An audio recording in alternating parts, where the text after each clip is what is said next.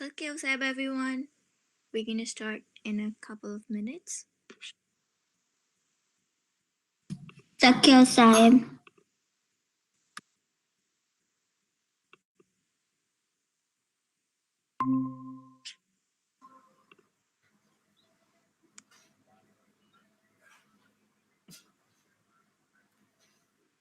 Satsang साहब.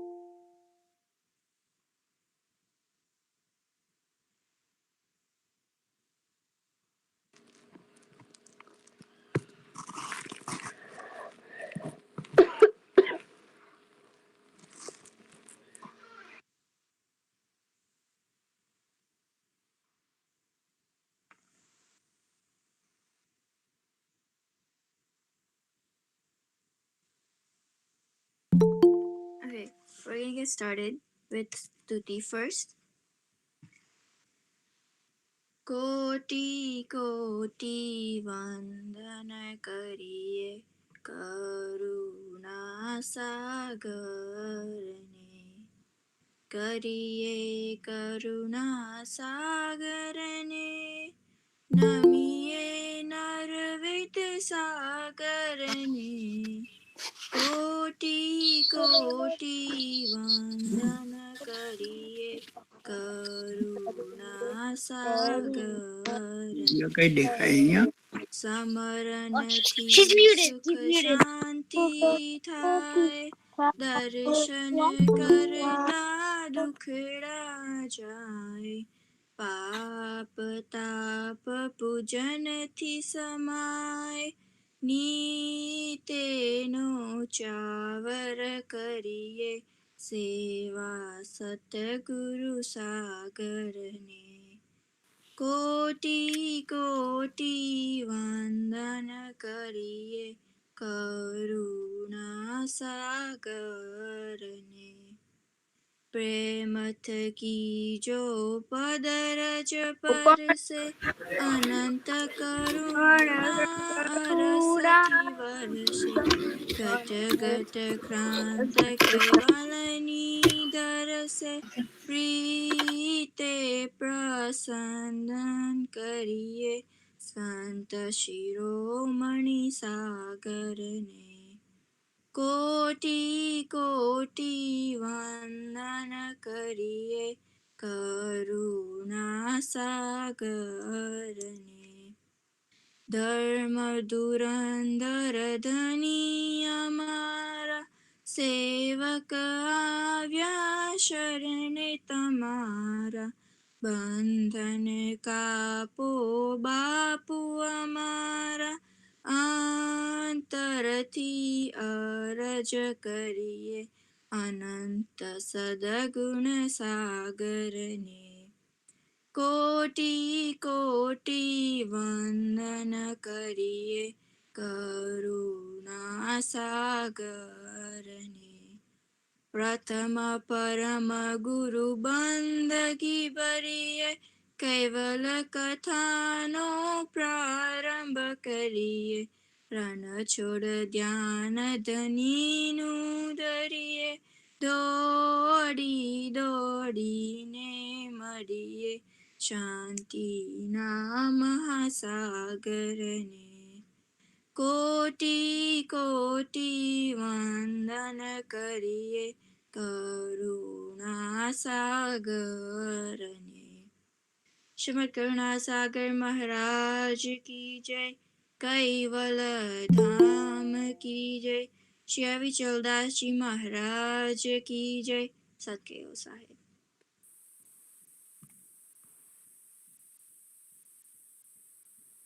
So today we're gonna learn everything about all of our Kuveracharyas. So before we get started, who wants to tell me who a Kuveracharya is? Me. Anybody? He's a leader. No? Okay. So, Kuveracharya is the head of our sampradaya, or also known as our gurus. And our sampradaya is like our religious group. So, Kuveracharya is the head of our religious group or our sampradaya. We also call them our gurujis. What is their main duty or their job? Their main job or a duty is to spread Kaivagnan. Kaivagnan meaning the knowledge of our sampradaya and to spread the messages of Param Guru.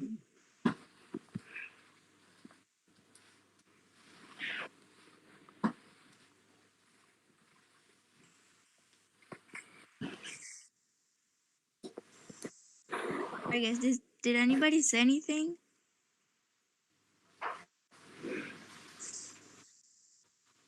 No, I think you're good. Okay. So, what is a Kuvera? What do they wear? Do they wear normal clothes like us, like jeans, t-shirts, and like pants? No. No. They wear yes. No.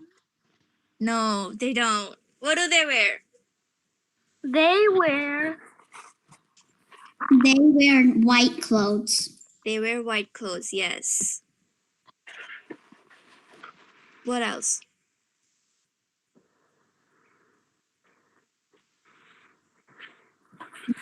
They always have bad luck. They always have a bal tilak on their head. Yes, and they never wear any type of jewelry. Okay. So let's go over our JVD before we go over each of our acharyas. Okay. आदि से कृत स्वराज करुणेश केवल करता की जय।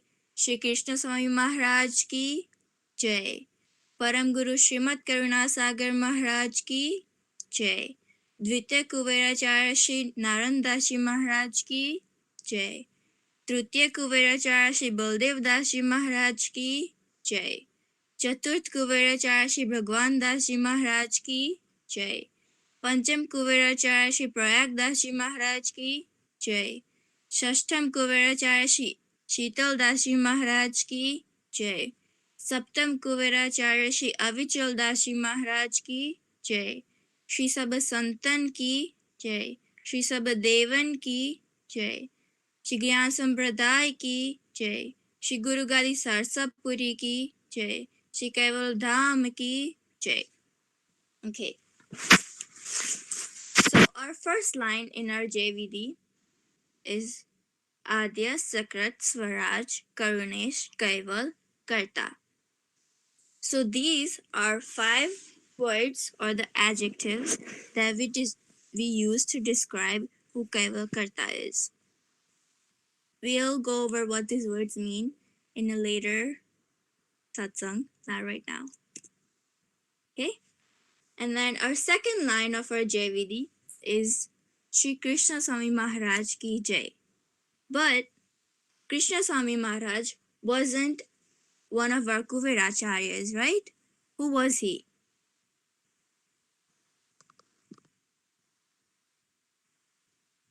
Krishna Swami Maharaj. Was Param Guru's mentor. Yes, Yeah. Krishna Swami Maharaj was Param Guru's mentor or Param Guru's guru. So that's why we also say his name in the JVD, even though he wasn't one of our Kuveracharyas. So, our first Kuveracharya was Param Guru Srimad Karunasagar Maharaj, or as we just call him as Param Guru, right? We don't say his whole name, we just call him Param Guru. Who was he? He was our first Kuveracharya. He was also he was a messenger of Kaivalkarta, yes. He was Pragat on Mahi Beach, also known he was Pragat on Mahasud Beach, which is also known as Mahi Beach, in Vikram Samvat 1829. So Vikram Samvat is a Hindu calendar date, not like our January to December date. Okay? And then Param Guru also wrote 15 grunts. Moving on to our second Kuveracharya, Dvitiya Kuveracharya, meaning the second Kuveracharya, was Sri Narandashi Maharaj. Who can tell me who Sri Narandashi Maharaj is? He wrote 2 guns. He wrote 2 grunts, yes. But I have another question before we answer that, okay? Who was Sri Narandashi Maharaj's guru?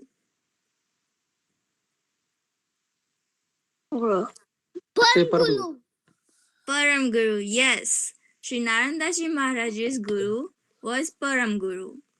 Sri Narandashi Maharaj wrote 2 grunts. Grunts are books which has all the knowledge about our religion. He wrote 2 of those. One of them is called Siddhant Bhavani Granth. The other one is called Chatursde Panchatattva Panchikaram Vibhag. He has also written many of the other portions of the morning and the evening Upasana.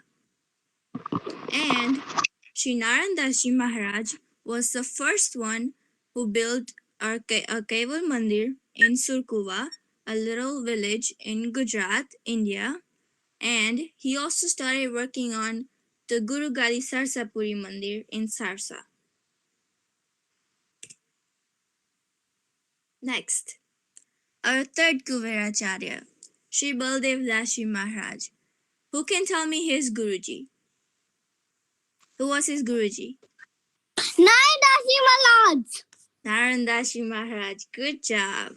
So, our third Kuveracharya, or Tritiya Kuveracharya, Sri Baldev Dashi Maharaj, finished building the Guru Gadi Mandir in Sarsa, and he guided our Sampradaya for about 17 years. Guided meaning he was our Guruji or our Kuveracharya for 17 years. Okay. Chaturth Kuveracharya, Sri Bhagwan Dashi Maharaj, is our fourth Kuveracharya. Who was his Guruji?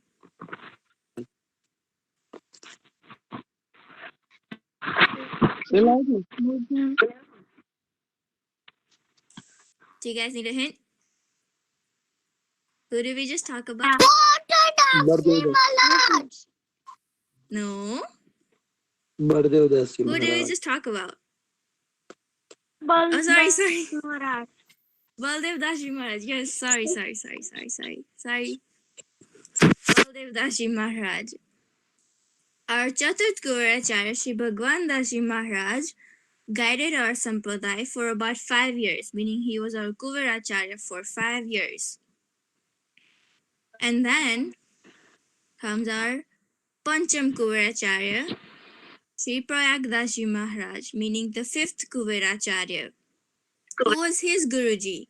Bhagwan Dashi Maharaj. Bhagwan Dashi Maharaj. Good job. He was our Kuveracharya for about 40 years. And during that time, he also started working with Sri Sheetal Dashi Maharaj as like the future Kuveracharya. And he worked with him for about 30 years. So now we are at our Shashtam Kuveracharya, Shri Sheetal Dashi Maharaj. Who was his Guruji?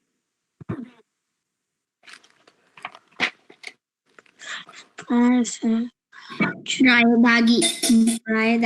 say it. Yes? Prayag Dasi Maharaj. Prayag Dashi Maharaj, yes. So Sheetal Dashi Maharaj was, as I said, he was a future Kuveracharya for about 30 years, and then he became our 6th Kuveracharya for 19 years. He also built the Samadhi Mandir in Sarsa, and he also built the Balkuver Mandir in Kashur. So he built 2 mandirs, the Samadhi Mandir and the Balkuver Mandir, and those are 2 of our Char Tirth Dhams. Sri Sheetal Dashi Maharaj was also the one who found out the exact location of where Param Guru was pragat. And then he also built the first mandir outside of Gujarat in Kashi. Kashi is a little town in a different state, not in Gujarat. And Sri Sheetal Dashi Maharaj also translated 18 Granths.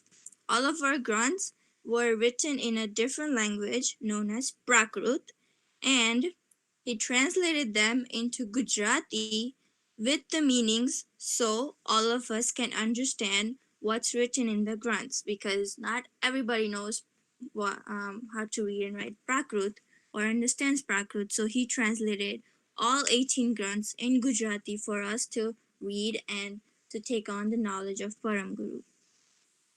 He was also known as the Nemi Maharaj because he had really strict rules he followed in his life. Like he would sleep at the same time, he would wake up at the same time, he would eat at the same time every single day. And he had strict rules in his life. And he also came up with 9 niyams or rules that every bhakt of a Param Guru should follow. And he also wrote the order of the Upasana. Okay, moving on. Our Saptam Kuveracharya, Sri Avichal Dashi Maharaj. Who can tell me his Guruji?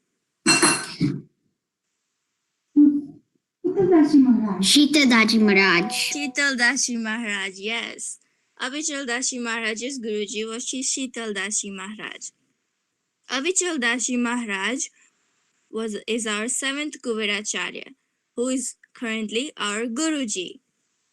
Our Guruji became a Kuveracharya on January 14th, 1972. And he was only 19 years old when he became a Kuveracharya. Since then, he has done so many things for all of us. Like he has built a Satkevalai hospital in Sarsa, where people can come for if they have any eye problems, get their eyes checked, and all of their get their operations and stuff done at the hospital. He has also established the first mandir outside of India. Who can guess where that is? Chicago. Mandir. Our mandir in Chicago, Kaivagnan Mandir. Yes. And he has also built many schools in India for children. And then he has also written many stutis and bhajans. And he also wrote He wrote the Param Guru Chalisa. He wrote the Param Guru Chalisa. Yes. What else did he write?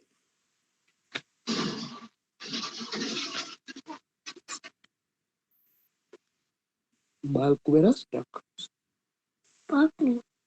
Yes, he also wrote the Balkuver Ashtak.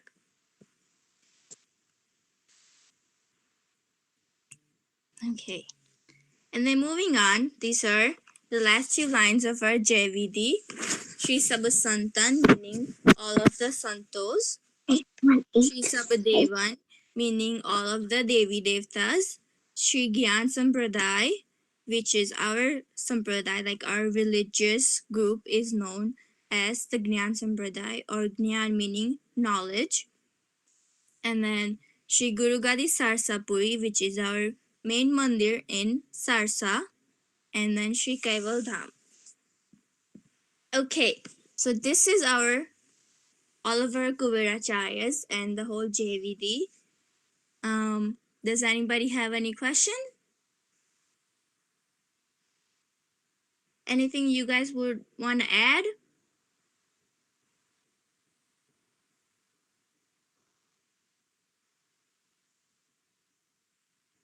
Okay. Say yes or no. No. No? Okay. Vishwaditi, do you have anything to add? Any interesting facts you know? No, I think Ipsa Didi did a really good job today. Thank you. Okay, everybody, Satya Sahib. I will Good see you job, next week. Satyal Sahib. Satya Sahib. Satya Sahib.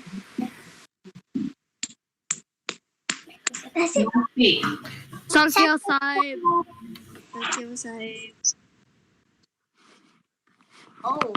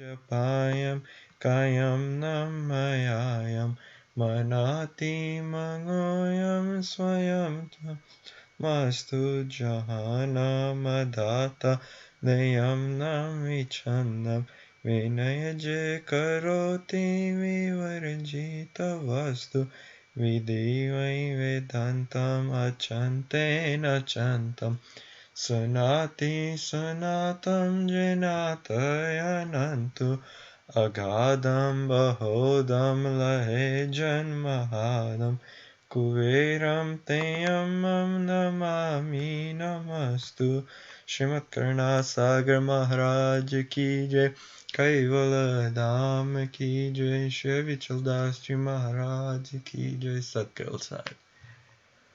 So last week, we put up that Bhakti bingo assignment on our site. I know some of you wanted access to, so I'm sure you tried it. Was anyone able to get the bingo?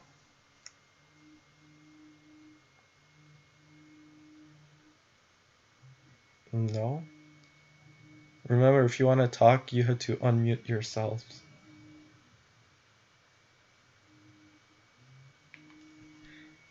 Did anyone try it with yourself, your siblings, or anyone?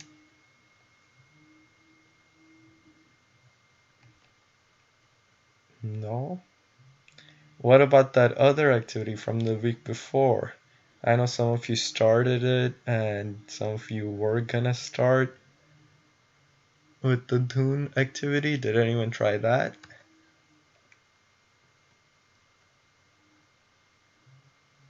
If you're on YouTube, you can type your comments, or if you're on the Google Meets, please unmute yourself to talk. Okay. So, another thing we talked about last week was we went over these things called Gnan Indriyos. So, from those of you who were here last week, or those of you who just know it from previously, what are Gnan Indriyos? I need someone from the Google Meet to unmute and talk, otherwise I'll pick on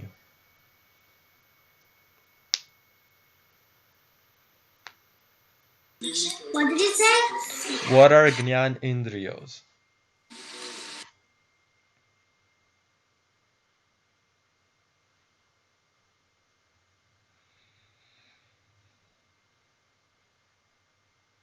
We went over this last week.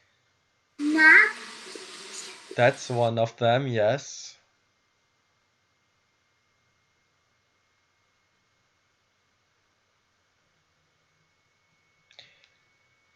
Ashri, do you want to go over what Gyanendriyas are?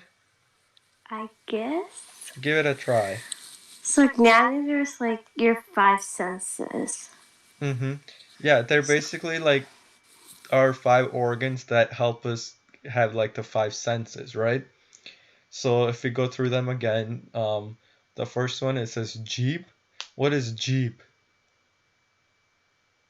Your tongue. Your tongue.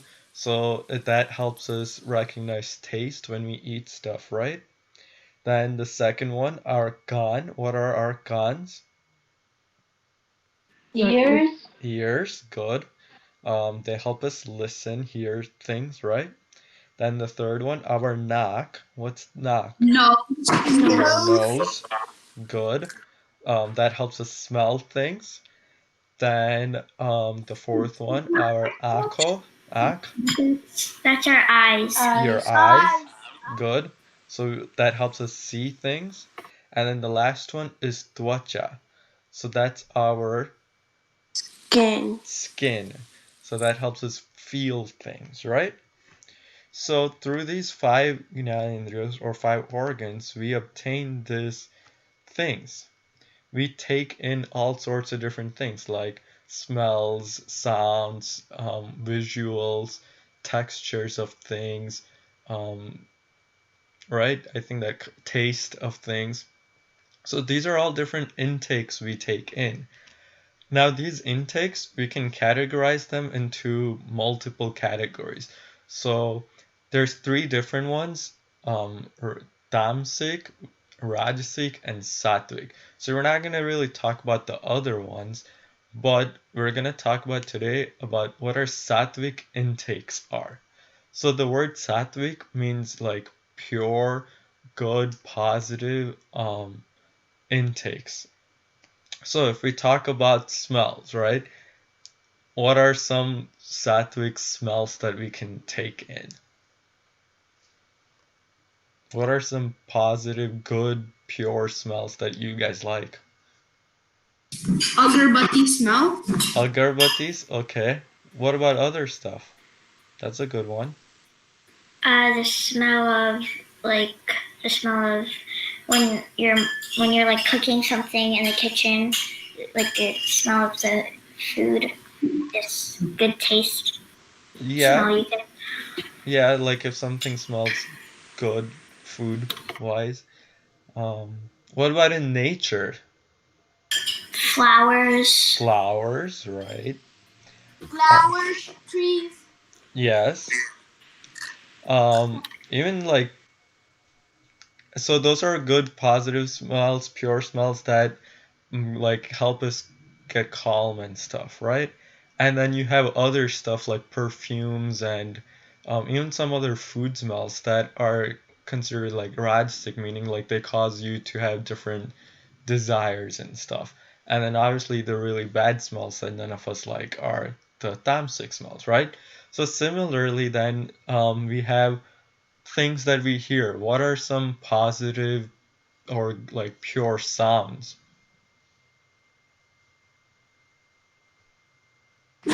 Music. Music, but what kind of music? Peaceful music. Peaceful music, Or it right? could be like Jazz. Jazz, okay. or a band or orchestra playing. Uh-huh. So, Jazz. right, and um a lot of Clean. instruments. So from last week, I don't know if you all watched our sabhas with like Guruji's pravachans in the at 5 o'clock Chicago time. But last week Guruji was talking about how different sounds have different impacts on us, right? So there's a lot of different sounds that are used in our artis, like a shank, which is like a conch shell, like gunts, like the gunts we do at mandir, or there's like the flute, the Indian flute, um, Vasdi, or like you had the tablas, dholkas, and stuff like that. Those are all sounds that, like way back when, the Rishi Munis, as Guruji called them, like scientists almost, they came up with these sounds that are supposed to help us stay calm and like be peaceful and stuff, right? Then what about the next one? This apple over here. So the apple's representing food or like the things we taste, right? What are some pure things in like the intake that we have food wise? Like fruits or vegetables Fruits, or like vegetables, sweets. mm-hmm, Sweets. sweets. Um, what about, do you guys think things like eggs and meat would be considered sattvic? No. No. No. Why? No. Because they're animals. And so what?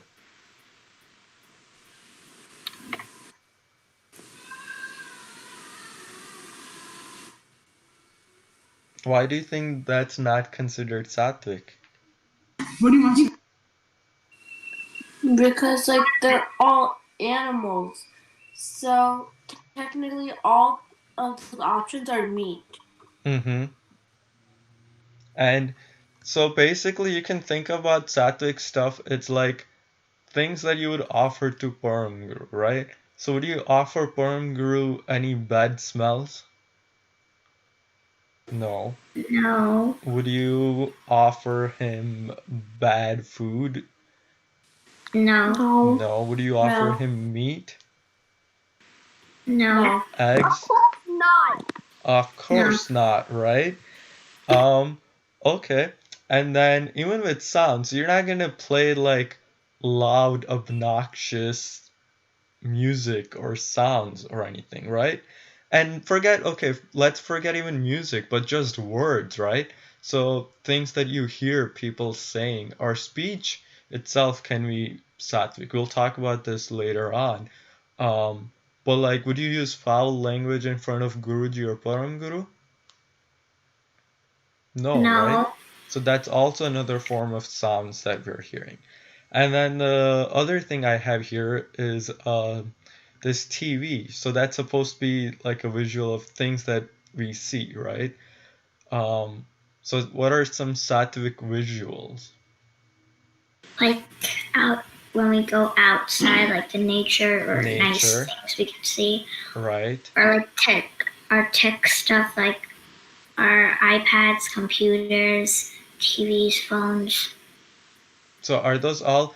But okay, things on your iPads, TV, cell phones, are those all always sattvic things that we have on there? No. No, right? No. Because when we're I don't know if all and like I hope none of you are supposed to be on like social media right now at your age, but I know some of you do go through like Facebook and stuff on either your parents, grandparents' phones, but sometimes the stuff you see on there's not necessarily good positive things, right? And then the last sense that I don't really have on here is like texture or like touching things. But I guess like you can technically also categorize those, but that's not as much of a big like intake that impacts us, right? But all these other things, like the things we hear, the things we taste or eat, the things we see, the things we smell, all of this intakes, it has an impact on us, right? And then like it all goes in our body, and then there's an output, and that output is always based on what you put into a thing, right? So think about any sort of like a simple machine or anything like that. Whatever you put in there, that's what you're gonna get out. So in my car, if I put some bad gas in it or bad oil, right? You all have to like do oil changes in cars and stuff. So if I put bad oil in there or bad gas in there, is my car gonna run properly? No. No, right? It's probably gonna damage it inside. And whether we see it outside physically, like my car could look great, like I can go have a car wash and it's gonna look great. But on the inside, the engine could be ruined and I wouldn't even know that, right? So it's the same thing with us, is we have all these intakes, like just think about your typical day. You smell so many different things, you hear so many different things, you see so many different things, you eat a lot of different stuff, right? Although I'm assuming like most of our like food wise we're eating like sattvic stuff, we're not gonna go, um, but so everything that we intake in here, all these different sights, sounds, and visuals and stuff, that all gets processed on the inside with our mind, right? Our consciousness and stuff. And then it might have all this damage on the inside, which we might not realize. So that's why it's important to have a sattvic, meaning a pure positive intake related to all the five senses. So then what the sattvic intake does, it helps us become a sattvic being. So it helps, how would a being be a sattvic being? So there's three things. We need to have sattvic vichars, which if you can read the screen, what are vichars? Their thoughts. Thoughts. It helps us then have sattvic vani, which is Words. words. So like the things we say, like talking. And then finally sattvic karam, which are Action. actions. So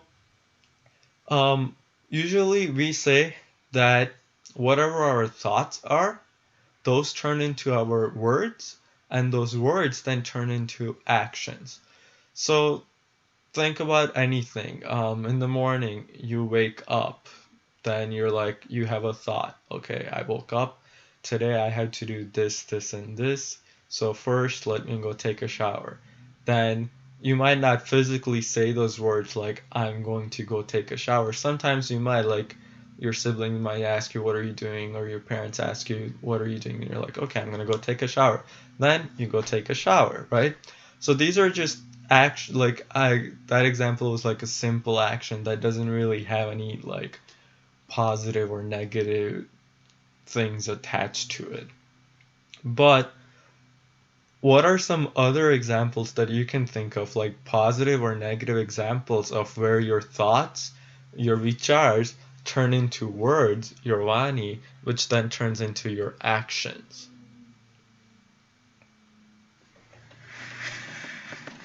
Does that make sense? Or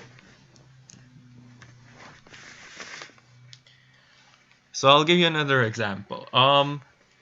Okay, so today you all had a thought that at 2:30 or 3:30, depending on where you live, I have to, or I want to go join satsang. So that's your thought, right?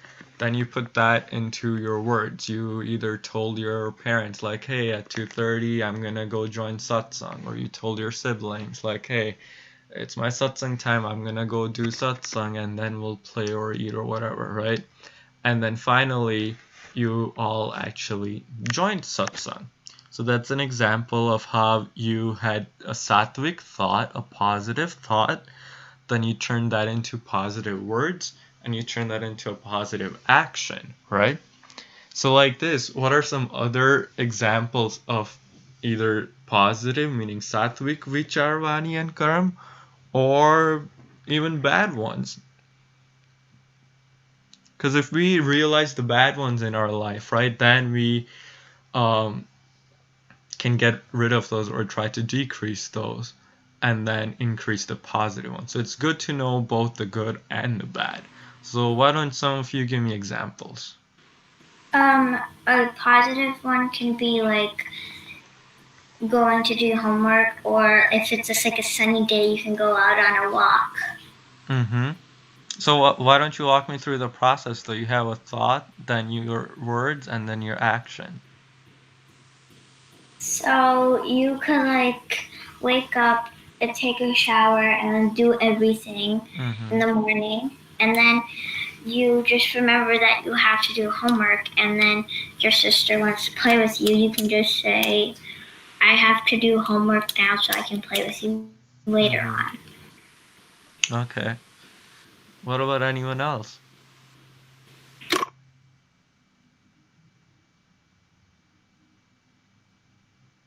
How about, okay, so a bad one, right? This is something that we all probably do sometimes.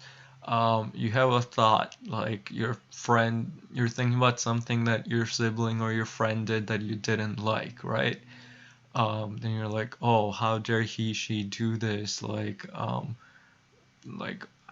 they shouldn't do this, blah, blah, blah. You thought that. Then it turns into your words. You go up to them, you get mad, you start yelling at them, you might swear at them, and then those words might turn into actions where you might like punch them. This is obviously, I mean, sometimes it does happen, right? When you're growing up, but then obviously we want to try to control that, because if we don't control that, then what happens over time? That turns into our like attitude or like who we are. Then people just associate ourselves with that, right?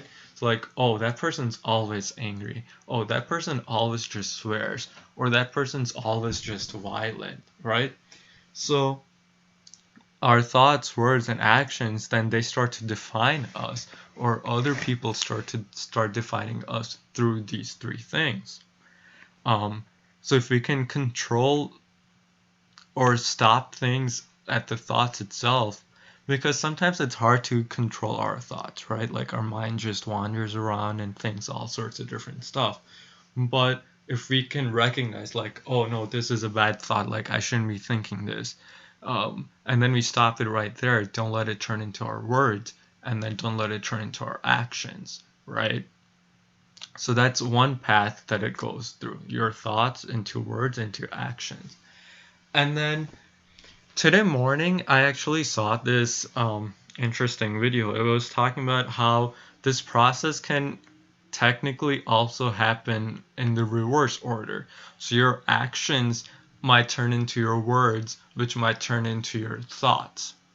So an example of this would be you hang out with this like group of kids at school because you want to, like be cool and fit in with them. But then that group of kids engages in some sort of like a negative behavior, whether that's cheating on their exams, lying to their parents, or even swearing, right? Then at first you're like, oh, I'm just hanging out with them to be cool. I'm not gonna like start acting like them or doing the things they're doing. But then eventually, because you're always surrounded by them or in contact with them, then you also, your language starts to change. The way you speak starts to change, and it turns into the way the other people are speaking. And we don't realize it consciously, like we're not consciously doing it, but subconsciously in our heads, we start to mimic them.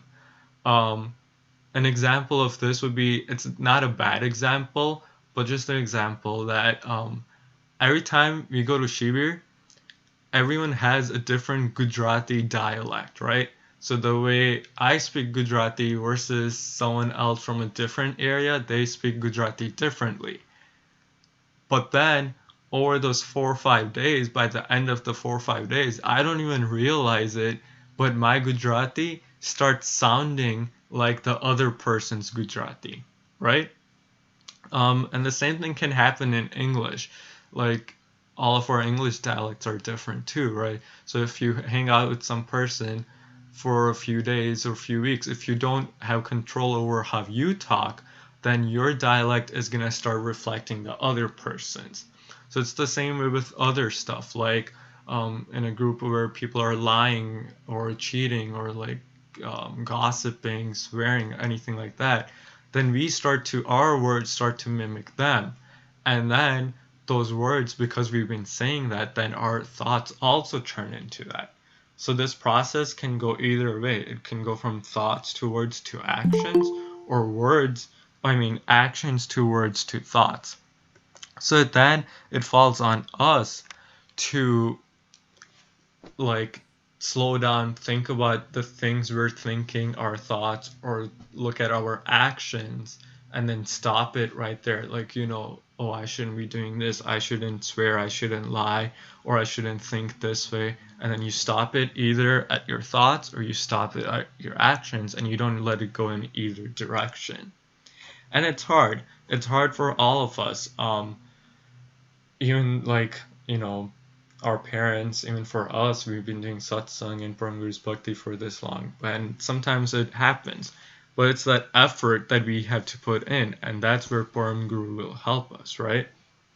He wants his bhaktos to be good human beings, and sattvic beings, positive, pure beings. And so if we take that one step to have that, then there's no doubt that he will help us in return, and help control situations where we don't need to like think about stuff like that, right?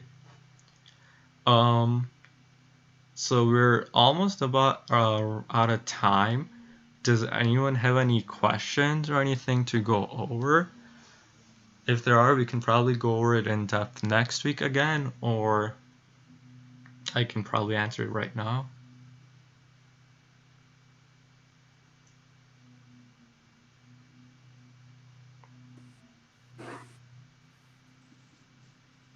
But this is a good visual right now, what you're seeing on your screens. I'll just remember this. Burn Guru will help us through like whatever situation you might think it's hard to, like, oh, how am I ever gonna get over this and stuff like that. But just remember this. He will help us if we try to help ourselves. So no questions or no comments from anyone? No? Okay, then this ends our satsang for today or this week. Those activities from the previous weeks are still on our website, so if you want to go ahead and do those, you can still do those on there. And if you don't have any questions or comments or anything, then we can end it here. Satgil Sahib, thank you for joining. Satkyo Sahib. Satsang Sahib. Satsang Sahib. Satkyo Sahib.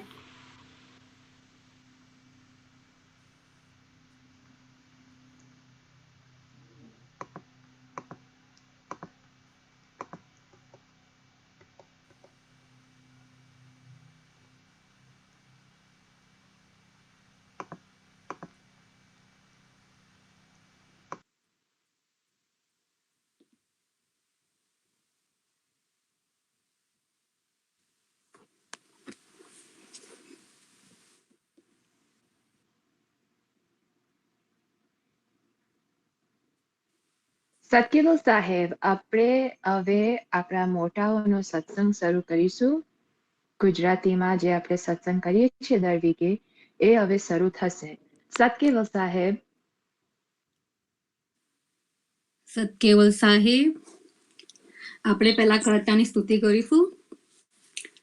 કૈવલમ ચિદેનમ અવ્યયનમ વયનમ દિગાનમ લઘુયામ મોહામસ્તુ નિરાલમ નારાયણમ અહમ નમ વ્રણેયમ નયેતિ નણેયમ પ્રણાયમ પરંતુ જપેનમ જપાયમ કાયમ નમ મયાયમ મનાતિ મગોયમ સ્વયં તમ સમસ્તુ જહાને મેદાતા દ્વયમ નમ વિચંદમ વિનયજે કરોતિ વિવર્જિત વસ્તુ વિધિ way વિદંતમ અચંતે નચંતમ સુનાતિ સનાતન જિનાતયનંતુ અગાધમ બહોદન લહી જન્મહાદમ કુબેરમ તેયમ મમ નમામિ નમસ્તુ. શ્રીમંત કરુણા સાગર મહારાજ કી જય. કલધામ કી જય. શ્રી વિચલદાસજી મહારાજ કી જય. થેન્ક યુ નિમિષા આંટી. એટલે આજે આપણો જે અત્યારનો સત્સંગ છે એ આપણને નિમિષા આંટી શરૂ કરાવશે. નિમિષા આંટી ડગલસ જોર્જાથી. તો સતકેલો સાહેબ, નિમિષા આંટી તમે હવે સત્સંગ કરાવશો. ઓકે, સતકેવો સાહેબ.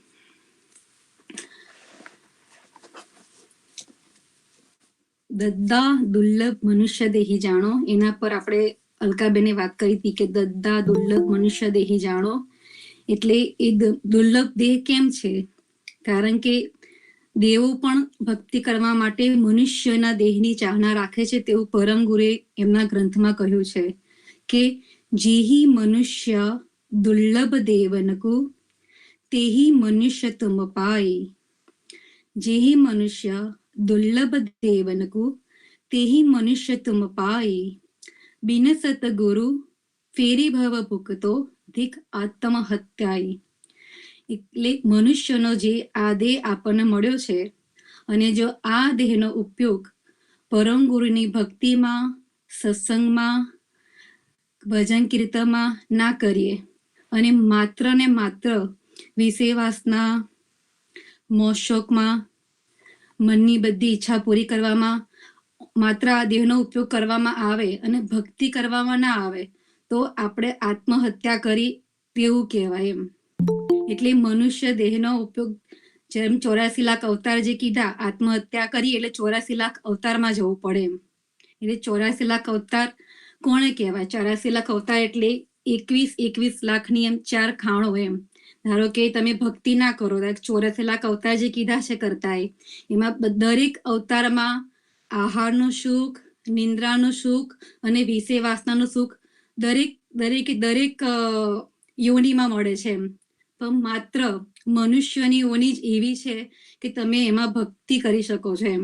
બાકી કોઈ પણ દેહમાં તમે ભક્તિ નહીં કરી શકતા, માત્ર મનુષ્યના અવતારમાં જ તમે ભક્તિ કરી શકો એમ. એટલે ધારો કે 84 લાખ જે યોનિ કીધી છે કરતા બનાવી છે એ કઈ, ધારો કે 21 લાખ સ્વદજ, એટલે કે જે આપોઆપ જે ભેજમાંથી જે ઉત્પન્ન થાય, આપોઆપ જે નહીં જીવાણુ ઉત્પન્ન થતા, જીવો ઉત્પન્ન થતા, ધારો કે કોકના માથામાં જુઓ પડે છે એમ અલગ અલગ કંઈક પણ આપોઆપ જે ઉત્પન્ન થાય ને એને સ્વદજ કહેવાય. પછી 21 લાખ ઈંડજ કે જે ઈંડામાંથી ઉત્પન્ન થાય છે.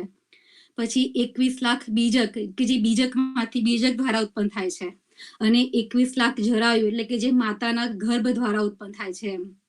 એટલે તમે બધા જ દેહમાં ફરો અને જ્યારે મનુષ્યના દેહમાં આવો જ ત્યારે જ તમને ભક્તિ કરવાનો તમને મોકો મળે છે. મોક્ષની પ્રાપ્તિ તમે મનુષ્યના દેહમાં જ કરી શકો એમ.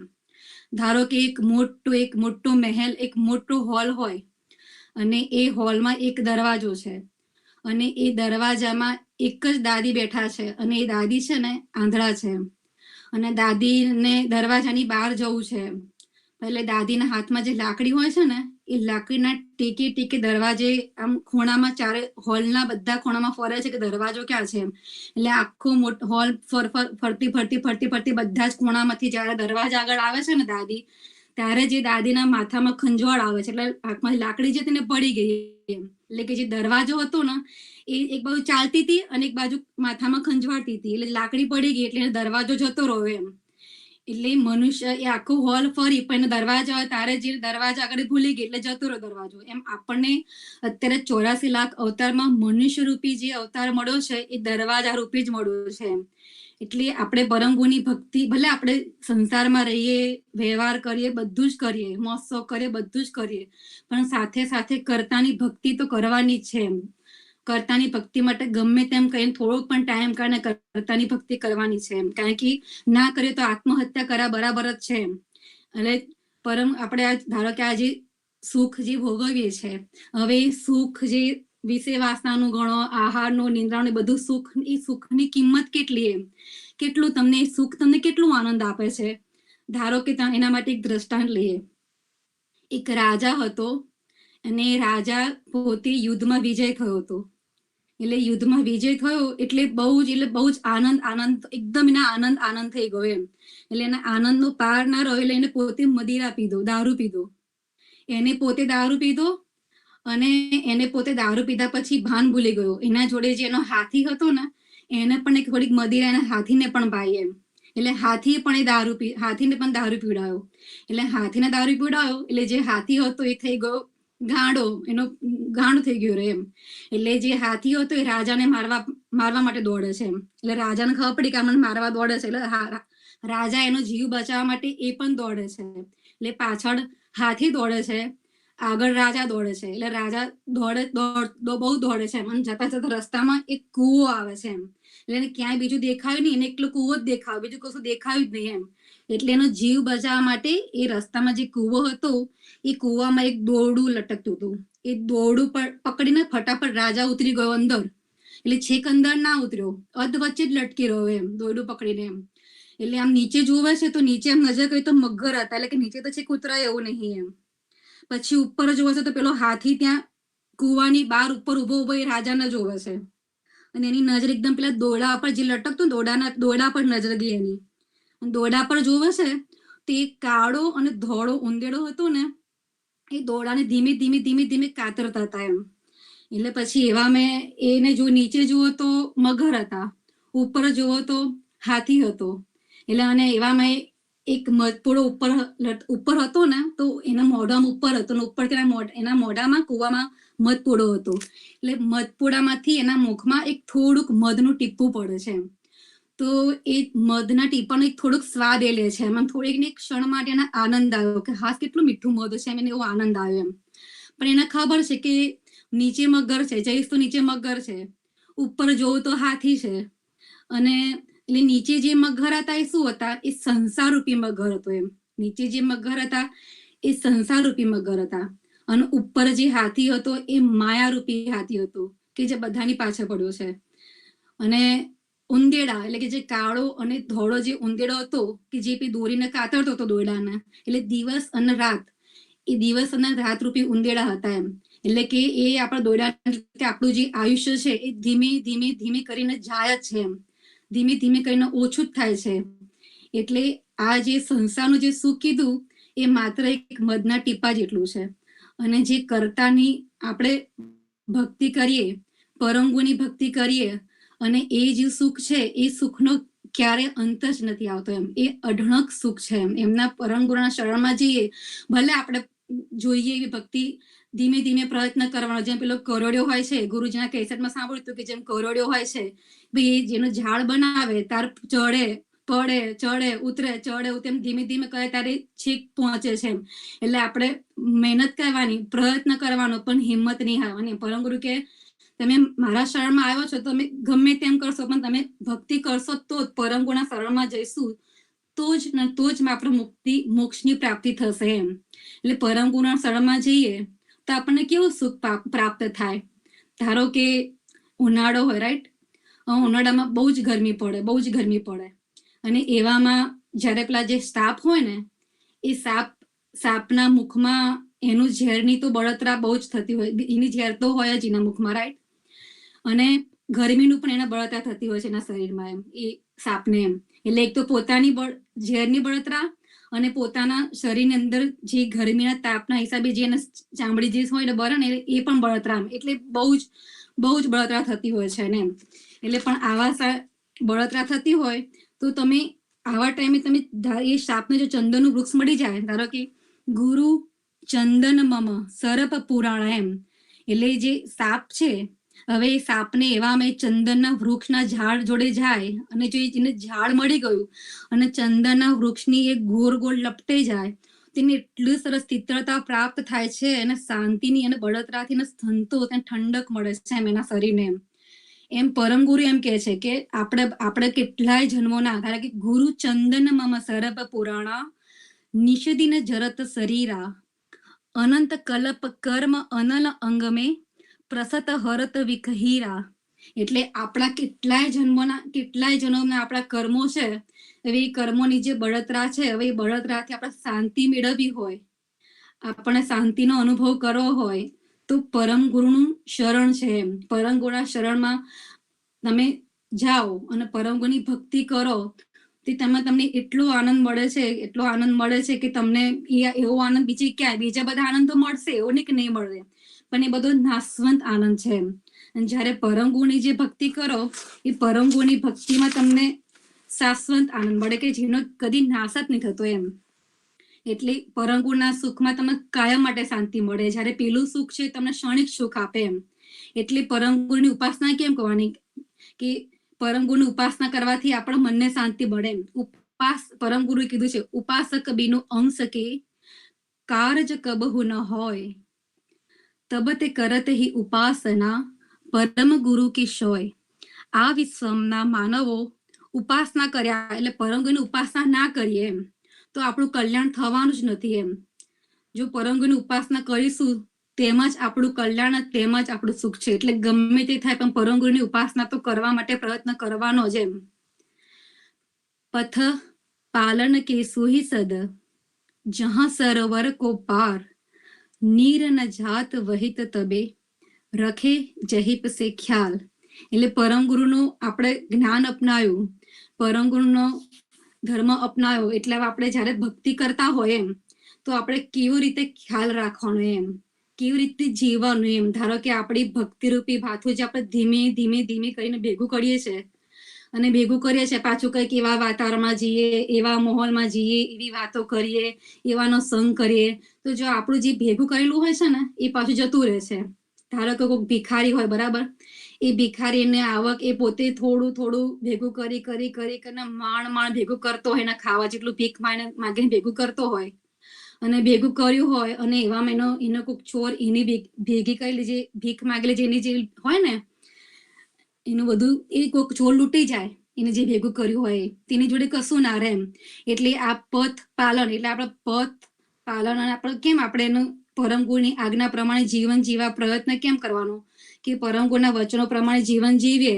પરમ ગુરુએ કીધું છે કે અમુકનો આનો સંગ નહીં કરવાનો, ખોટાનો સંગ નહીં કરવાનો, આપણે સારાનો સત્સંગ કરો, સારા જાતે બેઠો એટલે સારું શીખવા મળે, એવું જે પરમ ગુરુએ કીધું છે તો એ પ્રમાણે જીવન જીવીએ. કે જેમ સરોવર હોય, હવે સરોવરમાં પાણી હોય એટલે પાણી જેમ તેમ વહી ના જાય એમ, એના માટે ચારે તરફ પાળ બાંધવામાં આવે છે એમ. એટલે પાળ બાંધવામાં આવે એટલે એને પાળ બાંધ્યા પછી એ પાણીને આપણે જે જગ્યાએ જરૂર હોય એ પ્રમાણે આપણે એ પાણી લઈ શકીએ છીએ એમ. જે જગ્યાએ મોકલવું હોય જ્યાં એ પ્રમાણે એટલે એ રીતે આપણે એનો ઉપયોગ કરી શકીએ એમ. એટલે ચરી એટલે ભાઈ કે જેમ સરોવરની ચો તરફ પાળ બાંધવાથી તેમાંનું જળ વહી જતું નથી, તેમ સત્યરૂપી ચરી પાડવાથી માનવોનો જન્મ મરણનો રોગ વધતો અટકી જાય છે. તેનો અવશ્ય ખ્યાલ રાખવો જોઈએ, એવું પરમ ગુરુ કહે છે.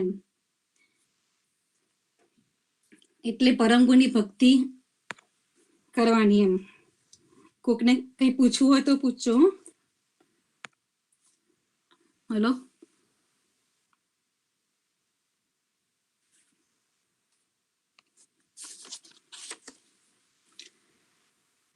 પછી પરમ ગુરુએ કીધું છે બીજા વચનમાં, કામ ક્રોધ મન વિરોધ ન કરના, સહેજ સ્વભાવ ચાહવ નિસ્તરના, રહત સદા સંગ જગત સમીપા, જો કમલા જલમાહી ઓર છીપા.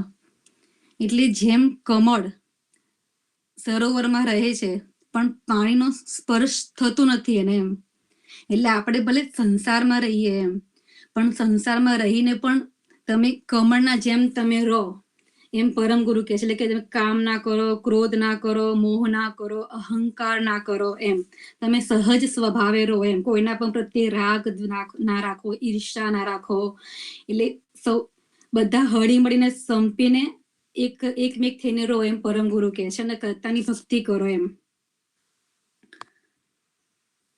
સતકેવલ સાહેબ. કોઈને કઈ પૂછવું હોય તો.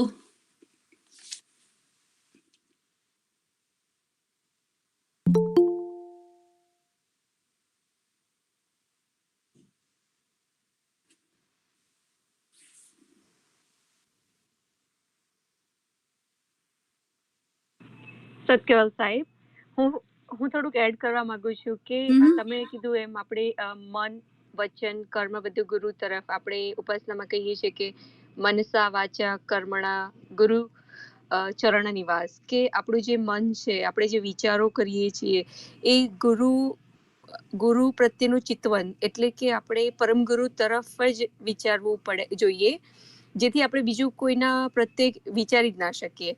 એટલે મનમાં બીજા કોઈના વિચારો આવે નહીં, એટલે આપણે કોઈ કર્મના બંધનમાં ના થઈએ. ઘણી વાર આપણને એવું થાય કે think right, whatever you think you become. તો આપણે ઓલવેઝ જો પરમગુરુનું જ ચિંતન કર્યા કરીએ તો આપણને જે પરમગુરુ માર્ગ બતાવે છે એ તરફ આપણે આગળ પ્રયાસ કરી શકીએ. અને એક બહુ સરસ એક્ઝામ્પલ હમણાં આપ્યું તમે કમળનું, કે જેમ આપણે બધા ફોટા જોઈએ છે દેવી દેવતાઓના જે કમળ ઉપર ઊભા હોય છે, તો કમળ કેટલું સોફ્ટ હોય છે કે એની ઉપર કોઈ માણસ કેવી રીતે ઊભો રહી શકે. પણ એ આપણને એવું નિર્દેશ કરી રહ્યો છે કે તમે બી એ રીતે કમળની જેમ, કે શું કહેવાય કે તમે કોઈ કાદેવ, તમને કોઈ મોહ માયા તમને અડી ના શકે, એટલા માટે તમે ઓલવેઝ તમારું જે ગતિ છે એ ઉદ્ધવર રાખો, કે ગુરુ તરફ રાખો. એટલે બસ મન વચન અને કર્મ ગુરુને આપી દો અને પરમ ગુરુનું ચિંતન કર્યા કરો.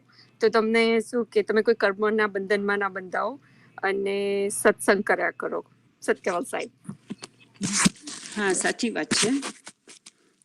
દીપિકાએ વાત કરી કે આપણે સતત સ્મરણમાં રહીએ છીએ ત્યારે કર્મ બંધન આપણને થતા નથી. અને આપણે જે વાત કરી કે નિમિષાએ કે કામ ક્રોધ લોભ એ બધું જે આપણે ના કરવું જોઈએ, જ્યારે આપણે પરમ ગુરુની ભક્તિ કરીએ છીએ અને જો એ બધું કરીએ તો આપણી ભક્તિ નિષ્ફળ જાય છે. એટલે બિલકુલ સાચી વાત છે. પણ જેમ આપણે ગયા વીકના સત્સંગમાં જોયું હતું કે કશું બી કામ આપણે એકદમ નથી કરી શકવાના. એની માટે ટાઈમ આપણે આપવો પડશે, આપણી સેલ્ફને ટાઈમ આપવો પડશે. કોઈ દાખલા તરીકે કોઈ પણ નવી જોબ આપણે શરૂ કરી હોય તો એ આપણે શીખવાની હોય, તો આપણને 1 વીક ઓરિએન્ટેશનમાં રાખે અને 1 વીક ઓરિએન્ટેશનમાં બધું જ આપણને બતાવે, શીખવાડે. કોને કઈ જોબ છે એ પ્રમાણે ઓરિએન્ટેશન રાખતા હોય. એક સામાન્ય લેબર જોબ હોય કે ખાલી ગ્રોસરી ગોઠવવાની હોય કે એવું હોય તો કદાચ આપણને 2 કલાકનું ઓરિએન્ટેશન હોય કે 4 કલાકનું હોય, અને કયા પ્રોફેશનમાં જોબ કરવાની છે એ પ્રમાણે હોય. તો આપણે અનંત કાળથી આપણા જે આ કર્મો લઈને ફરીએ છીએ, અને એ કર્મો એટલા બધા આપણે વિપુલ પ્રમાણમાં લઈને ફરીએ છીએ કે આપણે ખાલી આજે નક્કી કરીએ કે આપણે કામ, ક્રોધ, મોહ, માયા નથી કરવા, તો એ એટલું સહજ નથી કે આજથી જ આપણે નહીં કરી શકીએ. આપણે અમુક વખત આપણી રૂટીન, આપણા ઘરનું જ આપણે જોઈએ કે અમુક આપણે કામ કરતા હોઈએ તે અમુક રીતે આવી જ જાય. એક્ઝામ્પલ કે કામ કરતાં બી આપણે ડ્રાઇવિંગ કરીને રોજ ઘરેથી માનો કે જોબમાં જઈએ છીએ, તો અમુક સ્ટ્રીટ આવે, અમુક રસ્તો આવે તો આપણી ગાડી ઓટોમેટિક ટર્ન લઈ લે. પછી ઘણી વખત આપણે વીકેન્ડમાં જોબમાં ના જવાનું હોય ને આપણે સ્ટોરમાં જવા નીકળ્યા હોય, તો બી જો આપણું માઇન્ડ કોન્સન્ટ્રેટ ના હોય ને તો એ ગાડી પાછી જાણે આપણે જોબમાં જઈએ છીએ એ રીતે ટર્ન લઈ લે, કારણ કે હેબિટ થઈ ગઈ. એવી જ રીતે આપણે એવરીડે આપણી ડેઇલી લાઈફમાં જો આપણે આપણા દોષોને જોઈશું અને એને ચેકિંગ રાખીશું કે આજે સવારથી સાંજ સુધીમાં મને કેટલી વાર ક્રોધ આવ્યો, કેટલી વાર મને કોઈ પ્રત્યે મોહ થયો, કયા પ્રકારનો મોહ થયો. ખાલી વ્યક્તિ પ્રત્યે મોહ થવો એવું નથી, આપણને પદાર્થો પ્રત્યે બી મોહ થઈ જતો હોય છે કે મને આ વસ્તુ જોઈએ જ, આ વસ્તુ વિના મને નહીં ચાલે, એક પ્રકારનો મોહ છે. તો એ બધું આપણે જ્યારે રોજને રોજ આપણે આપણી પોતાની સેલ્ફ માટે જ આપણે 5 મિનિટ કાઢીશું તો અવશ્ય આપણને એમાંથી આપણે થોડાક ધીમે એ દોષો આપણા દૂર કરી શકીશું. હવે આપણે 3 વીકના 4 વીકના સત્સંગથી આપણે સતત વાત કરીએ છીએ કે દુર્લભ મનુષ્ય જીવન, દુર્લભ માનવ જીવન છે, ભક્તિ કરી લેવી જોઈએ, ભક્તિ વિના આ મનુષ્ય જીવન નકામું છે, એવું આપણે પહેલા વીકના સત્સંગથી દર વીકે સત્સંગમાં આપણે સાંભળીએ છીએ અને એનો સત્સંગ કરીએ છીએ. પણ આપણને એમ થાય ઘણા બધાને કે આપણે ઘણા બધા કંઈક ને કંઈક આધિ વ્યાધિ ઉપાધિમાં છીએ, કંઈક ને કંઈક ચિંતામાં છીએ. કોઈને જોબની ચિંતા છે, કોઈને ભણવાની ચિંતા છે, કોઈને બાળકોની ચિંતા છે, બધાને કોકને શરીરની ચિંતા છે, હેલ્થ સાથ નથી આપતું. એ રીતની દરેક વ્યક્તિને કંઈક ને કંઈક ચિંતા રહે છે. તો આપણને એમ થાય કે આ 4 વીકથી આપણે સાંભળીએ છીએ કે ભાઈ મનુષ્ય જીવન મળ્યું છે, ભક્તિ કરી લેવી જોઈએ, પણ આ બધી ચિંતાઓ સતાવે છે તો આપણે કેવી રીતે ભક્તિ કરી શકીએ? જો ચિંતા દૂર થાય તો શાંતિથી ભક્તિ થાય. અને આપણા જીવનમાં ઘણી બધી વાર એવું આવ્યું હોય કે આપણને એકદમ એવો કોઈક પ્રસંગ આવી જાય અને એવા આપણને ચિંતામાં મૂકી દે, ત્યારે આપણે રાત દિવસ એ ચિંતાની સાથે આપણે પ્રભુને ભજીએ છીએ અને ભગવાનને કહીએ, આપણે જે બી ઈષ્ટદેવને માનતા હોઈએ એને આપણે વિનંતી કરતા હોઈએ છીએ કે ભગવાન મારું આટલું કાર્ય થઈ જશે ને તો આપણે પછી બાધાઓ રાખીએ કે હું આટલું તારું કરીશ, આ કરીશ. પણ એવું આપણને કંઈક આવી જાય ત્યારે આપણે કરીએ. અત્યારે સામાન્ય ચિંતાઓ હોય તે વખતે આપણે એ રીતે પ્રાર્થના નથી કરતા, પણ આવી સામાન્ય ચિંતાઓ હોય ત્યારે આપણને એમ થાય કે આ બધી ચિંતાઓની સાથે કેવી રીતે ભગવાનનું નામ દેવાય, કેવી રીતે આપણું મન લાગે ભક્તિમાં. તો આપણે ગયા વીકે દીપિકાએ આપણને અચરતબાનો સત્સંગ કરાવ્યો હતો કે અચરતબા પરમગુરુના સંગમાં રહ્યા અને એમના જીવનું કલ્યાણ થયું. અને એમની સાથે એમની 3 જે બહેનપણી હતી બાઈઓ, એમનું પણ પરમ ગુરુએ કલ્યાણ કર્યું કે જે અચરતબાના સંગમાં રહી. તો અચરતબા શું હતા એ આપણે સૌ આજે જાણીશું કે અચરતબા એક બ્રાહ્મણ કુળમાં જન્મ્યા હતા અને એમને બ્રાહ્મણોનો વિરોધ હતો કે પરમ ગુરુની તારે ભક્તિ નહીં કરવાની, તું બ્રાહ્મણ થઈ ઉચ્ચ કુળમાં તે જન્મ લીધો છે અને જે ક્ષત્રિય કુળના પરમ ગુરુ છે એની તું ભક્તિ કેમ કરું છું? એ રીતે બ્રાહ્મણો એમને હંમેશા વિરોધ કરતા હતા. પણ અચરતબા એટલા બધા મનથી મક્કમ હતા અને એમને પરમગુરુનું જ્ઞાન જાણ્યું હતું કે પરમગુરુ કર્તાનું જ્ઞાન લઈને આવ્યા છે. એના લીધે અચરતબાએ જરા પણ એમનું મન ડગાવ્યા વિના પરમગુરુની ભક્તિ રાખી. પણ અચરતબા બિલકુલ ભણેલા ન હતા. અચરતબાને વાંચતા લખતા પણ આવડતું ન હતું. એટલે આ તો આપણે પરમગુરુની કૃપાની વાત કરીએ છીએ કે આપણે 4 વીકથી જ્યારે આપણે સત્સંગ કરીએ છીએ કે મનુષ્ય દેવ અતિ દુર્લભ છે અને આપણે ભક્તિ કરીને એને સાર્થક કરી લેવો જોઈએ. તો આપણે વાત કરીએ કે આપણને આ બધી ચિંતા હોય તો ભક્તિ કેવી રીતે થાય, એની માટે આપણે આ અચરતબાની આપણે વાત આજે લઈએ છીએ કે અચરતબા બિલકુલ ભણ્યા ન હતા પણ એમને ભક્તિમાં બહુ જ રસ હતો અને પરમગુરુ પ્રત્યે એમની એટલી બધી પ્રીતિ હતી. તો એમને 3 મહિના અમર મંત્રના જાપ કર્યા, પરમગુરુને પ્રસન્ન કર્યા. એટલે પરમગુરુએ અચરતબાને કહ્યું કે તું જે માગે એ તને હું આજે આપું, હું તારા પર પ્રસન્ન છું. તો અચરતબા એ તો કહ્યું કે મારા મુખે એવા ગ્રંથની રચના થાય કે જે કોઈ એ ગ્રંથને વાંચન કરે, સાંભળે, સમજે તો એ જીવનું પણ કલ્યાણ થઈ જાય. તો પરમગુરુ શું નથી કરી શકતા એની વાત છે કે આપણે જ્યારે એમને સમર્પિત થઈ જઈએ છીએ તો અચરતબા બિલકુલ ભણ્યા નહોતા પણ પરમગુરુની કૃપા થઈ તો એમને અચરત સાગર નામનો ગ્રંથ લખ્યો અને એ ગ્રંથ એટલો સુંદર લખ્યો છે કે કોઈ પણ જીવ વાંચે તો એમાં કર્તાનું જ્ઞાન એમને આપ્યું છે. અને એ જ્ઞાન આપણે જ્યારે જાણીએ કર્તાનું કે કેવું કર્તાનું આ જ્ઞાન છે અને મનુષ્ય દેહે જ આપણે જાણી શકીએ. બીજા બધા પ્રાણીઓમાં તો બધું જ ભોગવાય, હમણાં આપણે નિમિષાએ વાત કરીએ એવું, પણ એક મનુષ્ય દેહ જ એવું છે કે જેને જ્ઞાનની પ્રાપ્તિ છે.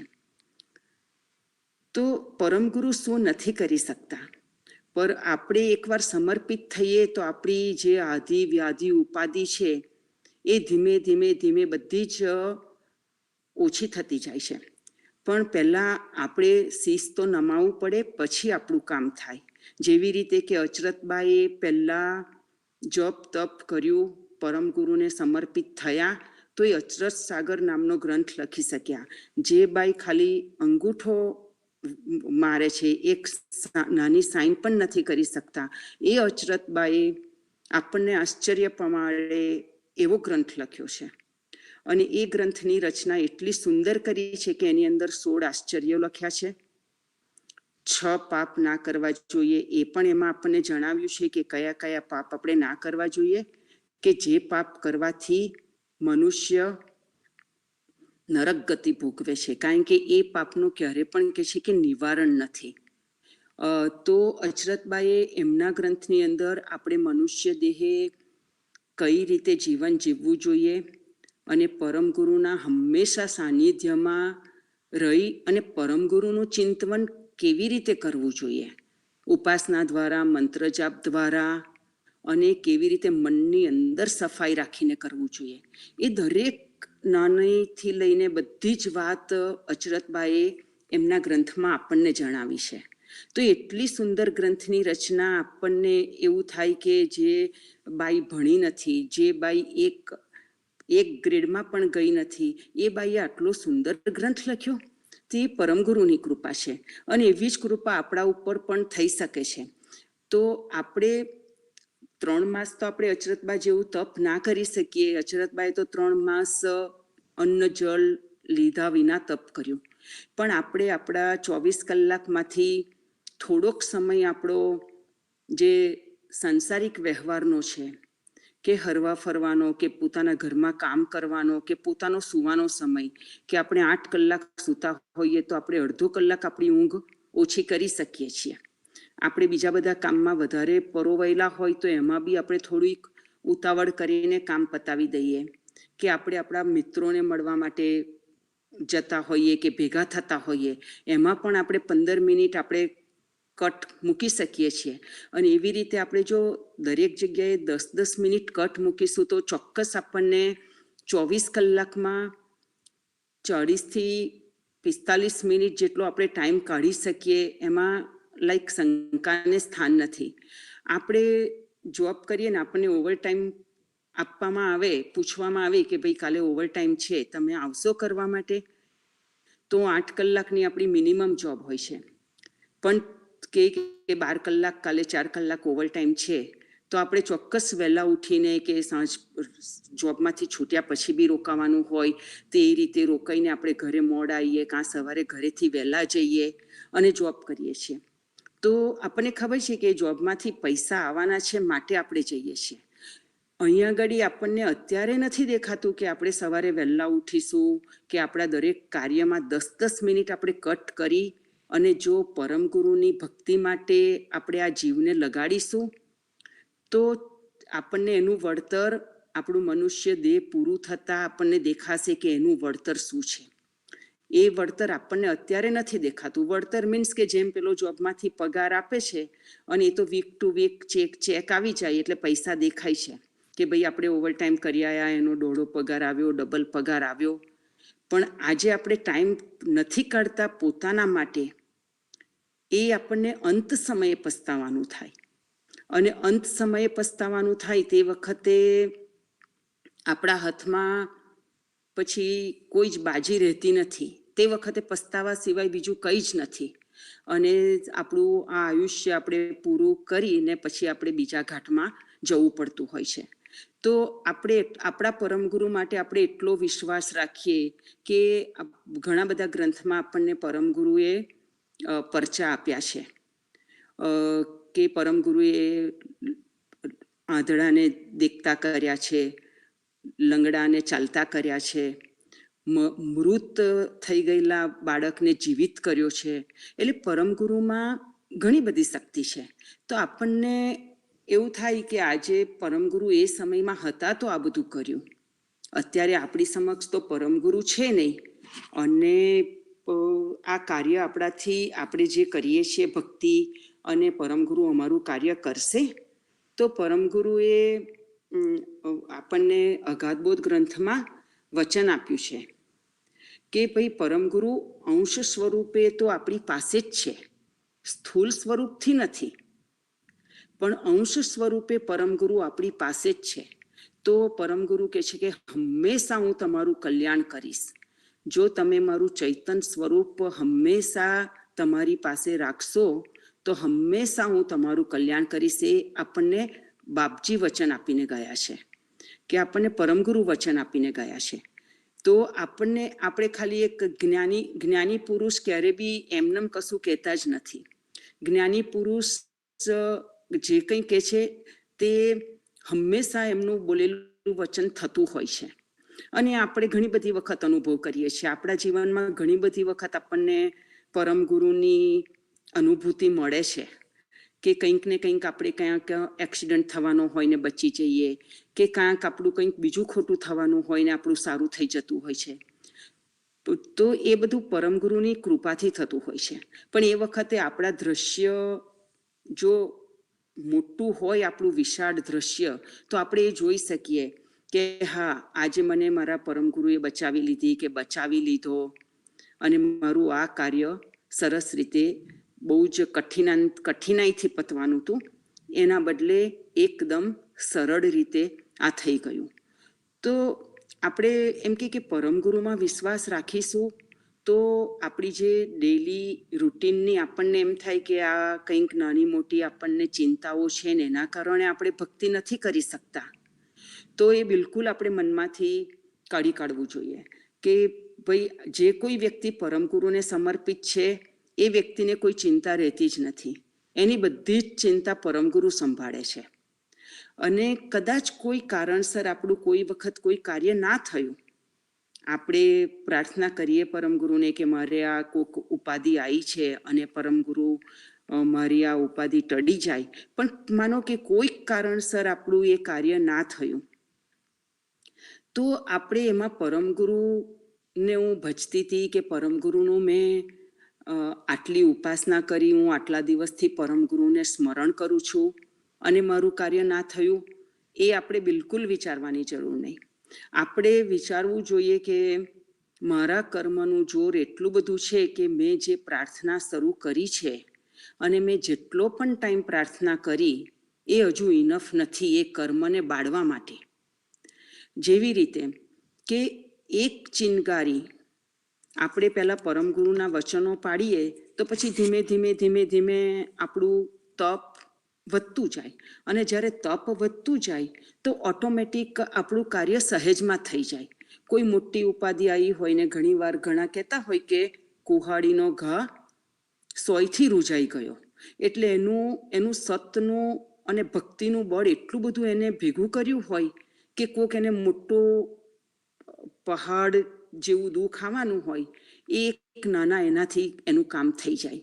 તો આપણે પણ કદાચ હવે આપણે આપણી શરૂઆત ભક્તિની આપણે કરી હોય અમુક છેલ્લા કેટલા ટાઈમથી, પણ જોઈએ એટલા પ્રમાણમાં આપણે ટાઈમ ના અપાતો હોય, આપણા ઘરકામમાં, આપણા જોબના કામોમાં, આપણા બીજા બધા વ્યવહારો સાચવવામાં, એ બધામાં આપણો સમય વધારે જતો રહેતો હોય, અને એની સામે આપણે જે ભક્તિનો ટાઈમ આપીએ છીએ એ ઘણો જ ઓછો આપતા હોઈએ. ઘણીવાર તો આપણને એમ થાય કે આજે મોડા ઉઠ્યા છે તો આજે ચલો આ ચાલશે, આટલું જ ખાલી દીવો કરી લઈએ અને કામ થઈ જશે, એવી રીતે બી આપણે ચલાવી લેતા હોઈએ છીએ. તો પછી એવા ટાઈમમાં આપણે જોઈએ કે આપણા સાંસારિક વ્યવહાર અને આ બાજુ આપણો ભક્તિનો વ્યવહાર, એ બેને આપણે ત્રાજવામાં મૂકીએ તો આપણું સંસારિક વ્યવહારનું જે ત્રાજવાનું પલ્લું છે એ એટલું બધું નીચે જતું રહે છે અને પેલું એટલું બધું ઊંચું જાય છે કે એ બેનું કોઈ બેલેન્સ જ નથી. હવે એ બેના બેલેન્સ વિના પછી આપણે ભગવાન પાસે એટલી બધી યાચના એટલે માંગણીઓ કરીએ છીએ કે ભગવાન મારું આ કામ થાય, ભગવાન મારું આ કામ થાય. પછી એ બધા કામ આપણી ભક્તિના લેવલ આગળ આપણે શોધ્યા કરીએ તો પછી આપણને આપણા કર્મો આડા આવતા હોય છે. એ આપણા કર્મો પછી આપણું કાર્ય સિદ્ધ નથી થવા દેતા.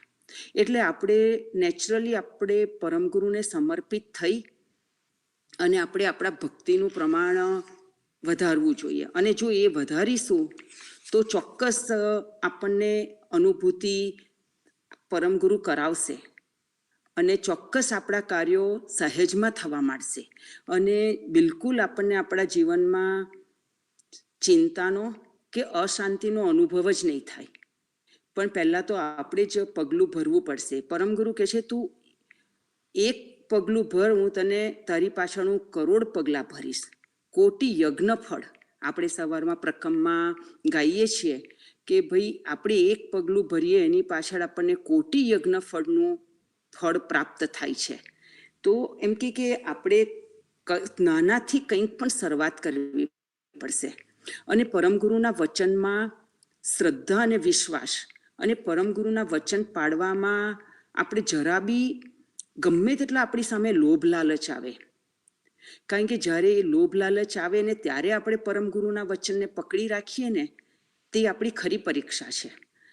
અને જો એ લોભ લાલચ આગળ આપણે લલચાઈ જઈશું, તે વખતે આપણે જો પરમગુરુના વચનો નહીં પાડીએ તો પછી એમ કે એક $5 લાલચ માટે આપણે આપણા જ્ઞાની પરમગુરુના વચનોને કચડી નાખીએ છીએ કે એનું પાલન નથી કરતા.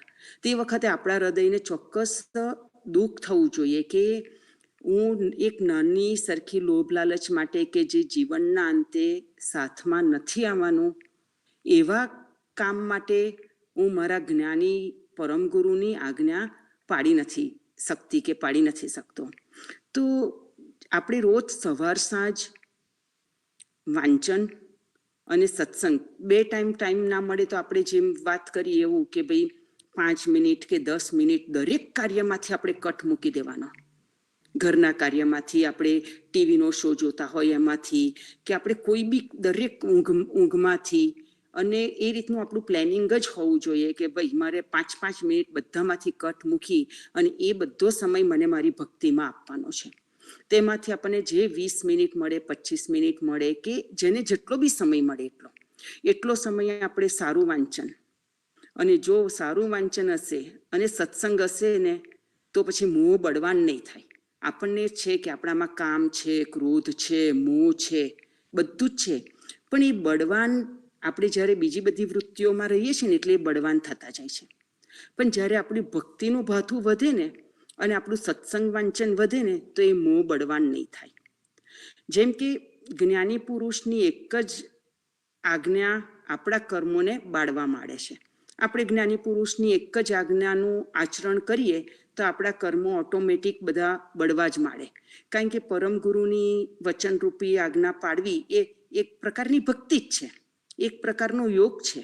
કારણ કે આપણી સામે કંઈક પણ ખોટું કરવાનું આવે અને આપણને તરત જ પરમ ગુરુનું વચન યાદ આવે અને પછી આપણે એ વચનને આપણે આચરણમાં મૂકીએ અને ખોટું કાર્ય ના કરીએ તો એ આપણું જે કર્મ વધવાનું હતું ખોટું કાર્ય કરીને એ વધતું નથી, અને જે જૂના આપણા કર્મો બંધાયા છે એ આપણા બળવા માંડે છે. તો એમ કે અગ્નિની એક જ ચિનગારી આખા વિશ્વને બાળી શકે છે. આપણે ઘણી વખત જોઈએ કે કોક નાની ચિનગારી જ રહી ગઈ, આપણે મેચિસ લાઇટ કરીએ અને જોઈએ ખાસ કે ભાઈ મેચિસ કમ્પ્લીટ આપણી બુઝાઈ ગઈ છે ને, નહીં તો આપણને ડર લાગે કે કંઈક બધું સળગી ના જાય. તો એમ કે અગ્નિની એક નાની ચિનગારી આખા વિશ્વને બાળી શકે છે. તેવી જ રીતે જ્ઞાની પુરુષની એક આજ્ઞા આરાધવામાં આવે તો એ આપણા અનેક કર્મોને બાળી દેશે અને એની સન્મુખ આપણને લઈ જાય છે. તો એમ કે આપણે રાત દિવસ આ રીતના જો વિચાર કરીશું અને ધ્યાન રાખીશું તો ચોક્કસ આપણને પરમગુરુની સહાયતા જેમ અચરતબાને મળી છે. અચરતબાને તો આટલો સુંદર ગ્રંથ લખવામાં મળી, પણ આપણને તો ડગલે ને પગલે નાની નાની મોટી મોટી સહાયતા જોઈતી હોય છે. તો જો ખરેખર આપણે એમને પરમગુરુને સમર્પિત થઈશું ને તો ચોક્કસ પરમગુરુ ડગલે ને પગલે આપણી સાથે છે અને એ ડગલે ને પગલે આપણને સહાય કરવા માટે જ આવ્યા છે. તો પરમગુરુ કહે છે કે મને કોઈ પણ રીતે મારે જીવનું કલ્યાણ કરવું છે, તો પણ એક વાર કહે છે કે મારા શરણે આવે તો એ જીવનું કલ્યાણ કરું, એવું પરમગુરુ કહે છે. તો એક વખત આપણે એમના શરણે જઈશું. ખાલી ઘંટડી વગાડીને એક દીવો કરવાથી તો આપણું કાર્ય નહીં થાય, પણ આપણે ચોક્કસ પરમગુરુના વચનને, ભલે આપણને ગ્રંથ વાંચતા ના ફાવે પણ આપણને પરમગુરુનું એક પણ વચન મુખ હોય. અત્યારે ગુરુજીએ કેટલા સુંદર પરમગુરુ ચાલીસાની રચના કરી છે, તો એ ચાલીસા તો આપણને બધાને મોડે જ છે, જીભના ટેડવા ઉપર આપણને છે. આપણને બીજું એ પરમગુરુ ચાલીસામાં ગુરુજી એટલું સુંદર વર્ણન કર્યું છે કે જેમાં કેટલા બધા ગ્રંથોનો કહીએ કે સમાવેશ, ઉપાસનાનો સમાવેશ, અને પરમગુરુ શું લઈને આવ્યા છે, કેવી રીતે જીવોનું કલ્યાણ કરે છે, દરેક વાત ગુરુજી એમાં વણી લીધી છે. એક એક લીટીની સાથે જ્યારે આપણું જોડાણ થાય છે તે વખતે ખરેખર આપણને પરમગુરુ માટે એટલા બધા ભાવ થઈ જાય છે કે પરમગુરુ શું લઈને આવ્યા છે. તો આપણને કંઈ જ ના આવડે પણ આપણને પરમગુરુ ચાલીસા તો આવડે જ છે. તો આપણે જોબમાં હોઈએ, ઘરના કામ કરતા હોઈએ, હરતા હોઈએ, ફરતા હોઈએ, તો કદાચ આપણને પરમગુરુ ચાલીસાની જે પણ લાઈન વધારે ગમતી હોય એ બી આપણે રિપીટ કરીને પરમગુરુને યાદ કરી શકીએ. અચ્છા, ગુરુજીએ અમરદાડમ અષ્ટક લખ્યા છે, બાલકુબેરનું અષ્ટક લખ્યું છે, એની પણ કદાચ આપણને એવું થાય કે એકાદ લાઈન આવડે છે તો એનું બી આપણે એ લીટી ગાઈને પણ આપણે એનું ચિંતન કરીને પણ પરમગુરુનું ચિંતન કરી શકીએ છીએ. એટલે એ કૈવલ મંત્રથી પણ કરી શકીએ, અમર મંત્ર યાદ કરીને પણ કરી શકીએ. અમર મંત્રની વાત તો ધ્યાનમાં બેસીને કરવાની કરી છે, પણ તે છતાં બી આપણે અમર મંત્રથી પણ યાદ કરી શકીએ. એટલે આપણને જો પરમગુરુનું સ્મરણ કરવું હોય તો એમ કે ઘણી બધી રીતે આપણે કરી શકીએ. બીજું બધું આપણને અઘરું પડે તો એક ભજનની એવી કંઈક આપણે કડી શોધી કાઢીએ અને એ ભજનની કડીથી પણ આપણે પરમગુરુના સતત જોડાણમાં રહી શકીએ છીએ. પણ બધી જ રીતે આપણે પરમગુરુના જોડાણમાં રહીએ. પણ જેવી રીતે કહ્યું કે આપણામાં અંદર જે આપણે દોષ ભેગા કર્યા છે એ દોષને આપણે ધીમે ધીમે ધીમે, આપણે ગયા વીકના સત્સંગમાં વાત થઈ હતી કે આપણો ગાર્ડન સુંદર દેખાવો હોય, ફ્લાવર આપણે કર્યા હોય, પણ જ્યાં સુધી કાંટા નહીં કાઢીએ ત્યાં સુધી એ ફ્લાવરની શોભા નહીં આવે. તેવી જ રીતે આપણી અંદર ઘણા બધા દોષો દુર્ગુણો છે, પણ એને આપણે ધીમે ધીમે ધીમે એક સાથે બધા નહીં નીકળે, પણ એને આપણે ચોક્કસ જો આપણે એને ટાઈમ આપીશું તો એ ચોક્કસ નીકળશે. પણ એને જેમ ગાર્ડનમાં આપણે રોજને રોજ ધ્યાન ના રાખીએ, પણ આપણને કેવું કે વીકેન્ડમાં આપણને રજા આવે શનિ રવિની, તો આપણે આપણા ગાર્ડનને જોઈ આવીએ કે ચલો શું કયા કયા વીડ્સ થયા છે અને એ કાઢીએ. તો આપણને રોજને રોજ ટાઈમ ના મળે આપણે આ બિઝી લાઈફમાં, તો આપણે 3-4 દિવસે કે આપણને વીકેન્ડ આવે ત્યારે પણ આપણે આપણા વીક ટુ વીકનું આપણે ચેક કરી લેવું જોઈએ કે આ વીકમાં મારો કેટલો વેસ્ટ ટાઈમ ગયો, આ વીકમાં કેટલો મેં મારો સદુપયોગ કર્યો, આ વીકમાં મારે ઊંઘમાં કેટલો ટાઈમ બગડ્યો. એ જો આપણે ચોક્કસ આપણી જાતે આપણે નોટ કરીશું તો ચોક્કસ આપણે એમાં સુધારો કરી શકીશું. પણ જ્યાં સુધી આપણે જાતે એમાં આપણે નહીં જોઈએ તો આપણે એને સુધારી નહીં શકીએ. અને શરીરનું તો કેવું છે કે આપણે દર વીકે સત્સંગ કરીએ છીએ કે દુર્લભ મનુષ્ય દેહ, એ બિલકુલ એમ કે આપણે જો શાંતિથી બેસીને 2 ક્ષણ પણ વિચારીએ તો ખરેખર કે આ દુર્લભ મનુષ્ય દેહ વારંવાર મળતો નથી, અને આપણને મળી ગયો તો આપણી આ જે કાયા, આપણું શરીર સારું છે ત્યાં સુધી ધર્મ કરી લેવો જોઈએ. ધર્મ એટલે શું? કે ધર્મ એટલે ભક્તિ કરી લેવી જોઈએ, આત્માનું ચિંતન કરી લેવું જોઈએ. તો એમ કે એ આળસ કરવા માટે આપણને આ મનુષ્ય દેહ મળ્યો નથી. જો આળસ કરીશું તો અંત સમયે આપણને પસ્તાવાનું થશે. અને આ મનુષ્ય જીવ જે આવ્યો છે એ એકલો જ આવ્યો છે અને એકલો જ જશે. એની સાથે એક ધર્મ જ ખાલી આવવાનો છે. એટલે જેમ કહ્યું કે ધર્મ એટલે ભક્તિ, તો એ ભક્તિ જ સાથે આવવાની છે. માટે આપણે સૌએ ચેતી જવું જોઈએ કે આવો જોગ આપણને ફરી મળવાનો નથી. આ શરીર સારું છે ત્યાં સુધી એનાથી આપણે કામ કરી લેવું જોઈએ. કેવું કામ કરી લેવું જોઈએ? ભક્તિ કરવાનું. ભક્તિ કરવામાં જ આ મનુષ્ય દેહનો ઉપયોગ કરી લેવો જોઈએ. કારણ કે યુવાન અવસ્થા છે તે સમયે સમયે જવા માંડે છે, અને જરા અવસ્થા આવતા વાર નથી લાગતી. જરા અવસ્થા એટલે ઘડપણ એટલું જલ્દી આવી જાય કે આપણને ખબર પણ ના પડે કે જુવાની ક્યાં જતી રહી. તો આપણે હંમેશા એનો કે છે કે ખ્યાલ રાખવો જોઈએ, અને જો ખ્યાલ નહીં રાખીએ તો અંત સમયે આપણને પસ્તાવવું પડશે. એટલે કોઈ અભણ માણસ હોય, વાંચી શકતો ના હોય, તો એ કંઈ બહુ મોટો મહાદોષ ના કહેવાય, કારણ કે એ નથી ભણ્યો માટે ના વાંચી શકે. પણ મોટો મહાદોષ શું છે કે આપણે વાંચી શકીએ છીએ, આપણે જાણી શકીએ છીએ, અને તે છતાં પણ આપણે એનાથી વિપરીત એટલે વિરોધ ભર્યું આપણે આચરણ કરીએ છીએ કે જે નથી કરવાનું એવું આપણે આચરણ કરીએ છીએ. તો એમ કે એ બહુ મોટો મહાદોષ કહેવાય. કે જેમ કે કેવું કે મનહીન કીડી મંકોડા હોય એમને મન ના હોય. મન તો એક મનુષ્યની પાસે છે કે જેમ મનહીન એવા કીડી મંકોડાને કોઈ વિચાર નથી આવતો, અને એ કોઈ વિચાર કરવાને સમર્થ પણ નથી.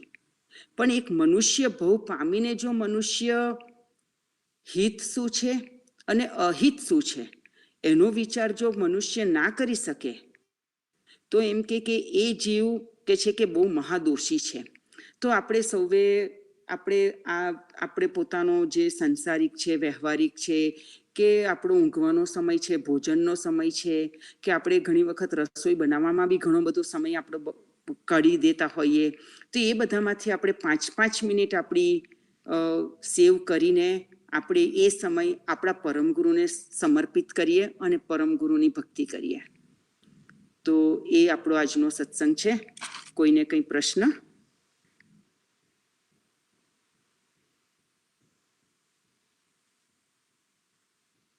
ઓકે, તો આપણો સત્સંગ અહીંયા આપણે પૂર્ણ કરીએ. સત કેવલ સાહેબ સૌને. સત્યવસાય. સત્યવસાય.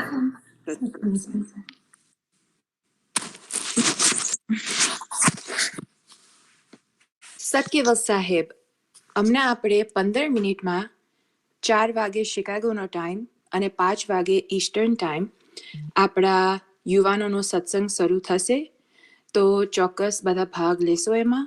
સત્યવત સાહેબ.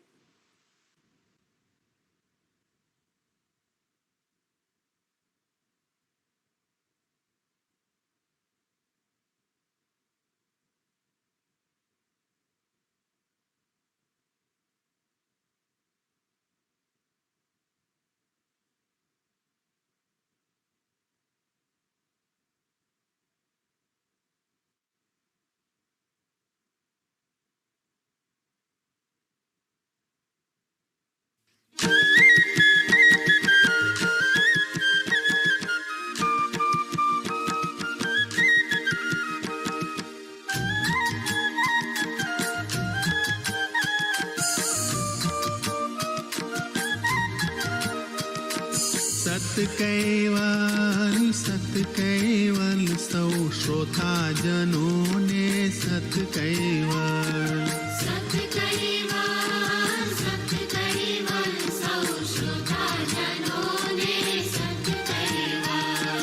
જય કૈવલ મારા ભક્ત જનોને જય કૈવલ.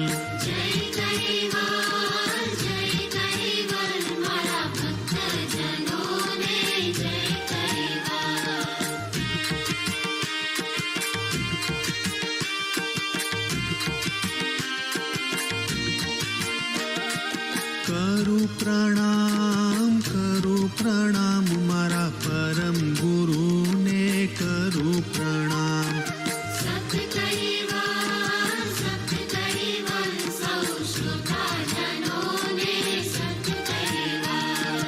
વંદન કરું મારા વાલા ગુરુને વંદન કરું.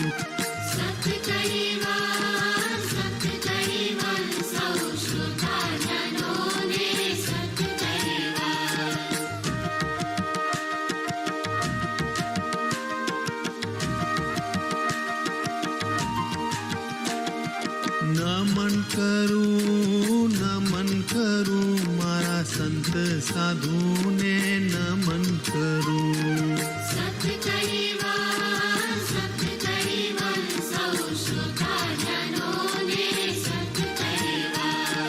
બંદગી ભરું મારા ગુરુ બાપુને બંદગી ભરું.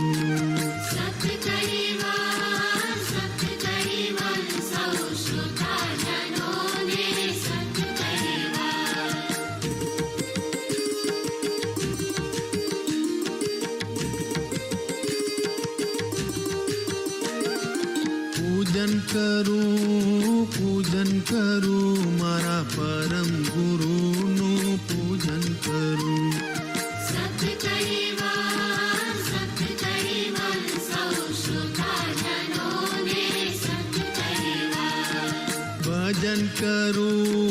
ભજન કરું દાસ તુલસી કૈવલનું ભજન કરું.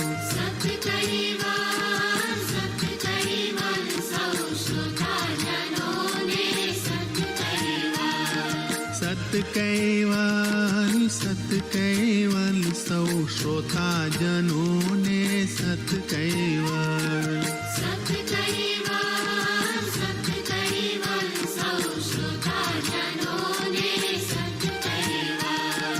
જય કૈવલ મારા ભક્ત જનોને જય કૈવલ.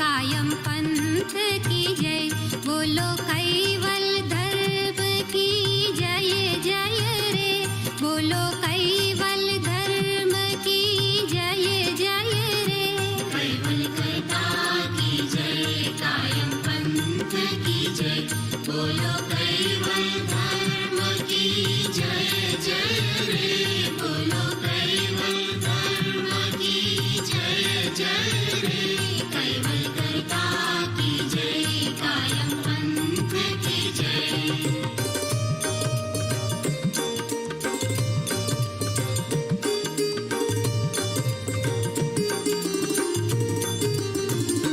करुणा सागर की जय, नरविद सागर की जय, बोलो कुबेराचार्य की जय जय रे, बोलो कुबेराचार्य की जय जय रे, कैवल कर्ता की जय, कायम पंथ की जय, बोलो कैवल धर्म की जय जय रे, बोलो कैवल धर्म की जय जय रे, कैवल कर्ता की जय, कायम पंथ की जय।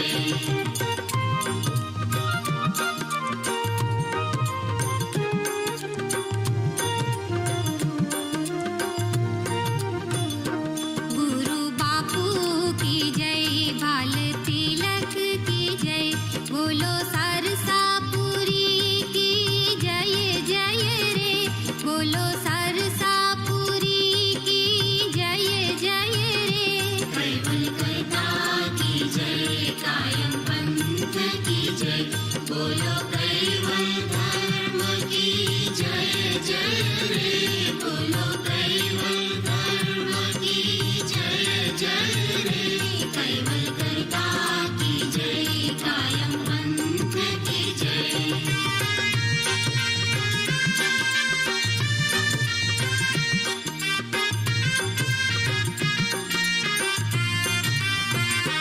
सर्वे संतन की जय, सर्वे देवन की जय, बोलो भक्त मंडल की जय जय रे, बोलो भक्त मंडल की जय जय रे, कैवल कर्ता की जय, कायम पंथ की जय, बोलो कैवल धर्म की जय जय रे, बोलो कैवल धर्म की जय जय रे, कैवल कर्ता की जय, कायम पंथ की जय।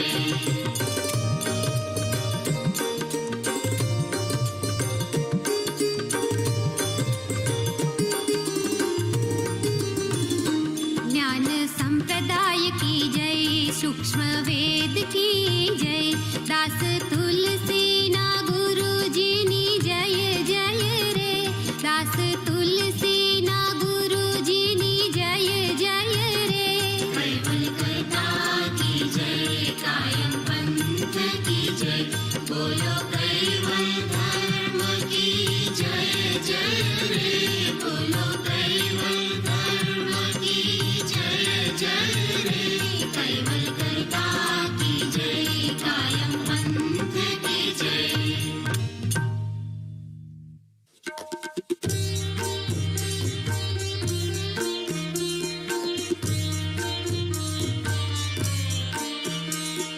जय कैवल जय जय कैवल, जय कैवल जय जय कैवल, सत कैवल जय जय कैवल, सत कैवल जय जय कैवल, श्वासे श्वासे सत कैवल, श्वासे श्वासे सत कैवल, पड़ पड़ समरो सत कैवल, पड़ पड़ समरो सत कैवल, हरता फरता सत कैवल, हरता फरता सत कैवल,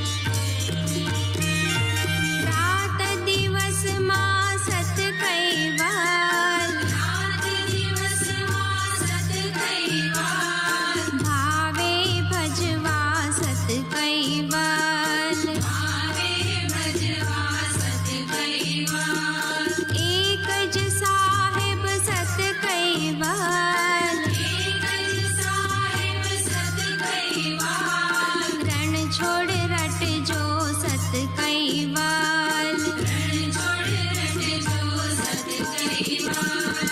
जय कैवल जय जय कैवाल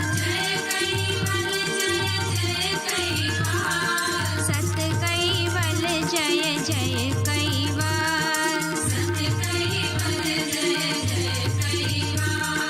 जय कैवल जय जय कैवाल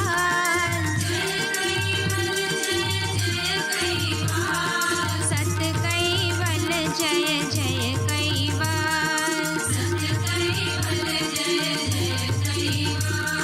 जय कैवल जय जय कैवाल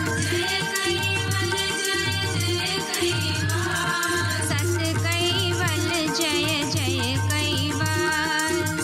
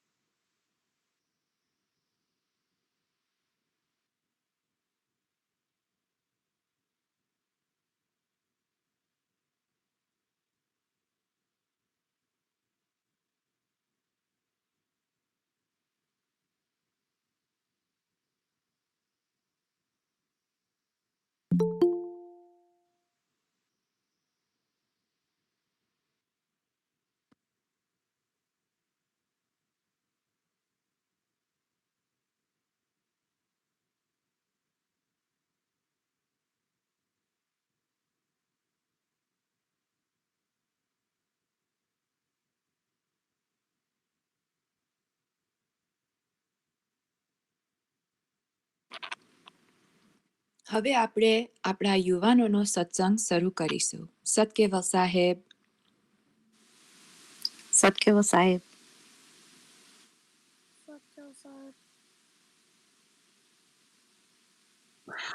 આપણને આજે હેતલ સત્સંગ કરાવશે, પણ તે પહેલા આપણે સ્તુતિથી શરૂ કરીશું.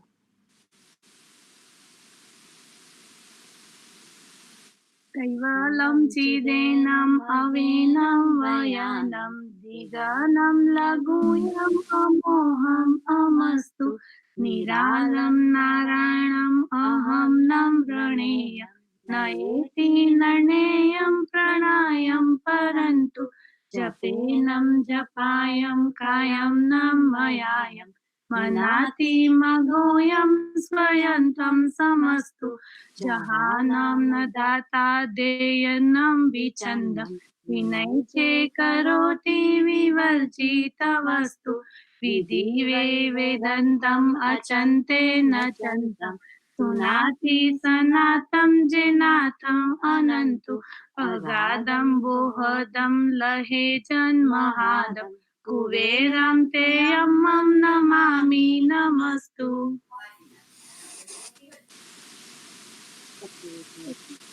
श्रीमद् करुणासागर महाराज महाराज की जय। कैवलधाम धाम की जय। Priya Vichalas Ji Maharaj Ki Jai. All right, Hital is going to take it away with our satsang for today. Hiti? Sure. Satkeval Sahib, everyone. ઘણા બધા તમે મને ઓળખો છો. I'm Hetal, but I think I missed you last year at Shibir because હું attend નથી કરી સકી. And the special reason for not attending Shibir last year was that I had a little baby. એના કારણે I was not able to attend. But when Radhi asked me and gave me the opportunity to do satsang with the high school students and our young adolescents and archival youth, I got really excited that I will have this opportunity. Most of you know me, so feel free to interrupt and ask questions. But before we get started, I would like to do 3 special thank yous. First, I want to thank you, everyone, for joining today and giving me your time. The time that you're dedicating to this satsang and the virtual sabhas on Sunday. Second, I want to thank the KY team for Sunday satsang. This has given me the opportunity to engage. And what I have learned is through the satsang has doubled. And it has inspired me to ask questions. And where my questions lead to is thanking both Alka Auntie and my sister Uri for helping me consolidate my thoughts. So let's get started. When I was your age, I understand the youngest member part of this satsang are 16-year-olds. So when I was in high school and in one of my science classes, I learned, and what I remember, it was that science and religion are not exclusive. મને એ વખતે ખબર નથી પડતી કે why this was a very important concept to understand. What do you mean science and religion are not exclusive? So science and religion coexist થઈ શકે? So at that time, મને બહુ નથી ખબર પડતી. But since then, 19 years have passed since I learned that concept. અને હવે મને ખબર પડે છે, based on the knowledge that I've gained through my engagement with KY, કે religionનું knowledge મારું broaden થયું છે. અને professional career choice that I made has given me 19 years of learning the science. And I have learned now that they both can coexist, that they are not exclusive, and that's based on the choices that I have made in life. So I would like for us to start our session with focus on science. So my first question for the group is, does anyone know what are the Newton's laws? I do. Go ahead. I think the first one is F equals ma, force equals mass acceleration. Vihan, that is one of the Newton's laws. I believe that is the second law. Does anybody know the first law? Mass cannot be created or destroyed. Is that the first one? I believe that's the law of conservation, but not the first law. But everybody is getting it right because I would have not remembered. So you guys are doing a wonderful job. So does anybody else want to take a stab at the first one? An object in motion stays in motion until acted upon by an outside force. Yes, that's absolutely right. So with Newton's first law, what we're learning is that if you throw a ball, the ball will just keep going until something stops the ball. So it could be your glove, it could be your hand, and then, or the other person when they catch it, or it hits the wall. So same way, our lives, આપણા કર્મથી બંધાયેલા છે. They're attached to our karam, and we will keep cycling, and we will be in this continuous motion until an outside force will act upon it to stop us from this cycle. હવે આપણું કર્મનું cycle is not as easy as Newton's first law. So we will keep be giving birth, and then we die, and then we take another form of a birth, and the reincarnation cycle continues as our karmas are tied to our actions. And when we are done with it, when this cycle stops, is when you can achieve moksha. That's when the cycle ends. So Alka આંટી આપણે Sunday સત્સંગમાં બહુ બધી વાર આપણે discuss કર્યું છે કે આપણું લાઈફમાં ગોલ શું હોવું જોઈએ. તમે બોર્ન થયા છો તો આ લાઈફનું what is the purpose? So the purpose is કે આપણે હિન્દુ ધર્મમાં કે આપણે we act on our dharma, which is our duties, right? We earth, which is our work, that we honor our work, and then kam, which desires or passions, and then finally all of those in a balance should lead to moksha. So biggest part is karam, and I know that પહેલા આપણે કરમ ઉપર previous satsang થયેલા છે, but just to quickly remind, right, what is karam? Karam is our action જેના પાસે intent જોડાયેલો હોય અને પછી એનું consequence, right? So auntie taught me this. This is the perfect science. Action, intent and consequences. જ્યારે તમે કોઈ action કરો તો તમે in the moment intent ના બી વિચારતા હોય, or you might not have had the time to think about what is the consequence of what I'm doing. એ આપણને જલ્દી યાદ ના આવે અને પછી થાય એટલે પછી આપણને recognize થાય. So we cycle in this karam cycle, and our karam keeps getting tallied, right? So it's not like you are born in this life, and I'll give an example of myself. So I'm born as Hetal, and maru karam starts adding up, and when I die in the future, maru karam is done. That's not how it works, because apru sharir, je Hetal sharir or Hetal's body, is just the vehicle for the atma, and atma is what's continuing to live one life after another. So આપણે જે કરમ કરીએ છીએ આ લાઈફમાં, એ બધા કરમ આપણી આત્મા જોડે બંધાય છે, અને in the next life we carry those કરમ over. પણ આપણે next લાઈફમાં આપણને કશું remember નથી રહેતું. So the perfect example that I can give you is પૂર્વના સંસ્કાર. સો તમે આ લાઈફમાં બહુ બધું પોઝિટિવ કર્યું હોય અને તમને મોક્ષ નથી મળતો, અને તમારું ફરથી તમારું રીબર્થ થાય, તો તમારા જે પોઝિટિવ વસ્તુ કરેલું છે એ ડેફિનેટલી તમને નેક્સ્ટ લાઈફમાં અફેક્ટ કરશે. સો આઈ નો કે પહેલા એક સત્સંગ આપણે શિબિરમાં બી લીધેલો છે અને કરમવાળામાં બી, પણ એક માતા હોય અને એક બેબી જન્મે exactly same day, same time, but they're born into a very rich family, in a king's family, in a kingdom, in a palace. And another baby is born to another mother at the same exact time, but they're born in poverty, right? The mom doesn't even know how to get diapers or clothes for this baby.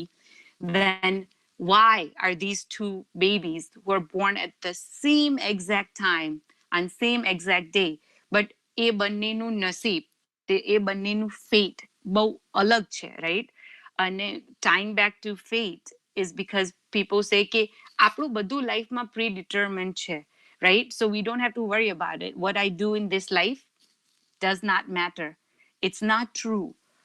આપણી સાથે જે અત્યારે થઈ રહ્યું છે, what's happening to us is tied to our karma, but our fate is not predetermined. તમે આ લાઈફમાં શું કરો છો, તમારા કરમ કેવા છે, એની ઉપર તમારું ફ્યુચર બિલ્ડ થશે. સો not everything is predetermined about our fate, અને આપણે આપણા કરમથી આપણું ફેટ બદલી શકીએ છીએ. That was one of the main points. Okay, I would like to tie back into some of other Newton's laws. So tying back into karam, but I believe we have not covered this one. Does anybody remember Newton's third law?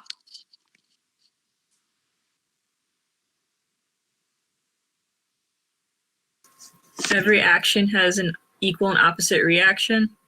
Absolutely. So for purposes of Apro Satsang Aja, I would like for you to focus on every action has a reaction. So બધા જ કરમ આપણે જે કરીએ ને એનો consequence હોય, there is a reaction to આપણું કરમ. તમે પોઝિટિવ કરમ કરશો ને તો એનું પોઝિટિવ ઇમ્પેક્ટ આવશે, that your atma carries over. Same way, if તમે negative karma karo, and I want to specify that karma is not only actions that you do, right? So if I think negatively, but मैं अजी verbalize નથી કર્યું, right? I'm not speaking, I'm thinking in my head, it's just a thought. But even the thought is negative. So that then will tally into our negative karma. So same exact way, negative thoughts or negative actions will have negative impact for the overall karma tally for you and the end balance of how that ends up. So if we tie back into law of conservation, right? Earlier, I forgot who shared, but આપણને earlier answer મળ્યો હતો કે energy is neither created nor destroyed. So the same goes with our karma, right? If તમે આ જીવનમાં કંઈક negative કર્મ કર્યું, તો it's not necessarily કે આપણે આ જીવનમાં, in this life, we will be responsible for the consequence of that. It could be in future lives. So because your atma, which is carrying the tally over time, right? That's the permanent account. That is not destroyed ever. So if you did it a negative karma now, આપણી જોડે carry કરે over time, and then there has to be a consequence because it cannot be destroyed. So I want to sort of focus on કે આપણે કર્મ આપણું build કરીએ છીએ, positive કે negative, right? So આપણો goal શું હોવો જોઈએ? If આપણો goal is to achieve moksha, અને ઘણી બધી રીતે આપણે વાત કરી શકીએ કે આપણે મોક્ષની રીતે કેવી રીતે closer થઈએ. But if we back up and just talk about how can we build positive karma, and since we're focusing on science as apni analogy, I would like to bring your attention to prevention, right? So can somebody give me an example of prevention?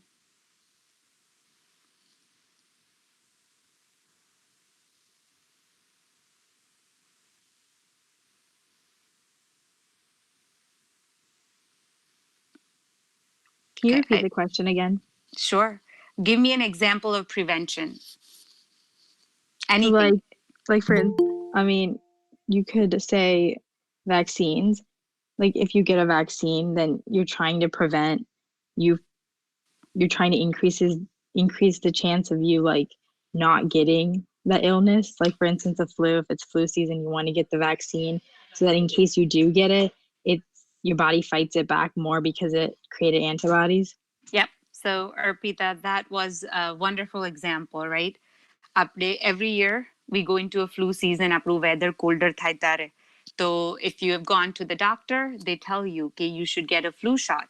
And the flu shot, the goal is that the flu shot can prevent you from getting an illness, or depending on which strain is going around, then, if you happen to get sick, you will not be as sick, તમને milder illness થાય.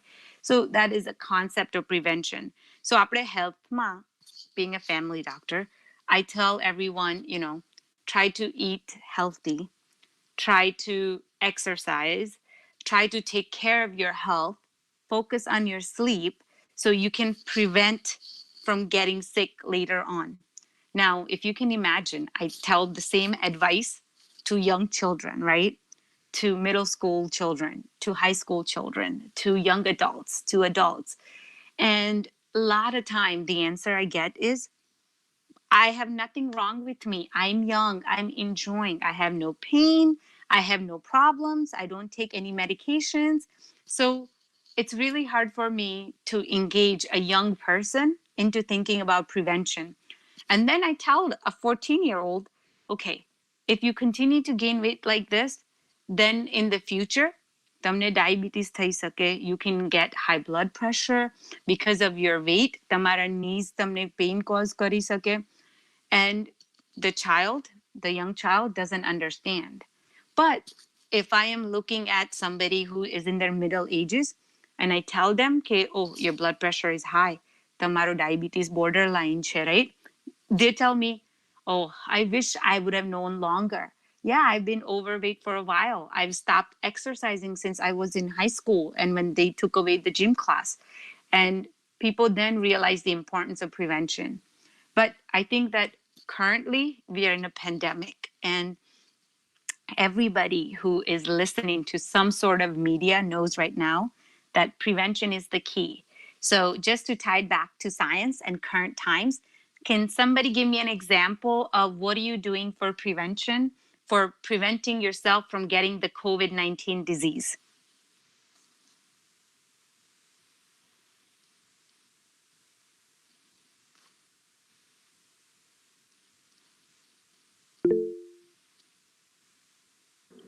Okay.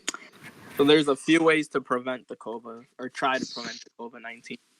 Washing your hands. If you're going out, wearing gloves and wearing a mask. Keeping your distance from people, especially if you have grandparents at home. Making sure you wash your hands every time you come back from somewhere, and not going out as much. Trying to stay inside, and social distancing is a key. Yep. So, Dave, I think you hit on so many of the most important factors for prevention of COVID-19. And then on our messenger, Kaivo had said about quarantine, right? Which starts with social distancing. But if તમે કોઈ બીમારને કોન્ટેક્ટમાં આવ્યા હોય, if you've been in contact with somebody who's ill, then you can also put yourself in quarantine for certain time period based on what the healthcare professional recommends. And that's also a form of prevention. So thank you for sharing. I hope that everybody who's listening did know about all of those things and we were just recapping. But same way that we talk about prevention on a health, we have to talk about prevention for our karma. So we have to start very early, right? So I'm sure you've heard from everybody, okay, when I get older, when I have time, that's when I'll do upasana, that's when I'll do bhakti. But you shouldn't be waiting until you're older and you're retired and you're not in school and you're not working to do it. Because prevention તમને ફાયદો later on નથી કરતું. તમે બહુ earlier on, you start as young as you're understanding and you start, that's when you get your benefit on the health conditions. Same way goes for your karma. Start with your karmas to build your positive karmas very early on, and you keep building them every day, every moment, and the benefit will be a whole lifespan will have gone by, and you will be in a very different place, and you won't even realize it unless you reflect back of how and where you ended up. Honestly, this is a personal plug for me to really thank our Chicago Mandir, because I can tell you for sure that prior to establishment of our Mandir, my trajectory for how involved I was or what my understanding was about Aplu Sampradaya was very little.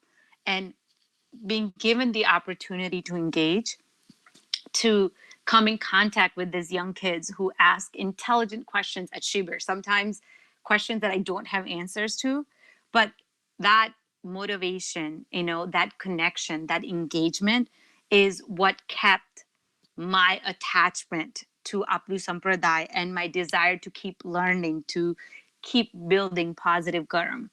So if our Atma is continuously building this karma, right? And we focused on it. It's karma via action or thoughts.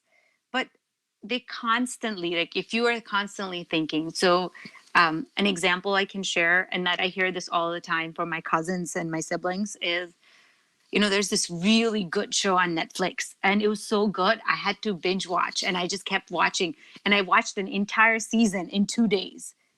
That then for that entire time, all your brain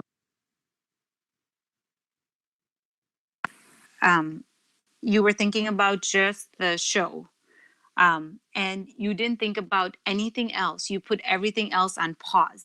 So tamaru karam, a TV show na what it's about, to that it just kept tying and tying and tying, and that's all you did. Now, I'm sure, okay, we are all guilty of binge watching something, but is that a good thing?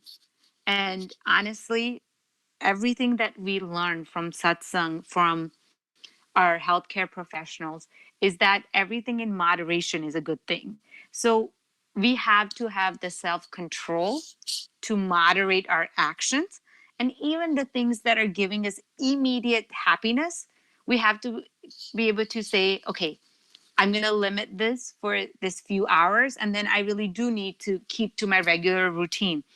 And your regular routine could mean that you exercise or you help your family in the kitchen or you cook, or you do something for yourself or your family, that you take time out every day or connecting with your family members.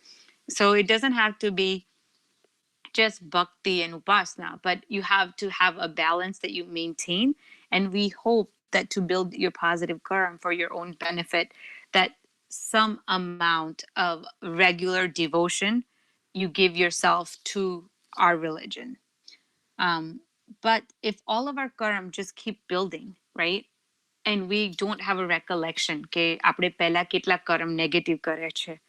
So you don't know the balance, right? You go to the bank and you want to find out what is your balance, and you get a little slip that tells you how much money you have in your account.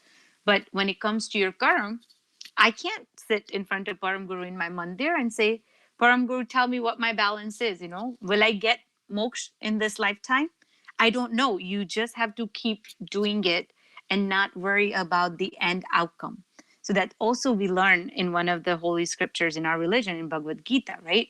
You have to do your karma without the expectation, right? So if you, I hope with the messaging that you're learning from us, when you think about doing karma, you don't say, oh, Heti Didi, I'm going to do the dishes for you because I want to achieve moksha, right?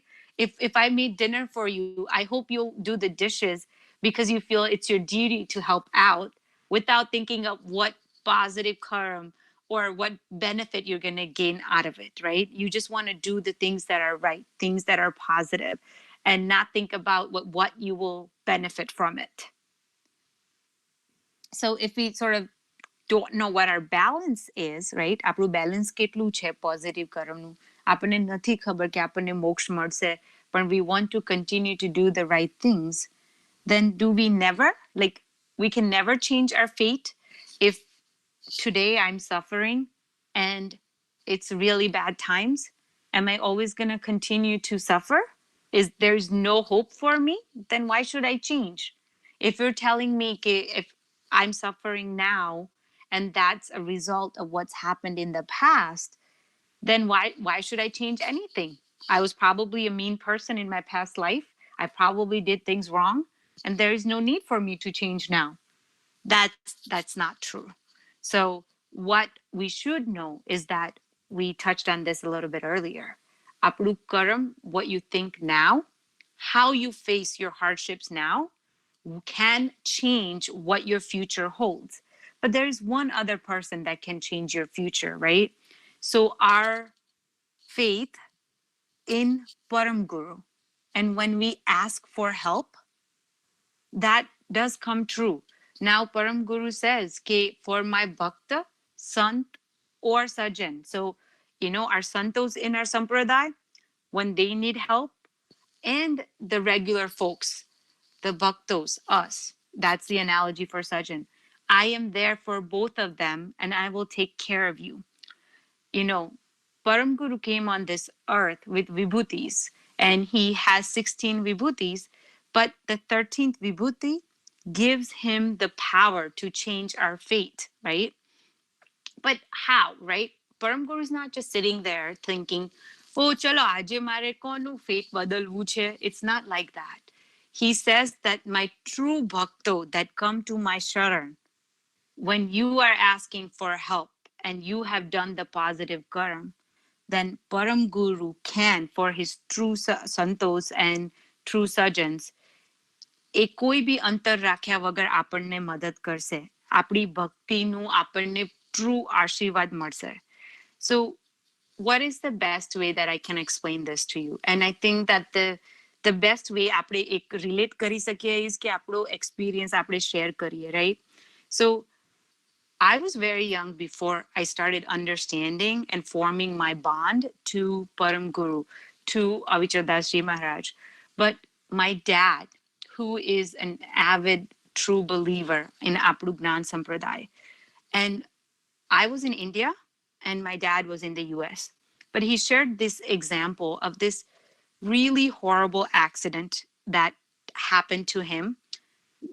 And in that accident, my dad had worked a really long shift and was taking elderly parents of his boss to the airport. And he doesn't remember truly, but he maybe was so tired that he dozed off at the wheel. And the next thing he remembers is getting through 3 rows in a highway and hitting the middle part of the highway section. And then the car tripped over and he was stuck.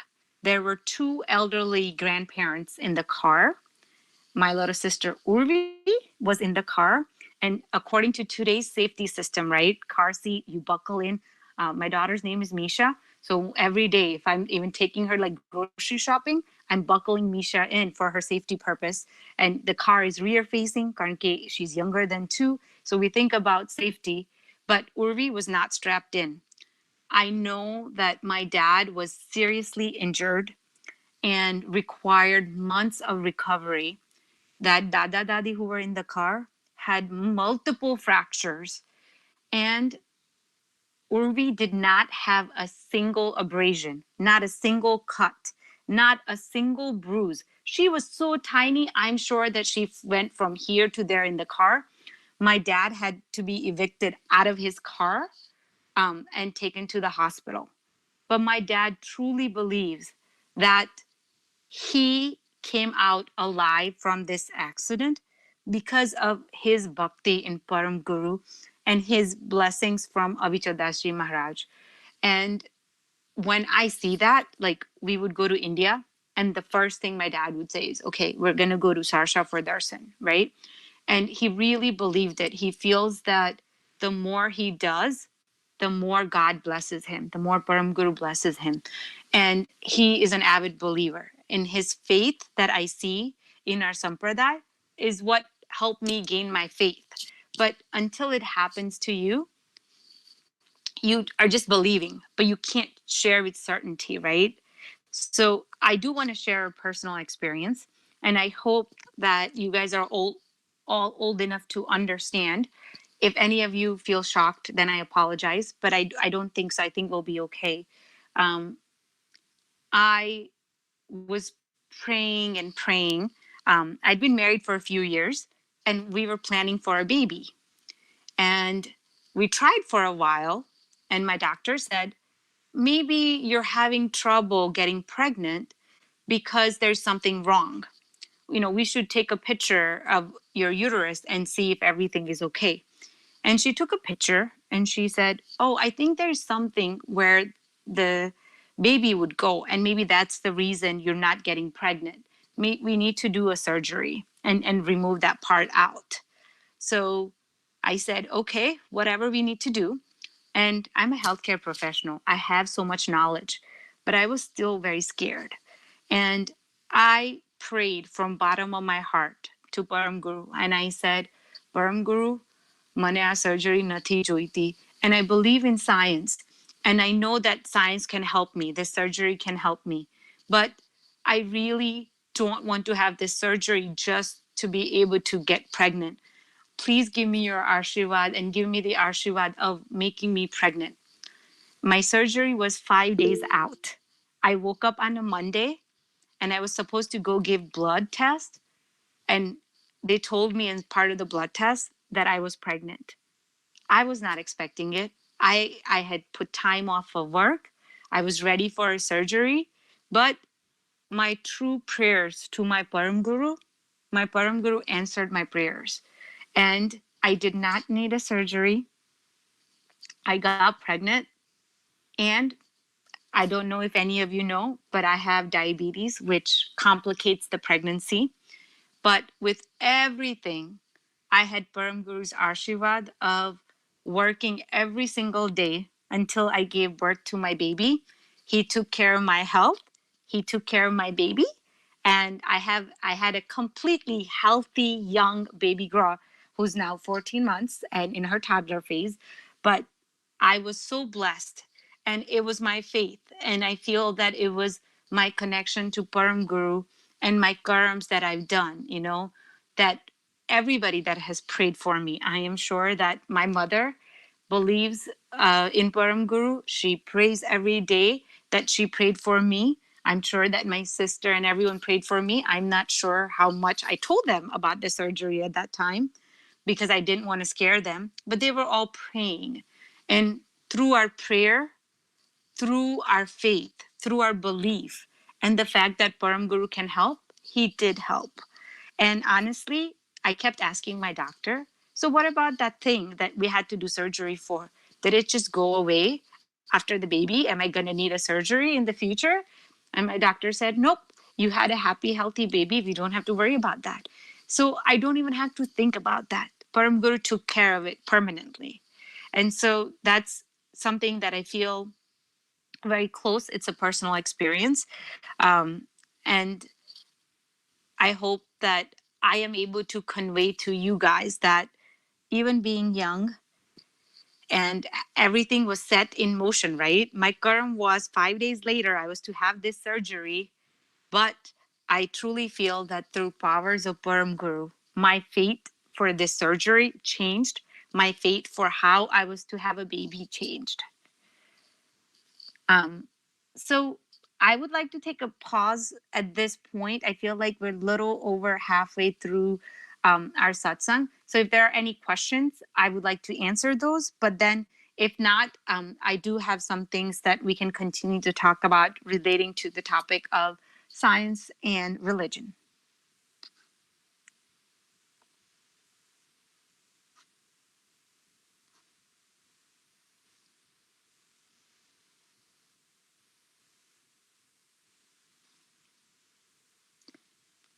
Okay, since I hear none, we will continue. But if you just start talking, I can take a pause if you have a question. So the next topic that I would like to tie in is I hope that what you're learning through our Gnan Sampradaya is not the only place where you learn. And our Gnan Sampradaya is built on knowledge, right? So through knowledge, we should learn what other teachings are and what other messages are. So for me personally, I have friends who are Christian. And over the years, in med school, in college, when I would spend time with these friends in long car rides, or I went to church with them, and I heard the learnings they were giving, what I learned is that the teachings are the same. We can say that, okay, they're Christian and we're Hindu, but what my friend Lena was learning through church was the same. What my friend Emily has shared with me about some biblical stories are very similar to what we have in Hinduism. So it's not just in different religions, but the lessons that we're learning through our religion are also very similar to some scientific leaders. I want to thank Urvi for this. She reminded me of this example, but I hope that all of you have heard about Benjamin Franklin. He is also known as man of science, and Urvi really likes to read. She is a reader, and she inspires me that I should read more, but I don't come anywhere close to Urvi's reading level in terms of reading. But she reminded me of this example where Benjamin Franklin, in his autobiography, talks about 13 virtues, right? So, Benjamin Franklin, what is he really famous for? The light bulb. Yes. Wait, no. Yeah. Isn't that? Wait, no, that's another guy. Yeah, Edison. I said yes, but no. No, I take my words back, Dave. Okay, what is Benjamin Franklin famous for, guys? Somebody else. Isn't he just a founding father? English Channel. That's not what I was thinking, but I can't. The Declaration of Independence. Let's think in terms of science and Benjamin. Isn't it like the kite experiment with lightning? Yes. Oh, yeah. So, they say there is a saying, ek brain enough na hoy, their brain and tibisara, on a group brain and tabisaru. So that's what we needed. We needed a group brain to get to the right answer. All right. So yes, Benjamin Franklin is famous for the kite experiment. And he is known as the man of science, right? With everything that he has offered to the scientific community. But in his autobiography, outside of science, he talks about these 13 virtues. And I would like to go through some of them. We don't have to go through all of them, but you will relate that these topics, these themes, they repeat. and you have heard them some form at the temple or at Shibir or in Sunday Sabhas. So the first virtue he talks about is temperance. And by temperance, what he's teaching us is eat not to dullness, drink not to elevation. So he's saying too little or too much is not a good thing. What's good is in moderation. So how many times have you heard that from your healthcare professional or at Mandir, right? Too much of a good thing is not good. Everything in a moderation is a good thing. The second one is my favorite. The second virtue he talks about is silence. So speak not but what may benefit others or yourself. So does somebody want to give me an example of what Benjamin Franklin is saying about silence? Only talk what's good for others. Yeah. So why is this so important? So I'm going to answer this. It was like, think what I'm thinking kind of question. But this is very important because we can talk and we have words. And some people will say, well, I just blubbed it out. That's the kind of person I am. Or all those girls who watch Mean Girls, word vomit, right? So we can really hurt people. But on top of hurting, we can build negative karmas from our words if we are not really saying what's absolutely necessary and to benefit others. Okay. So my dad says this all the time. And my dad is like one of my heroes, right? I really look up to him. He says that, Hetal, if you can tell me what you're trying to tell me in 3 words, could you do it in 2.5? So only say what's absolutely necessary. So I'm probably not good at it, guys. I cannot talk briefly and succinctly. I just go off on tangents. But the goal is only say what you really need to communicate your point. If you have harsh criticism, don't give it to people unless it's necessary. So hold it in, right? I can give you an example of my mom. If my mom and I were cooking in the kitchen, it's not easy for me to cook, right? So it takes an effort. And if I go into cooking, I want my mom to praise me. But my mom will be like, Hetal, આ તપેલી ગંદી થઈ છે, આને ધોઈ કાઢ, આને પાછું મૂકી દે, તે આખું કાઉન્ટર ફૂલ કરી નાખ્યું છે. The whole counter is full of all the ingredients that you need. It's just so full. It's so dirty. And I'm like, Mommy, if you keep telling me like this, I won't be motivated to do anything. So not just for motivation, but also to make sure that we're not hurting people, right? So there is a chopai that all of you have heard of that really ties in with this silence virtue of Benjamin Franklin, that, what kind of bhakt we should be, right? And in that chopai, it goes, Char chinna hari bhakta ke pragat dikhavan dit, daya kshama aur deenata par dukh ko har let. So if we are to be the kind of bhakt who should be taking sorrows away from people, we should not be hurting anyone. So if our karma, if we have control over this, we should not be saying things where we can hurt other people. So I know that this really easily can become a slippery slope, right? So we go from talking about what's going on, somehow very quickly the conversation can turn into gossip. And if gossip that if people hear or not, they would be hurt if they heard it that way. So it's really hard to form boundaries, but we need to. And sort of say, I don't need to be involved in this conversation. Negative વાત કરવાથી મારું કે બીજા કોઈનું કશું સારું નથી થવાનું. Nothing positive is coming out of this negative interaction. I should not be involved.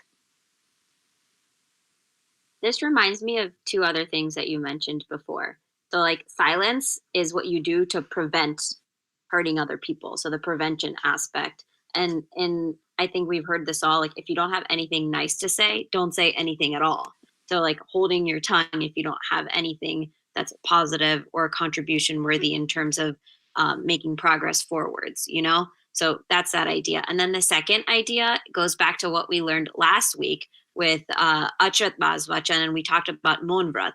And so it's kind of interesting to see even though Benjamin Franklin has nothing to do with our Gnan Sampradaya, that connection about how much silence is important as a virtue. And Achratla explained it as Monvrat, and Benjamin Franklin is explaining it in this way. Yeah, absolutely, Urvi. I agree with you that silence in many religion is so valued, and just in general principles that we teach, right? If you are talking, you are not listening, right? So silence is important because first you have to listen, you have to absorb, and then before you speak, think why you need to talk and how you're going to talk and what benefit it's having. I can always guilty. I've been done there. A dinner is made, right? It takes a process. My mom, your mom, whoever, your Bobby, whoever is cooking, it takes such an effort to prep for food, make a yummy meal, and then we say, "But mane I nathi bhavtu." But before we say mane I nathi bhavtu, we should really think about it, right? It was just a negative thought. It immediately came out. They had such high hopes, they worked really hard, and automatically we have hurt their feelings. And if we would have observed this principle to say, you should just stay silent if what you're about to say is going to hurt someone. So if you didn't like it, you could still eat a little bit or what you feel necessary, but you don't have to say, I don't like this. So that's the part where all of us that we could do a better job of observing silence and making sure that we really stop ourselves before we say a negative comment to anyone. Okay, so we're quarter up, we have 15 minutes.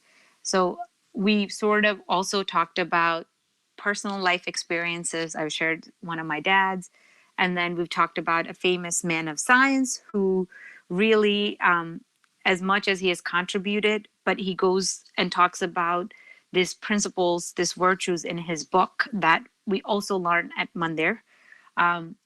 So tying it all back to Karam, our karma continue to build with our atma, and we sometimes get punished for our karma as a human body, but not all the time. So just because something is not hurting you now, something is not affecting you now, it's not good to continue to do that, because your atma, which has the longer journey, it continues to suffer. And you have no idea how much your atma has to suffer in the long run because of your karma. So build positive karma, engage in positive activities.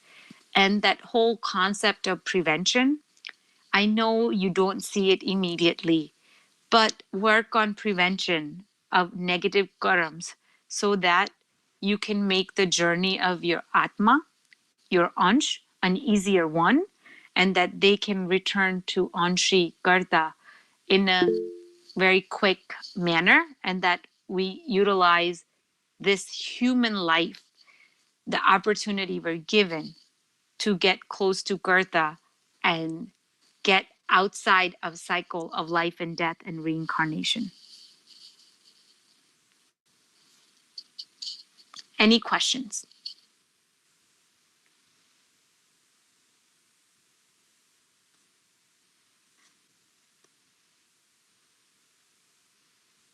Great job, Hiti. You did a fabulous satsang today and some great examples, some great barjas, just so much bhav and emotion connected with our bhakti, and you really helped us engage. Thank you so much for your time today.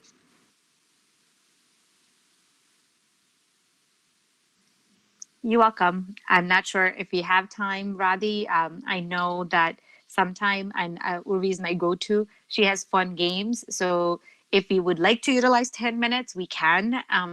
If there are other things after this that the group needs to plan for, then we can end our satsang. No, we have 10 minutes. Our virtual sabha will begin at 5 p.m. So take it away.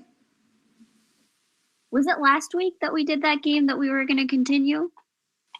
Or was that something else? Oh no, that was last week. We played Codenames. So we have a different group of people on right now on the conference call at least. So maybe we'll play, and we only have 10 minutes right now. Do you have another game that you want to play? I was going to suggest categories or code names, but I don't know if 10 minutes is enough to do that.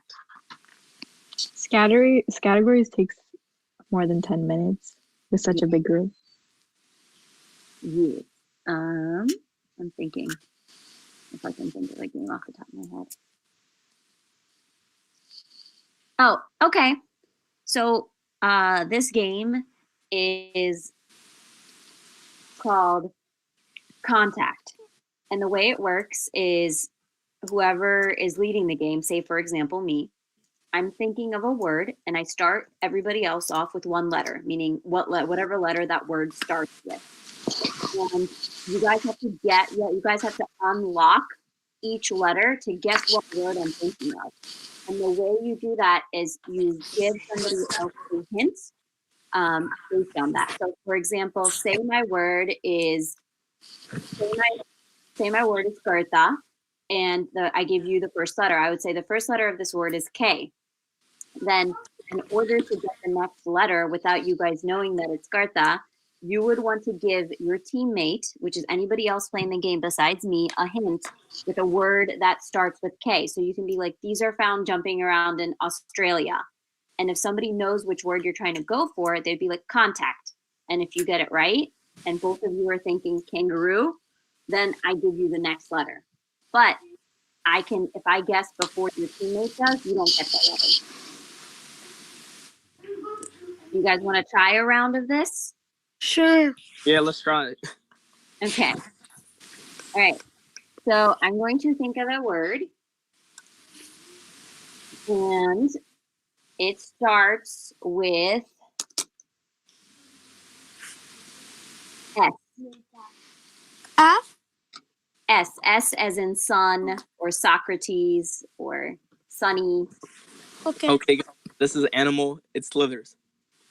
Contact. Oh. You have to say, everybody has to say contact, or else Urvididi will get the point. So we have to say contact, and then we say the word immediately after, okay? Okay, but that was a good way to give a hint, but I guessed it before you guys did. I said snake. Yeah, so we can't. She doesn't have to say contact, but we do, so it's 10 times harder for us. Okay. Try again. Somebody else give a hint that starts with an S.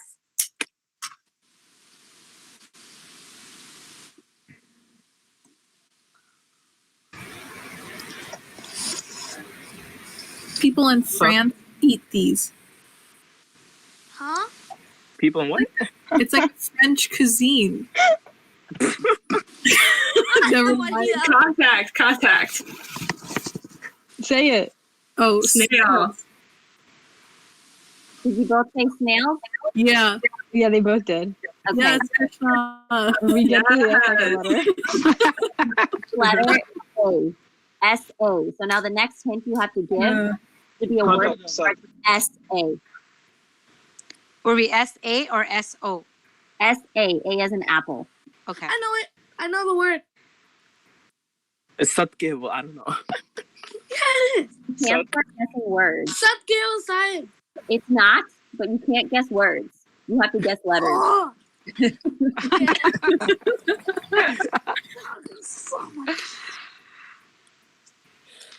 Oh. So now we come up with a hint for A. Mm-hmm. A hint that starts with S-A. Oh. Like a word that has both S and A from the beginning. Oh, I have an idea. It means good luck and it falls from the sky. Star. Oh, no, bro. Yep. What? But it's S-A, buddy. Oh. Okay, the opposite. You go to the beach and this is there. Contact. Sand. Contact. Sand. Yes. Sand. Yes. Okay, so the third letter is N. S-A-N. N as in no. Dang, Sam would have been a good one. This man wears red in Christmas Santa and brings Claus. gifts. She's in SpongeBob. She was a chipmunk. Sandy. Contact Sandy. Sandy. Contact Sandy. Okay, the next letter is T. S-A-N-T. And just a hint, this is not an English word. This relates to our satsang and our sampradaya and what we Santos. Who said what? You can't guess the word. Contact O. You can't guess the word. Was that the word that somebody just said right now. But whoever guessed it was correct. The word is santosh. Who guessed it? I did. Okay, so then now you think of a word and give us a hint the same way I did. So I lost this round because you guys guessed the word before the letter's completed.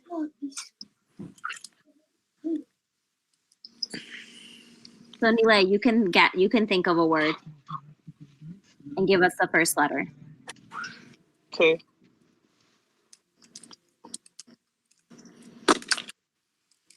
Did you say the first letter was K? Yep. So Benjamin Franklin was famous. He used this to find lightning. Contact kite. Bet. You got some quick people. Okay, so now you give the next letter, Nile. R. What did you say? R as in Ron.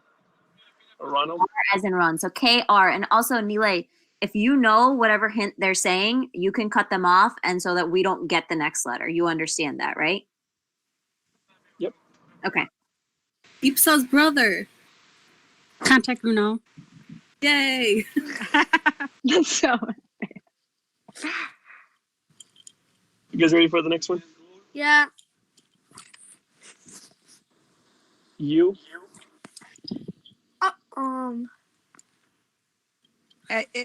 Can I take a guess at the word?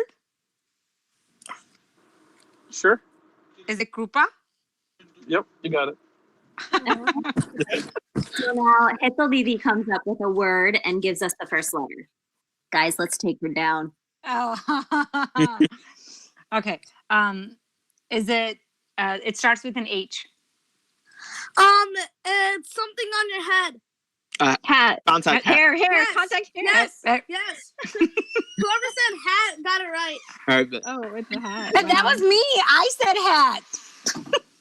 So Hetal cut you off, so we don't get the letter. We have to come up with another one. it's a famous American food. Hamburger. Hamburger. Contact. Oh shoot. No, Hetal Didi said it. It's not a hamburger. Oh, okay. Contact hot dog. Yes. Yeah. Hey. All right. The next letter is U.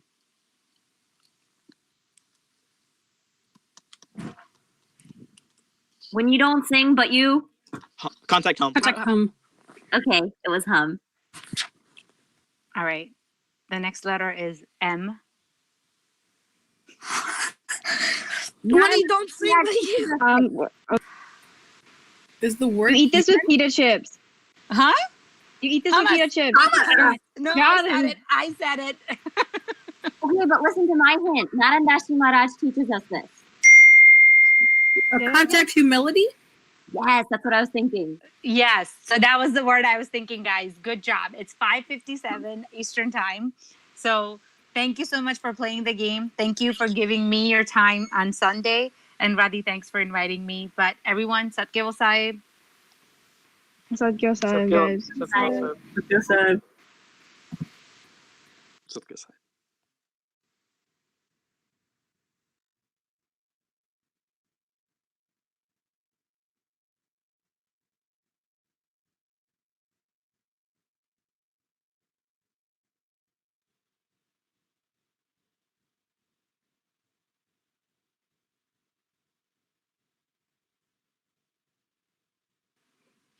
સત્કેવલ સાહેબ, આપણે હવે આપણી 5 વાગ્યાની સભા શરૂ કરીશું. ગુરુજીની વાણી સાંભળીશું અને ત્યાર પછી ઉપાસના કરીશું અને ત્યાર પછી આપણે સૌ પોતપોતાની ઘરે પ્રસાદી લેવા જઈશું. So we're going to start our 5 p.m. social distancing virtual satsang with Pujya Guruji. We're going to do upasana after that, and then we can all enjoy a nice meal at our own homes. Sat Keval Sahib, everyone. Thank you for joining today's satsang calls.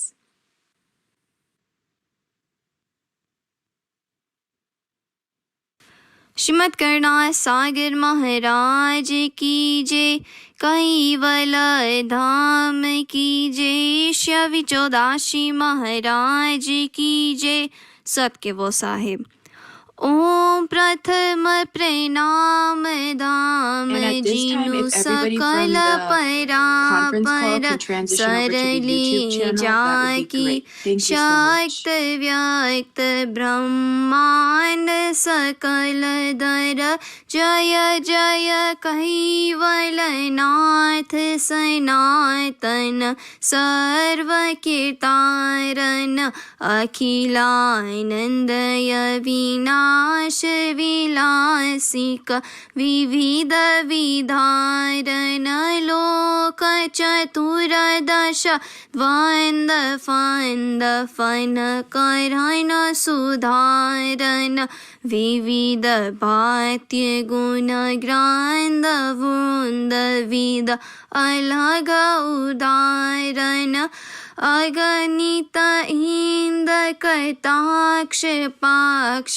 वसु तमा पद परम अलंग सलंग एकता सयाश कहु जानी न मर्म हंस निवासन धाम दनी तुम पुरुष पुरातन नमो नमो निर्वाण प्राणपति सचर समासन प्रकृति बिनु धन्य पुरुष पलक में खलक उपासक आन्य दामपति देवयुगलश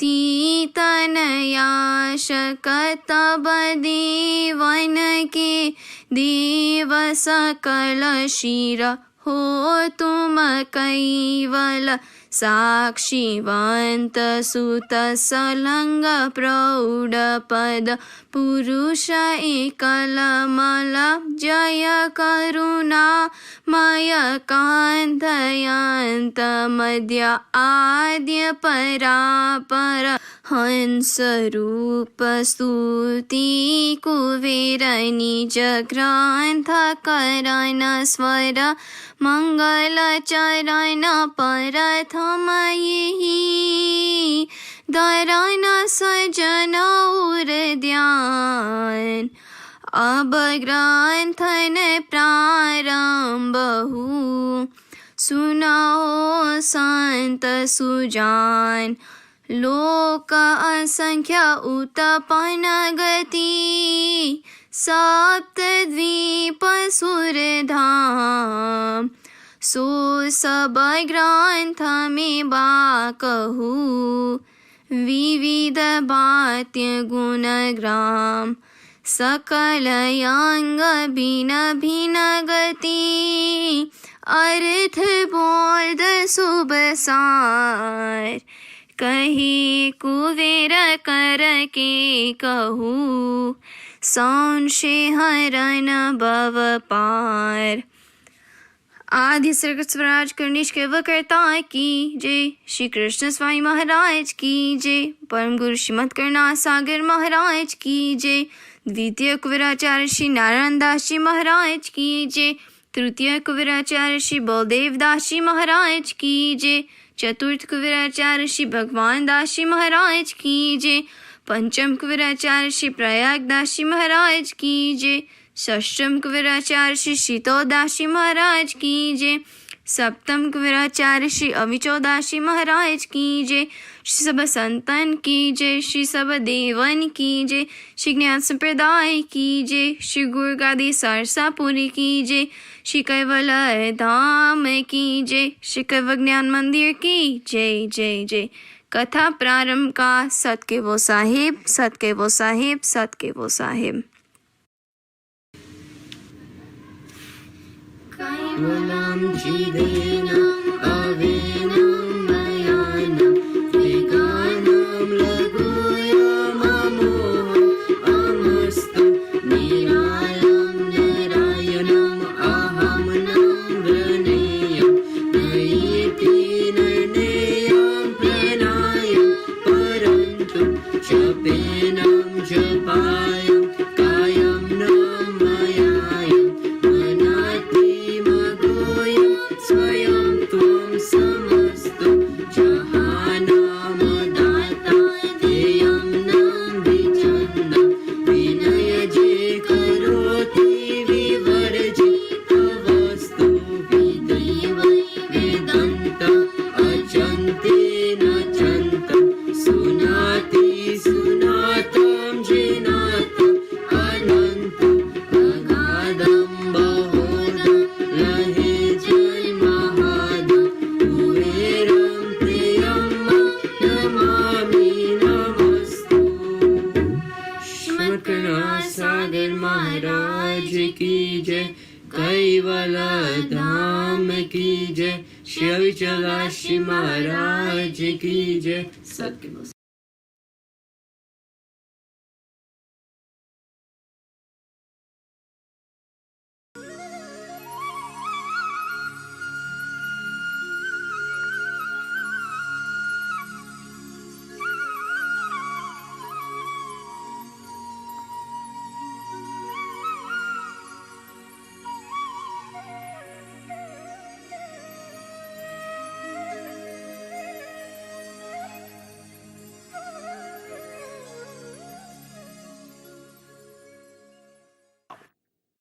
इसलिए कहते तन की आरती तत्व पंचमुख इंद्रिय एकादश बाती करी।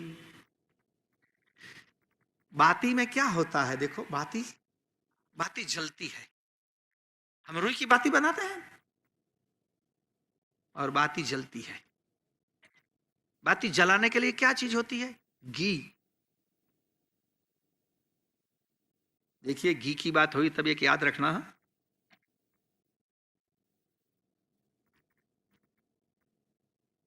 घी में मैं तो आग्रह करता हूं खास कि गाय का ही घी होना चाहिए,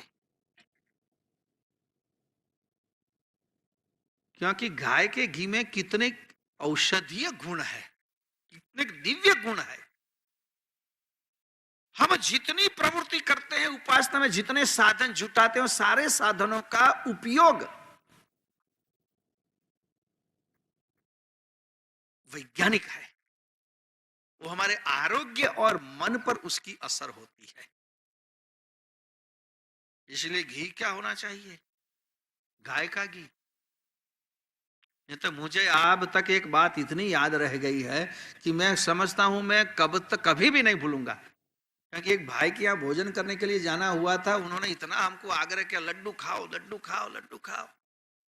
फिर बाद में उसने बताया कि महाराज मेरा आग्रह इसलिए था कि ये तो बिल्कुल देसी घी का था और हमारे घर में 1 ही किलो वेजिटेबल घी आता है केवल भगवान के दीवा के लिए, बाकी सब देसी घी लगता है।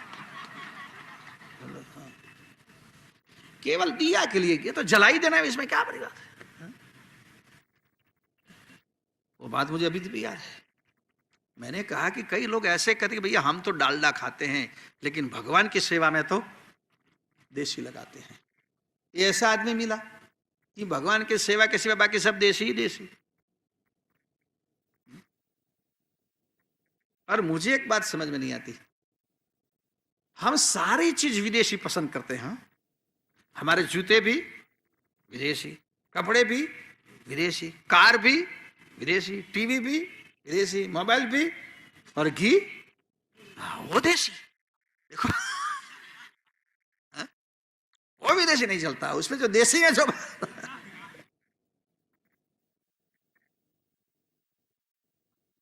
तो घी से हम रुई की बत्ती बनाते हैं, उसको भिंगाते हैं और फिर इसको जलाते हैं तो प्रकाश होता है। और घी जल जाना चाहिए। यहां महाराज जी ने बहुत अच्छी बात कही, हमको यहां क्या जलाना है? प्रकृति, माया, स्नेह। जो घी होता है ना, घी क्या होता है? घी एक प्रकार तैलीय पदार्थ है, और जो तैलीय पदार्थ को आयुर्वेद में स्नेह बोलते हैं। याद रखो, जितनी स्निग्ध बातें हैं, स्निग्ध यानी चिकाश वाली, और स्निग्ध को आयुर्वेद में स्नेह बोलते हैं। और स्नेह को फिर आगे जाके हम प्रेम भी कर देते हैं, और प्रेम ही तो हमारी पकड़ है। किसी को भी पकड़े रखना है तो उसके लिए बंधन में क्या चीज का उपयोग होगा? स्नेह, प्रेम। तो हम भी संसार में बंधे हुए हैं, संसार में बंधे हुए हैं। ये प्रकृति है, ये स्नेह है, ये माया है। जब तक ये जलेगा नहीं, दूर नहीं होगा, तब तक हम संसार से मुक्ति लेने वाले नहीं है। इसीलिए गुरु महाराज कहते हैं कि ये प्रकृति की जो तुम्हारी भिजाई हुई बत्तियां, जिसमें 5 बत्ती है, क्योंकि 5 तत्व में से ही रूप, रस, गंध, स्पर्श और शब्द। हमें प्रीत किससे है बताओ? हमें मोह किस चीज का है संसार में? 5 चीजों का। याद रखो, बंधन करने वाली हमारे यहां 5 ही चीजें हैं। एक तो है रूप, बार बार अरीसा में देखने का मन करता है अपने को, हैं? बार बार देखो तो सही। थोड़ी, मैं तो देखा कई लोगों का, कभी कभी हम जाते हैं ना वहां देहातों में कई कार्यक्रम के लिए, तो गाड़ियां, कार होती है, धूल मिट्टी उड़ती, इसलिए हम ग्लास बंद रखते हैं, और ग्लास थोड़े काले होते हैं। तो कई हमारे युवा है ना कि उसके आगे देखते, हम अंदर से देख सकते उसको पता नहीं लगता कोई अंदर बैठा है, और ऐसे पागल हो जाते, और फिर ऐसे ऐसे सर करने लग जाता।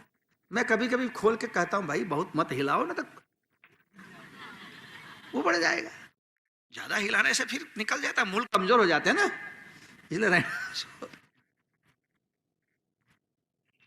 तो हमारे 5 पदार्थ का ही मोह। रूप जो आंख को प्रिय है, रस जो जीभ को प्रिय है, गंध जो नाक को प्रिय है, और शब्द जो कर्ण को प्रिय है, कान को प्रिय है, और स्पर्श जो तुम्हारी त्वचा को प्रिय है।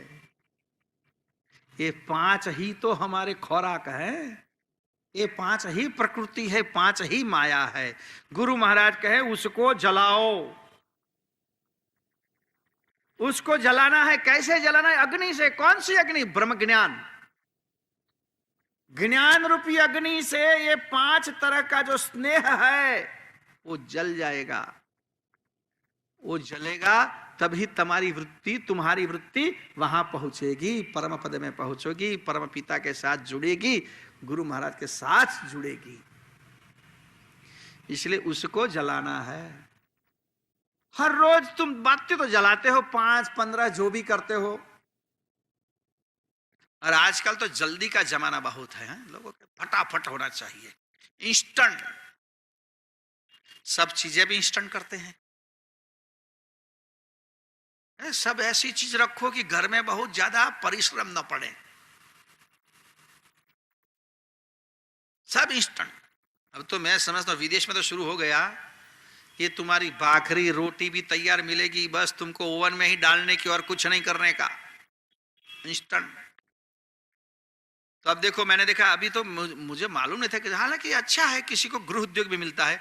अब तो बाजार में तैयार बाती भी मिलती है, घर पर बनाने की जरूरत नहीं, तैयार मिल गई। देखो,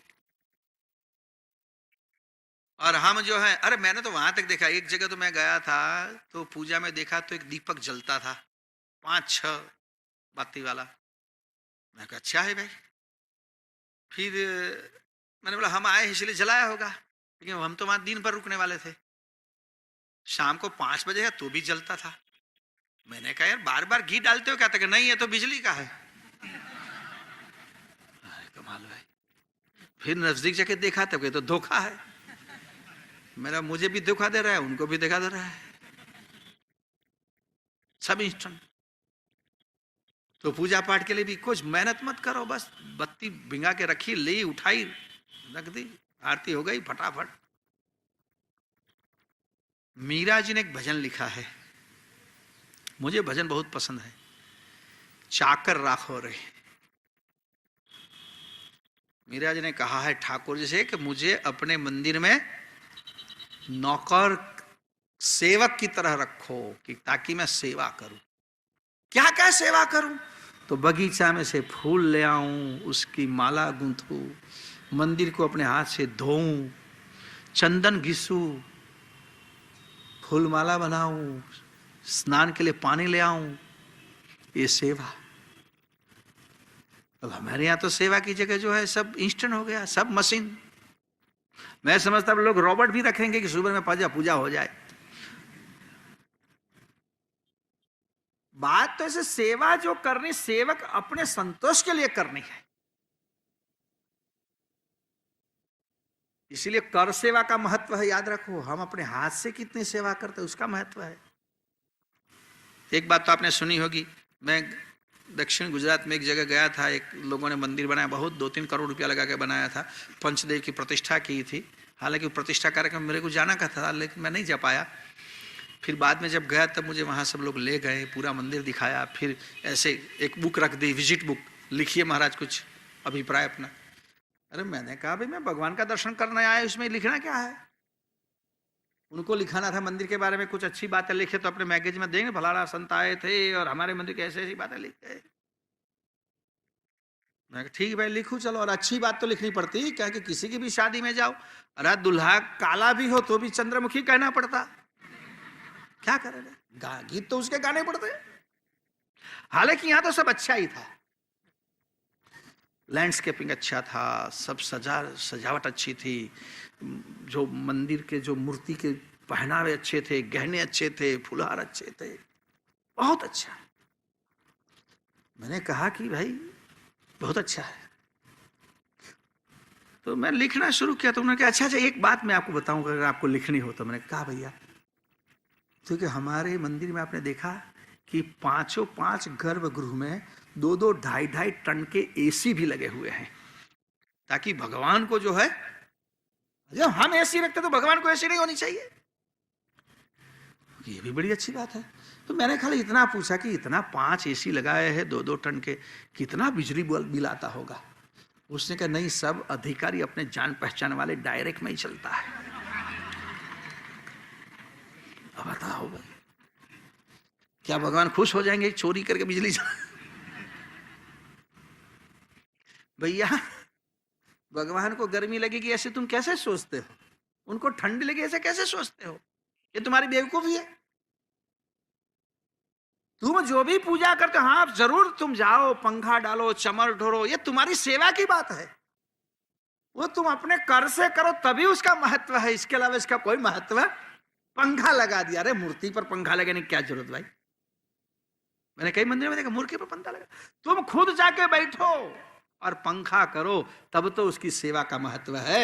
ऐसी भगवान को ऐसी गर्मी नहीं लगती। जिसने अग्नि खुद ने बनाया वो थोड़ा अपने अग्नि से जलेगा।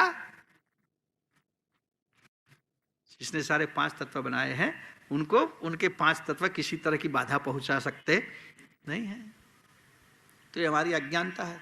इसलिए हमको सेवा करनी है तो गुरु महाराज के तुम खुद अपने शरीर की आरती बना दो, तुम खुद साधन बन जाओ और ज्ञान भक्ति वैराग्य से 5 विषय रूपी 5 बाती को जलाओ, उस विषय वासना को नष्ट करो। और विषय वासना नष्ट होगी तभी उसमें से प्रकाश आएगी। ज्ञान कब प्राप्त होगा? जब विषय वृत्ति नष्ट होगी तब। तो ऐसी आरती करो तन की आरती तत्व पंचमुख, इंद्रिय एकादश भांति करी, ऐसी आरती करो तो ही तुम्हारी आरती सही है। चैतन अर्चन, अब चंदन पूजा में पूजा करने तो चंदन तो चाहिए, चाहिए ही चाहिए। बिना चंदन पूजा कैसे करोगे? आजकल तो चंदन नहीं मिलता तो लोग कहते हैं हम गोपी चंदन का उपयोग करते हैं। गोपी चंदन क्या होता है भाई? पीली मट्टी, नाम कर दिया चंदन। देखिए चंदन की एक विशेषता है, विशिष्टता है। हम लोग जो यूज करते हैं, उपयोग में लेते हैं, वो सामग्री शुद्ध होनी चाहिए, क्योंकि उसके औषधीय गुण है। हम जो तिलक करते हैं उसमें देखिए चंदन का उपयोग होता है। चंदन में एक चीज मिश्र की जाती है, मालूम है क्या मिश्र होता है? केसर। अब देखिए भारत में केसर होता है कश्मीर में, और चंदन होता है दक्षिण भारत में। देखिए एक होता है उत्तर में, एक होता है दक्षिण में। एक पैदा होता है ठंडी में, एक पैदा होता है गर्मी में। दोनों के विरोधाभासी गुणधर्म है। चंदन शीतल माना गया है और केसर उष्ण माना गया है। आयुर्वेदिक दृष्टि से केसर को उष्ण माना गया है। इसकी प्रकृति गर्म कही गई है और चंदन की प्रकृति ठंडी कही गई है। दोनों का मिश्रण किया है, यानी समतोलन रखा है। देखिए दोनों में समतोलन रखा गया है। दोनों चीज औषधीय है। वैसे देख लीजिए कंकु, कुमकुम जिसको कहते हैं आप, वो भी एक तरह का औषध है, लेकिन आजकल जो बाजार में मिलता है वो औषध नहीं है, वो तो केमिकल है। कुमकुम कैसे बनता है मालूम है? कुमकुम बनता है हल्दी और चूना के मिश्रण से। पहले जो कुमकुम आता था, अगर किसी को पता हो तो जैसे आप भिंगाओ तो तुरंत उसमें से हल्दी की सुगंध आती है, और फिर सूखा कंकु हाथ में लेके ऐसे झाड़ दो तो हाथ पीला होता है, लाल नहीं होता है, क्योंकि चूना गिर जाता और हल्दी हाथ पर लग जाती। अब आज तो ऐसा कंकु आता है कि कभी हमारे यहाँ के लोग पूजा के लिए ना, गाड़ी की पूजा करो, ये करो, अगर इसमें अंगुली डाल दी तो 2 दिन तक लाल रहती है, स्टमैन कलर। इसलिए मैं तो कभी इस कुमकुम का प्रयोग ही नहीं करता हूं। वो भी एक औषधीय गुण है। तो यहां जो बात कही गई कि बिना चंदन पूजन नहीं होता, तो हम जो भी सामग्री रखें शुद्ध रखें, शुद्धता का आग्रह रखें, जिससे उसका हमें फायदा हो। वो भगवान के पूजन में हमने जो इसको उपयोग किया, उसको प्रसादी के रूप में अपने लाट में लगाते हैं, वो प्रसाद है। जो भी चीज हम अर्पण करते हैं वो प्रसाद बनता है, और उसको हम धारण करते हैं प्रसाद के रूप में, याद रखो। तो यहां गुरु महाराज का एक, चलो कोई बात नहीं, चंदन नहीं मिला तो नहीं सही, लेकिन चितवन चंदन चैतन अर्चन, आपका चितवन वहां होना चाहिए, चितवन रूपी चंदन। आपका मन वहां लगना चाहिए, मन में और कोई बात का चिंतन होना नहीं चाहिए, और कोई विचार होना नहीं चाहिए। उसको चितवन चंदन कहते हैं। न तो एक और पूजा हो रही है और दूसरा मन कहीं और भटक रहा है। मैंने कई लोगों को देखा पूजा करते करते बातें भी हो रही है। पहले हमारे यहाँ जो पूजा रखी जाती थी, जो नित्य नियम बुक में जो फोटो छपी हुई है, वो उसकी प्रातः काल पूजा नियमित होती तो पुजारी करते बाहर। तो पहले से परंपरा चलती कि पुजारी खुद उसकी पूजा करते, जो पुजारी होते वो पूजा करते हैं। लेकिन मैंने 2-3 दफे देखा कि पुजारी लोग जो पूजा करते हैं वो ठीक से पूजा नहीं करते, यानी पूरा पूरा अच्छा काम करते हैं लेकिन उनका मन वहां नहीं होता। वो दूसरे पूजा से बात भी करते हैं, पूजन भी करते हैं, चंदन घिसते तो भी बात करते हैं, स्नान कराते हैं भगवान को तो भी बातें करते हैं। मैंने देखा भी ये तो ठीक नहीं है, इसलिए तब से मैंने शुरू किया कि पूजन मैं स्वयं ही करूंगा, किसी को नहीं दूंगा। और ये परंपरा में तब से शुरू की कि गुरु महाराज की जो पूजा रखी जाती है स्वयं हम ही कराएंगे, और उस समय कुछ प्रार्थना चलती रहेगी, इसलिए बात का कोई अवकाश रहे ही नहीं। तो ये इससे प्रेरणा ली हमने कि चितवन चंदन चैतन अर्चना, अर्चना चैतन की करो, जड़ की मत करो अर्चना। और अनुभव शंख लियो, शंख भी तो चाहिए, अनुभव का शंख, ज्ञान रूपी अनुभव का शंख हाथ में ले लो। और सदगुरु महाराज शंख तो बजाते हैं, हम क्यों शंख बजाएंगे? सदगुरु महाराज शंख बजाते हैं जिसमें अगम अगोचर पद का ज्ञान है। शंख में क्या आवाज आती है? सदगुरु के शंख में अगम अगोचर पद का ज्ञान हमको समझाते हैं, उसका उपदेश बताते हैं, उस तरह का शंख है।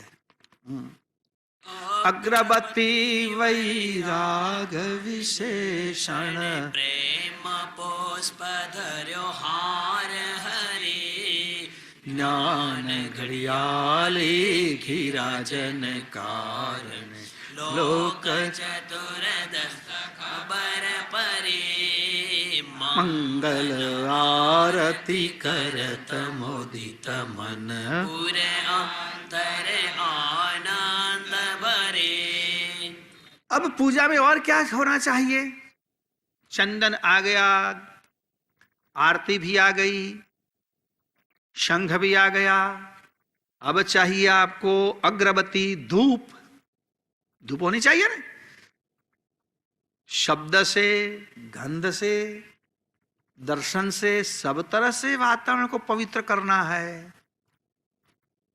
तो यहां गंध की बात की, कौन सी गंध लाएंगे, कैसी गंध लाएंगे, कौन सी अगरबत्ती जलाएंगे? क्योंकि आजकल तो अगरबत्ती की भी बहुत एडवर्टाइज आती है, हाँ, विज्ञापन बहुत आते हैं अगरबत्ती के। लेकिन मैंने कहा कि भाई शुद्ध, पहले हमारे यहां धूप करते थे लोग, अब मैंने कहा ना सब इंस्टेंट का जमाना आ गया है, लोगों को हाथ से कुछ करना नहीं है, मेहनत करनी नहीं है, श्रम करना नहीं है, श्रम नहीं है, सेवा है। लेकिन हम सारा उसमें भी रेडीमेड चाहते हैं। पहले जो सुगंध के लिए जो धर्म मार्ग में, पूजा मार्ग में भिन्न भिन्न द्रव्यों का जिक्र किया गया है। लोबन का भी धूप होता है, गुगन का भी धूप होता है, चंदन का भी धूप होता है, अगर का भी धूप होता है। जैसे मंत्र में 3 तरह के मंत्र होते हैं, मैंने आगे बात की ना, तमोगुण, रजोगुण और सत्वगुण, तामस, राजस और सात्विक। सात्विक साधना, ये हम जो आत्मकल्याण की साधना करते हो, सात्विक साधना है। समृद्धि, वैभव, आशीर्वाद, चमत्कार, उसके लिए जो साधना करते हो सब राजसी साधनाएं हैं। और कुछ ऐसे मंत्र तंत्र जो किसी को हानि पहुंचाने के लिए प्रयोग किए जाते हैं, वो तामसी साधनाएं हैं। तो धूप में जो द्रव्य का उपयोग होता है उसमें भी 3 वर्ग किए हैं हमारे ऋषियों ने। सात्विक पूजा के लिए सात्विक द्रव्य का धूप होना चाहिए, राजसी साधना में राजसी द्रव्य का धूप होना चाहिए, और तामसी साधना में तामसी द्रव्य का धूप होना चाहिए।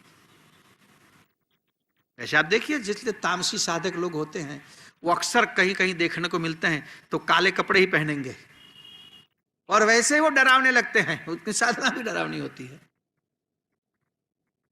सच झूठ क्या है पता नहीं, उसमें जो भी बलि दी जाती, नैवेद्य दिए जाते, सारे के सारे तामसी होते हैं। कई लोग उसके पीछे पड़े हैं। तो यहां गुरु महाराज कहते हैं कि हम सात्विक की उपासना करते हैं तो सात्विक धूप होना चाहिए। और यहां तो आध्यात्मिक धूप, उसमें से सुगंध आती है, गंध नहीं लेकिन सुगंध। देखिए मैंने पहले उपसर्ग की बात कही ना, प्र परा अप सम अनु अव निश निर दुस दूर, ऐसे सु उपसर्ग हो गया। गंध के आगे सु लग गया, इसलिए सुगंध हो गया, यानी अच्छी गंध। स्वागत के आगे लगाते थे सुगत, सुस्वागत हो गया। मैं मजाक में कई जगह कहता हूं कि भाई हमारी बहनों के आगे तो सु लगा तो अच्छा लगता है, कन्या के आगे सुकन्या बहुत अच्छा लगता है, लेकिन सुवर को अगर सु लगा दिया, वर को, एक सुकन्या से किसी सुवर का लग्न था तो कैसा लगेगा? तो ठीक नहीं लगता है। सुगंध, हमारे व्यवहार से भी गंध निकलती है, याद रखो। सुवास, अच्छा व्यवहार सुवास पैदा करता है। तो यहां गुरु महाराज कहते हैं कि त्याग वैराग से जो गंध पैदा होती है वो हमारे परम गुरु को और अच्छी लगती है। किसी द्रव्य की गंध से त्याग की गंध बहुत अच्छी होती है। वैराग में सुवास ही होती है, दुर्गंध नहीं होती, रुवास नहीं होती। हमेशा वैराग प्रशंसनीय होता है, आदरणीय होता है, वंदनीय होता है। प्रशंसनीय होता है इसलिए आदरणीय होता है, इसलिए वंदनीय भी होता है। तो गुरु महाराज कहें कि आपको कोई गंध का द्रव्य मिले ना मिले कोई बात नहीं,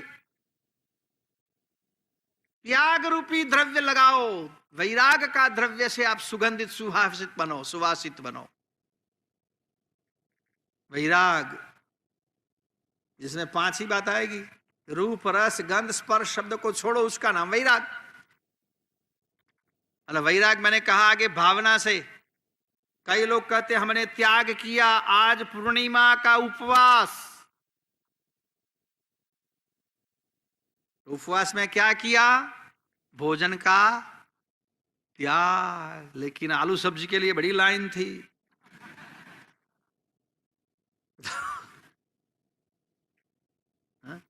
भीड़ थी बराबर।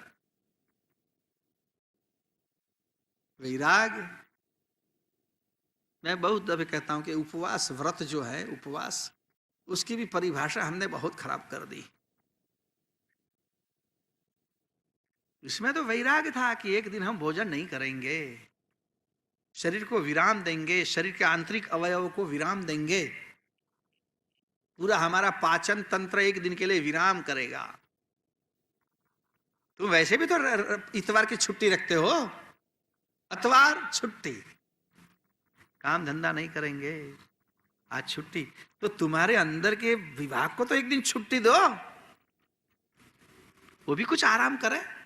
और आराम करेंगे तो तुमको फायदा देगा, लंबे चलेंगे, बहुत साल तक तुम्हारी सेवा करेंगे।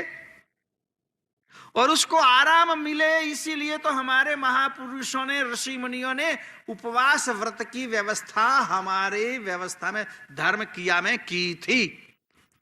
लेकिन हमने उस व्यवस्था को बिगाड़ दिया, खराब कर दिया, उल्टा उसको ज्यादा परिश्रम पड़े ऐसा काम कर दिया। भाई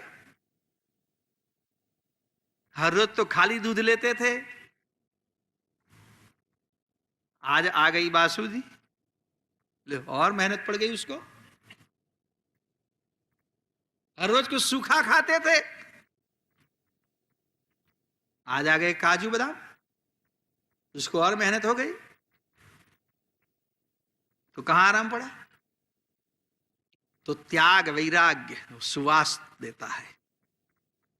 जितना आज देखिए महापुरुषों संत पुरुषों के हम चरण छूते हैं। आजकल तो जो कि नेताओं का भी लोग चरण छूते हैं, लेकिन उनके चमचे ही छूते हैं, क्योंकि उनको भी जगह लेनी है उनकी, इसीलिए। बाकी तो संतों के ही चरण छुए जाते, या माता पिता के, वडीलों के चरण छुए जाते थे।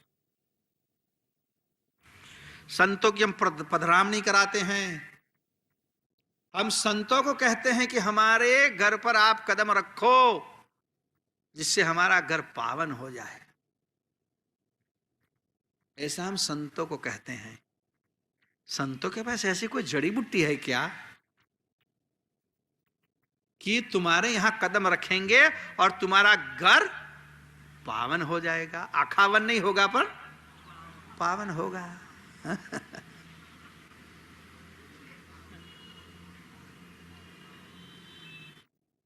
तो क्या है संतों में ऐसा? तो एक ही बात है, त्याग, वैराग्य।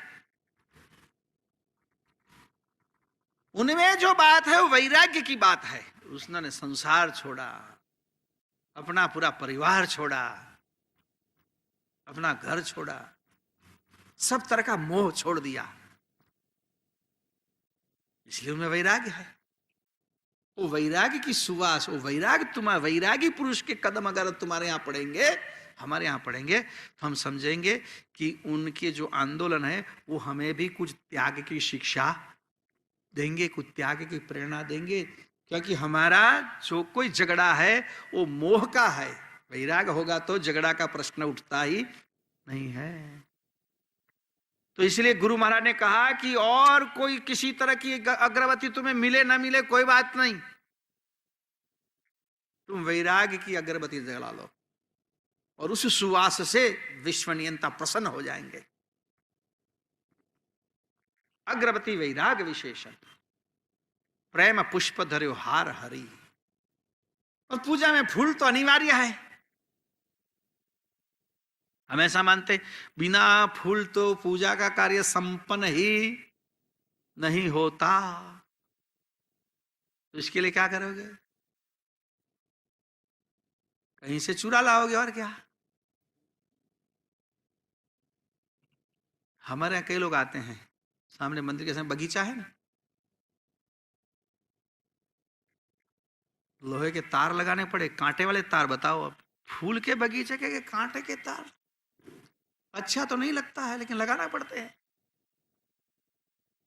कई लोग घुस जाते, फूल तोड़ते। क्यों तोड़ते भाई? तो भगवान को अर्पण करना है। अरे तुमने भगवान को अर्पण करना है, तुमको कोई मेहनत पड़ी क्या? कभी पौधे को पानी पाया पिलाया, कभी पानी पिलाया है, कभी खाद डाला है, उसकी कभी सेवा की है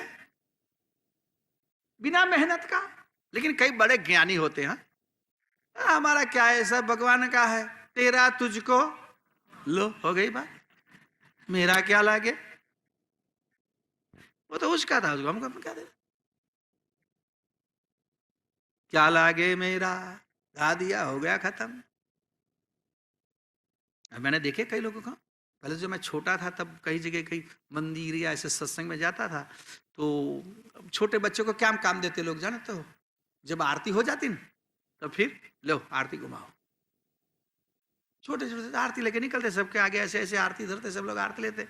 कई लोग इसमें पैसे डालते, कई लोग ऐसा भी करते कि पैसा नहीं तो क्या करते, अंदर से लेके फिर से डाल दिए। ठक से आवाज तो आई, बाजू वालों को लगा तो देखा किसने डाला। छोटे छोटे अरे ऐसा क्यों कर दो, तेरे को पता नहीं लगता, गाया नहीं है तुझको तेरा अर्पण क्या लागे मेरा। मेरी बात सही है।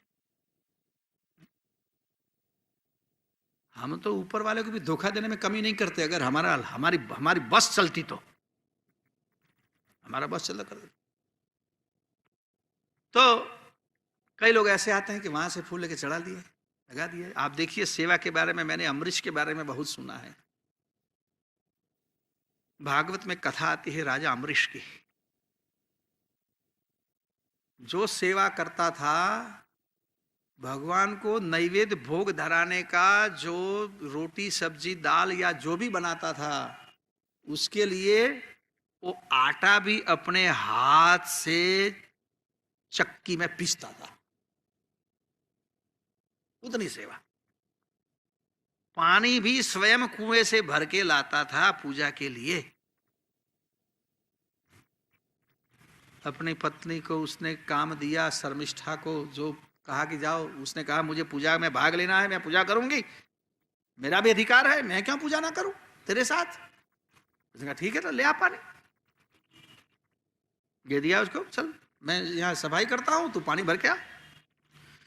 पानी लेके आई तो रास्ते में रानी को अहंकार हुआ, अरे मैं सेवा करने के लिए आई हूं, नौकरी थोड़ी हूं, चाकर थोड़ी हूं, ये पानी तो किसी को कह दिया वो भी भर के ले आता, मुझे को अच्छी सेवा देनी चाहिए थी। वे भगवान के लिए थाल की सजावट करती थी, हलवा बनाती, ये करती वो करती, पानी भरने भेज दिया राजा ने। इसमें कौन सी सेवा हुई? ये तो दासी भी कर सकती थी। लेकिन अमरीश को पता लगा कि रानी के भाव सेवा में हीन भाव आता है। उसने वहीं रोक दिया रानी को, देख तेरा पानी नहीं कम लगेगा, हाँ? तेरे में अहंकार है कि तू रानी है, एक सेवा में काम नहीं लगेगा पानी, और तू भी गई काम से। और बात सही है, हम सबको याद रखना पड़ेगा, सेवा करते करते आ गया अहंकार तो गए काम से, गए काम से। कई लोग ऐसे मैं देख रहा हूं, गए काम से, गए ही गए, फिर वापस नहीं आए। वो नहीं आए इसका कारण है कि उनका अहंकार उनको गड्ढे में ले गया। तो ऐसे सेवा की बात कर रहे हैं। प्रेम पुष्प, पुष्प तो चाहिए पूजा के लिए। गुरु महाराज के पुष्प ऐसे होने चाहिए, प्रेम पुष्प धर्यो हार हरि, अंतर का भाव, ये हमारे पुष्प है। बाकी तो कई लोग हमारे यहाँ लेके आते हैं, हाँ हार लेके आते हैं, हम रख दो भाई एक फोटो, समझ गए? क्यों लेके आए? फोटो, उनको फोटो पढ़ानी है। कहते भाई हाँ ठीक भाई पढ़ ले, तब क्या करें। कभी कभी हमको भी मूर्ति बन जाना पड़ता है। मूर्ति कुछ बोलते हैं, ला लो निकालो, ला लो निकालो, ये छिल जाए तो छिल जाए, इसकी कोई कभी कभी होता है ऐसा, कहते भाई ये सब परेशान, लेकिन हमने पैसा खर्चा है, तुम्हारा जो हो सो हो, हमने पैसा खर्चा है, हमको तो हमारी बात। तो गुरु महाराज के प्रेम होना चाहिए, स्नेह होना चाहिए, इसलिए कहते प्रेम पुष्प धर्यो हार हरि, ज्ञान गड़ियारी गिरा जन कारण लोक चतुर्दश। तो घंटारा भी तो होना चाहिए ना, आरती होती है तो घंटारा बिना आरती कैसे होगी? तो यहां ज्ञान का घंटारव करो, जिसे 14 लोक तक लोगों को पता लगे। ज्ञान से लोग जागृत होंगे, घंटा से जागृत होने वाले नहीं है। अगर घंटा से जागृत होंगे वो घंटे भर में सो भी जाएंगे। जागृत करते हैं घंटारव करने के। गुरु महाराज के ज्ञान से अगर सबको आप जागृत करेंगे, वो कभी सोएगा नहीं।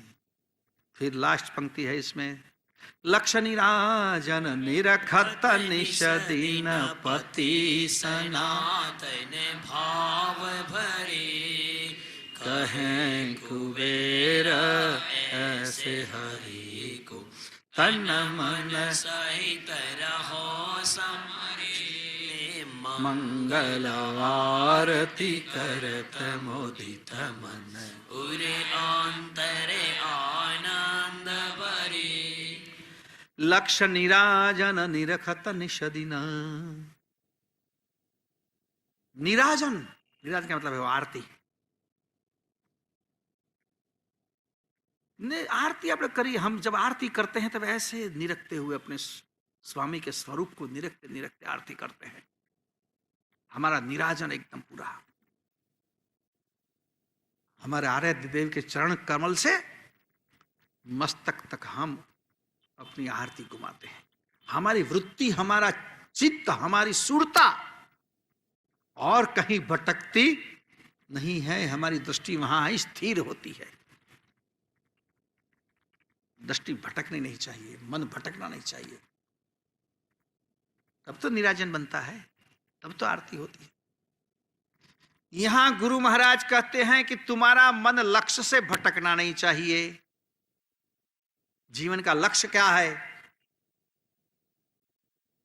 देखिए, परम गुरु महाराज ने जो कहा है, हमारा आध्यात्मिक ध्यान को भी लक्ष्य भजन कहा है। लक्ष्य भजन, हम भजन किसका करते हैं?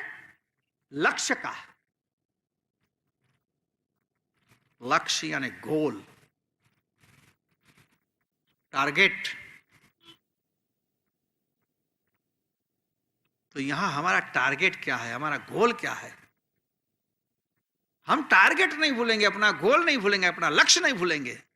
कहीं भी घूमेंगे, हरेंगे फरेंगे, व्यवसाय करेंगे, कामकाज करेंगे, लेकिन हमें अपना लक्ष्य भूलना नहीं चाहिए। तो हमने जो लक्ष्य लिया है, गुरु महाराज से कहते हैं, अपने यहाँ उपदेश को भी कहते हैं, तुमने लक्ष्य लिया। देखिए हमारे संप्रदाय के कितने शब्द ऐसे हैं किसी और जगह आपको नहीं मिलेंगे। तुम लक्ष्य भजन करते हो? गुरु महाराज कहें कुबेर निज लक्ष्य भजन विना, कोई नर जगत में होय न सुखी। लक्ष्य, लक्ष्य भजन, तुमको गुरु से लक्ष्य लेना है।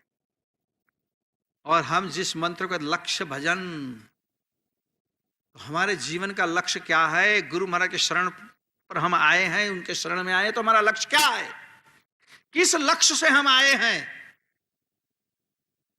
धनवान बनना है, चमत्कार प्रचा आशीर्वाद लेना है, बंद दुकान फिर से खुलवानी है, बहुत लोन चढ़ गई है तो भगवान के पास पूरी करानी है। क्या लक्ष्य है तुम्हारा?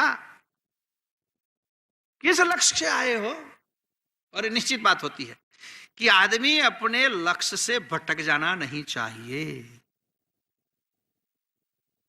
हमारा लक्ष्य है परम पद की प्राप्ति।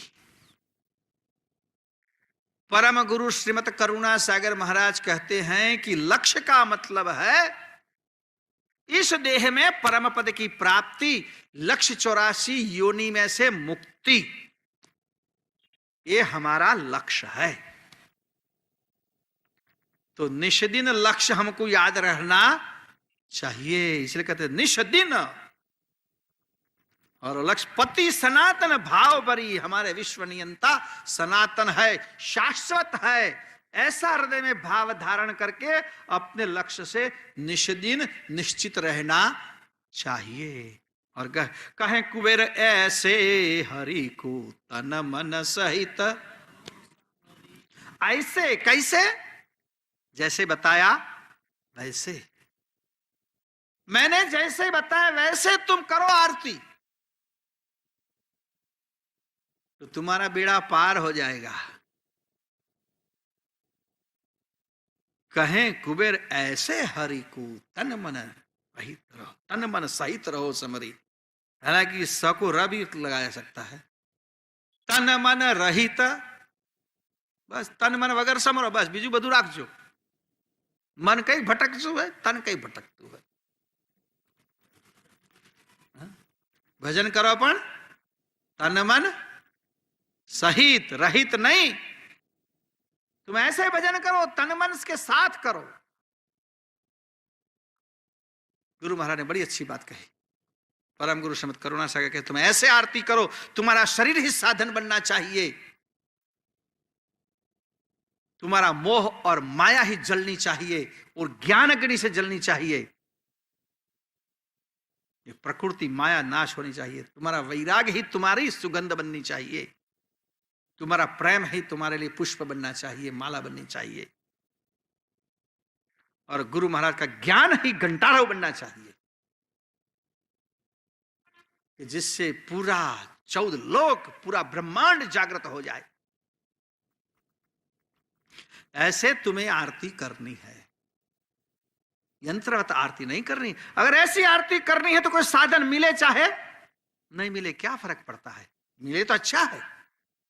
हम ऐसा नहीं कहते हैं कोई साधन बेकार है, अयोग्य है, अनावश्यक है। लेकिन अगर जब तक तुम्हारी उपस्थिति नहीं है तो सारे साधन अनावश्यक है, व्यर्थ है, अनुपयोगी है, उसमें से कोई परिणाम आने वाला नहीं है। इसलिए गुरु महाराज ने कहा कि इसी तरह मैंने जैसे बताया वैसे, परम गुरु करुणा सागर कहते हैं कि मैंने जैसे बताया वैसे तुम आरती करो, वैसे तुम पूजन करो। तुम्हारी पूजा में इतनी सामग्री होनी चाहिए, तुम्हारी पूजा में अगरबत्ती में वैराग्य होना चाहिए, प्रेम में पुष्प होना चाहिए, तुम्हारे घंटारों में ज्ञान होना चाहिए, तुम्हारा निराजन लक्ष्य पर होना चाहिए, ध्येय पर होना चाहिए। जो लक्ष्य लेके तुमने निश्चय किया है उस पर तुम्हारा ध्यान स्थिर होना चाहिए और तन मन उसके साथ आ जाता है। तो गुरु महाराज ने जो बातें बताई मंगल आरती में, और देखा ये ही मंगल है, इस आरती से ही तुम्हारा मंगल होगा, शुभ होने वाला इस आरती से है। तो हमारी जो उपासना की परंपरा उसमें गुरु महाराज ने जो दी, ध्यान रखो जितनी हमारी उपासना है उसमें कुछ रचनाएं परम गुरु श्रीमद करुणा सागर महाराज जी की है और कुछ रचनाएं नारायणदास जी महाराज जी की है। जो परम गुरु श्रीमद करुणा सागर महाराज की रचना है उस रचना से हम विश्वनियंता सृजनहार को उनका स्तवन करते हैं, नियंता की उपासना करते हैं, और नारायणदास जी महाराज की रचना के माध्यम से हम परम गुरु की उपासना करते हैं। क्योंकि गुरु तो हमारे लिए उपास्य है ही, और वैसे भी सर्जन ऐसे भी अनुभव हुआ है कि हम जो भी अपनी भावना से परम गुरु को समर्पित करते हैं वो सारा विश्वनियंता सृजनहार को ही पहुंचता है।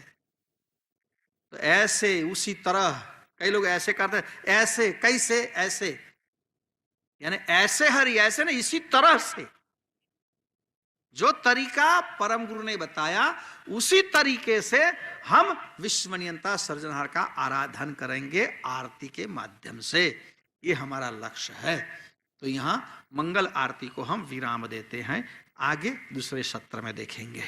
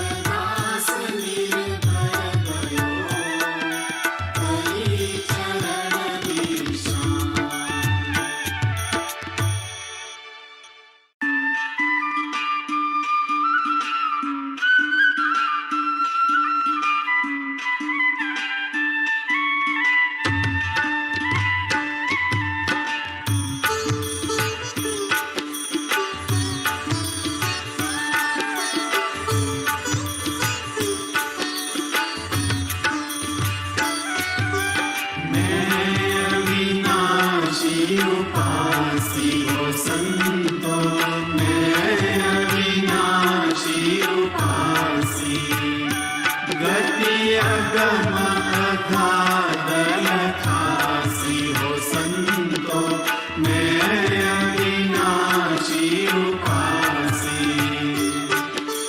जप तप तीरथ व्रत वेदोगत साधन सिद्ध अभ्यासी सुरत दुरत धरि लगन लगावे तीन लोक पद पासी हो संतो मैं अविनाशी उपासी गति अगम अगाध लखासी हो संतो मैं अविनाशी उपासी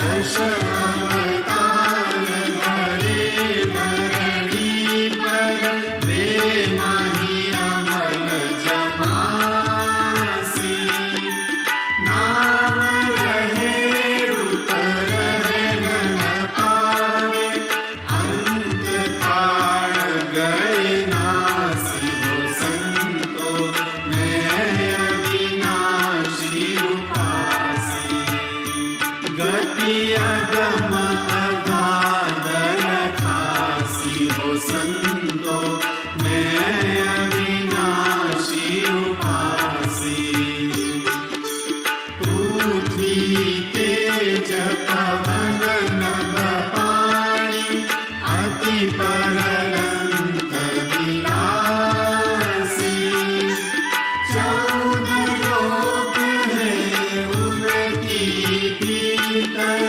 उनकी है झूठी आसी हो संतो मैं अविनाशी उपासी गति अगम अगाध लखासी हो संतो मैं अविनाशी उपासी हाड़ मांस रग लोहन चर्म ये सिन देह हमासी सोहंग साहिब नाम मेरा निज कैवल पदवासी हो संतो मैं अविनाशी उपासी गति अगम अगाध लखासी हो संतो मैं अविनाशी उपासी ब्रह्मा विष्णु महेश्वर देवा जेने सृष्टि प्रकाशी महामाया का एक दिवस में अनेक बेमल झांसी हो संतो मैं अविनाशी उपासी गति अगम अगाध लखासी हो संतो मैं अविनाशी उपासी बीते कल्प रहे शक्ति गण ज्योत में जाई मिलासी ये से कल्प रहे सत ज्योति ब्रह्म में जाई मिलासी हो संतो मैं अविनाशी उपासी गति अगम अगाध लखासी हो संतो मैं अविनाशी उपासी ब्रह्मचिदानंद आनंद सिंधु जिनु कैवल परकासी उठत इच्छ सृष्टि सब फोरत समता सकल समासी हो संतो मैं अविनाशी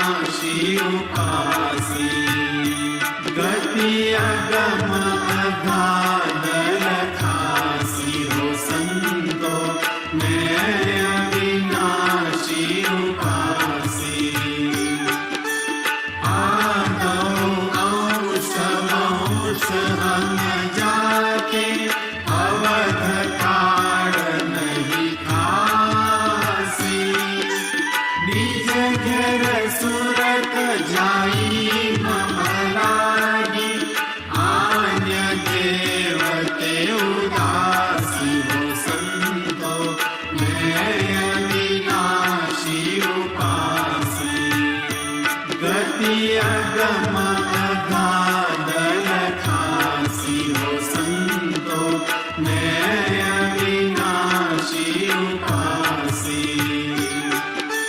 हे कैवल सदोदित पूरण निरालंब निरासी कायम सोई कुबेर कहे नम आद्य पुरुष अविनाशी हो संतो मैं अविनाशी उपासी गति अगम अगाध लखासी हो संतो मैं अविनाशी उपासी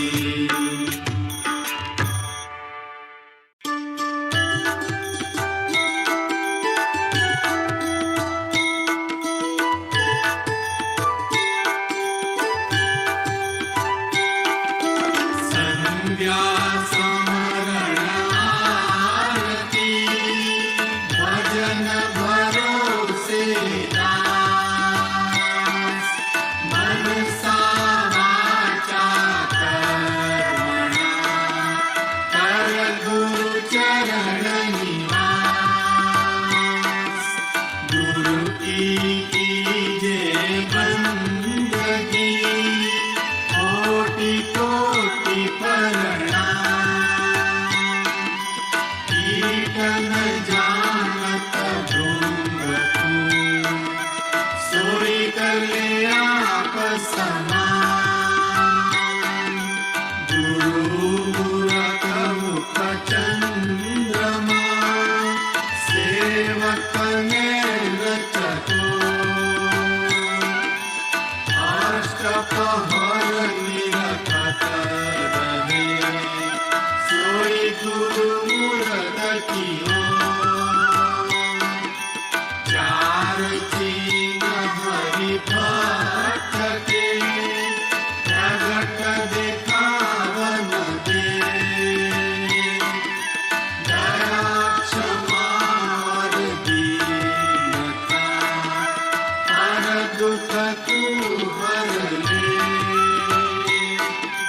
धनवंता जुग में गणा रूप रंग मन मोह कहे कुबेर ने भी गणा मन मेरु की को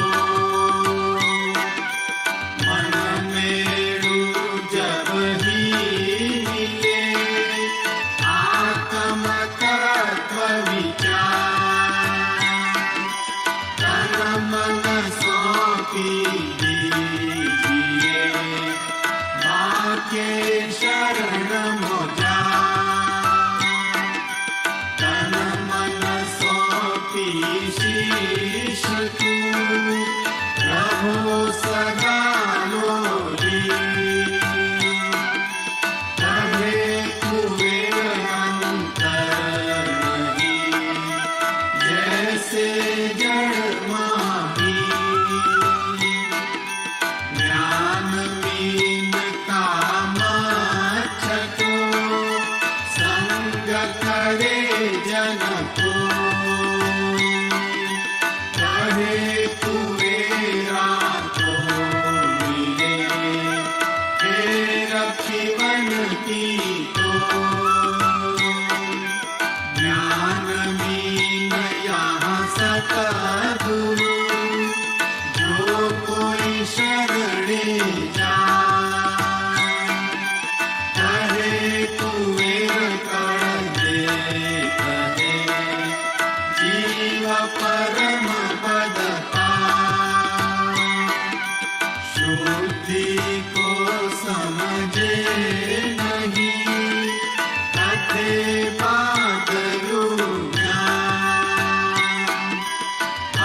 तो चढ़े ना अंगने, कुबेर तक्र निपात।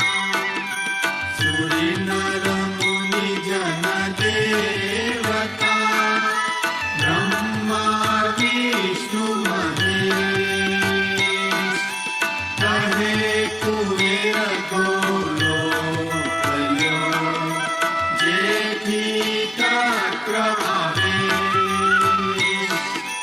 खटनव में दशाष्टल्यो, चारु वेद चरास। व्यास वलोवण चासनु, पीवत जगत उपास। रामचंद्र वसिष्ठ को, करता पण गुरु की। 14 लोक भागे घड़े, गुरु आगे आगे। कहो वसिष्ठ क्या दिया, करता को उपदेश। ये अंधे सासरवने, सुनो कहूँ संदेश। पिता मुंड शिर गर्भ के, जो न लहे जन को। कहे राजा के रंतहि, करा अजाया दो। ऐसे कैवल अंश के, जीव ईश्वर अवतार। कहे कुबेर सतगुरु बिना, कोई लहत नहीं पार। 14 तबक जिनु शिरा पर, और 14 उपचार। मध्य महल कैवल कुल, सुगढ़ सभोम सदा। ते कैवल तुद खावन, अखिल जीवन कीरता। कहे कुबेर दर्शावहु, जो जन होय हमार।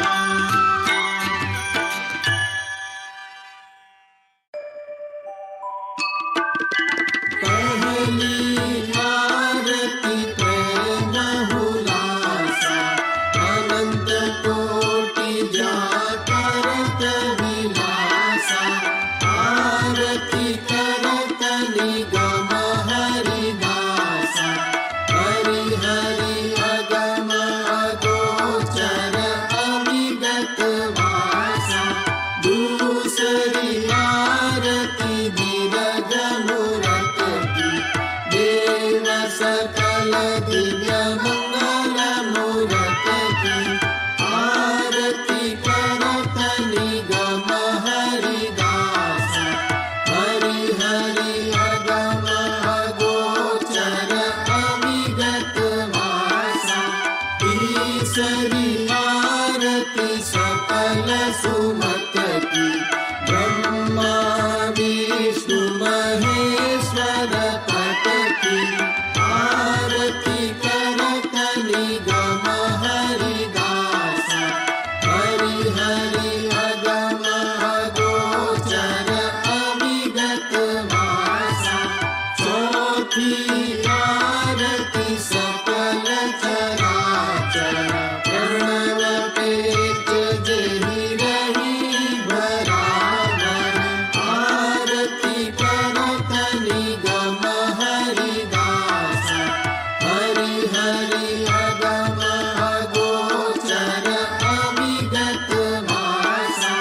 पंचमी आरती परम पुरुष की सकल साज कर करन दुरस की आरती करत निगम हरिदास हरि हरि अगम अगोचर अविगत वासा षष्टमी आरती सगुण मूरत की मच्छ कच्छ व्याघ्र वैराह सम्मत की आरती करत निगम हरिदास हरि हरि अगम अगोचर अविगत वासा सप्तमी आरती सरल शक्त की व्यापक वित्तचर अचर जप की आरती करत निगम हरिदास हरि हरि अगम अगोचर अविगत वासा अष्टमी आरती अंजन आरती परम पुरुष विकास रस की आरती करत निगम हरिदास हरि हरि अगम अगोचर अविगत वासा नवमी आरती नवनिध सिद्ध की सकल सृष्ट रग पूरित सनिध की आरती करत निगम हरिदास हरि हरि अगम अगोचर अविगत वासा दशमी आरती आद्य पुरुष की चेत चेवट पति परम उरस की आरती करत निगम हरिदास हरि हरि अगम अगोचर अविगत वासा जाहि परंतु अंतु नहीं कोटिका निज कैवल कारण बिनु उपैता आरती करत निगम हरिदास हरि हरि अगम अगोचर अविगत वासा दिन के शुद्ध संकल्प संकल्प में अखिल लोक उपजाए पलक में आरती करत निगम हरिदास हरि हरि अगम अगोचर अविगत वासा कहे कुबेर अनेर आरत की भव उत्पन्न बलगन सारत की आरती करत निगम हरिदास हरि हरि अगम अगोचर अविगत वासा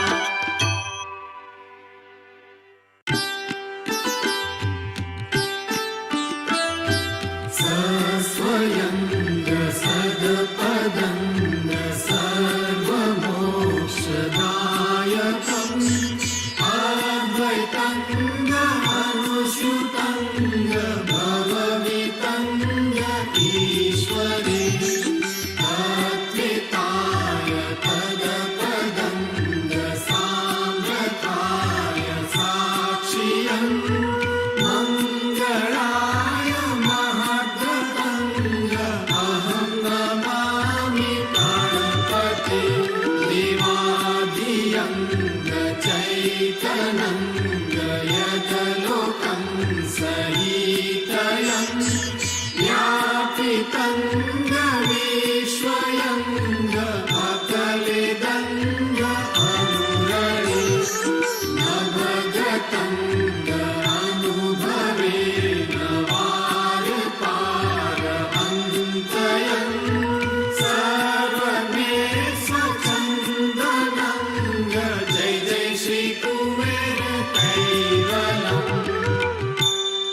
आद्य सकृत स्वराज करुणेश कैवल करता की जय। श्री कृष्ण स्वामी महाराज की जय। परम गुरु श्रीमद करुणा सागर महाराज की जय। द्वितीय कुबेराचार्य श्री नारायणदास जी महाराज की जय। तृतीय कुबेराचार्य श्री बलदेवदास जी महाराज की जय। चतुर्थ कुबेराचार्य श्री भगवान दास जी महाराज की जय। पंचम कुबेराचार्य श्री प्रयागदास जी महाराज की जय। षष्ठम कुबेराचार्य श्री शीतलदास जी महाराज की जय। सप्तम कुबेराचार्य श्री अविचल दास जी महाराज की जय। श्री सब संतन की जय। श्री सब देवन की जय। श्री ज्ञान संप्रदाय की जय। श्री गुरु गादी सारसापुरी की जय। श्री कैवल धाम की जय। संध्या आरती पूर्णावर्ती का सत कैवल साहेब।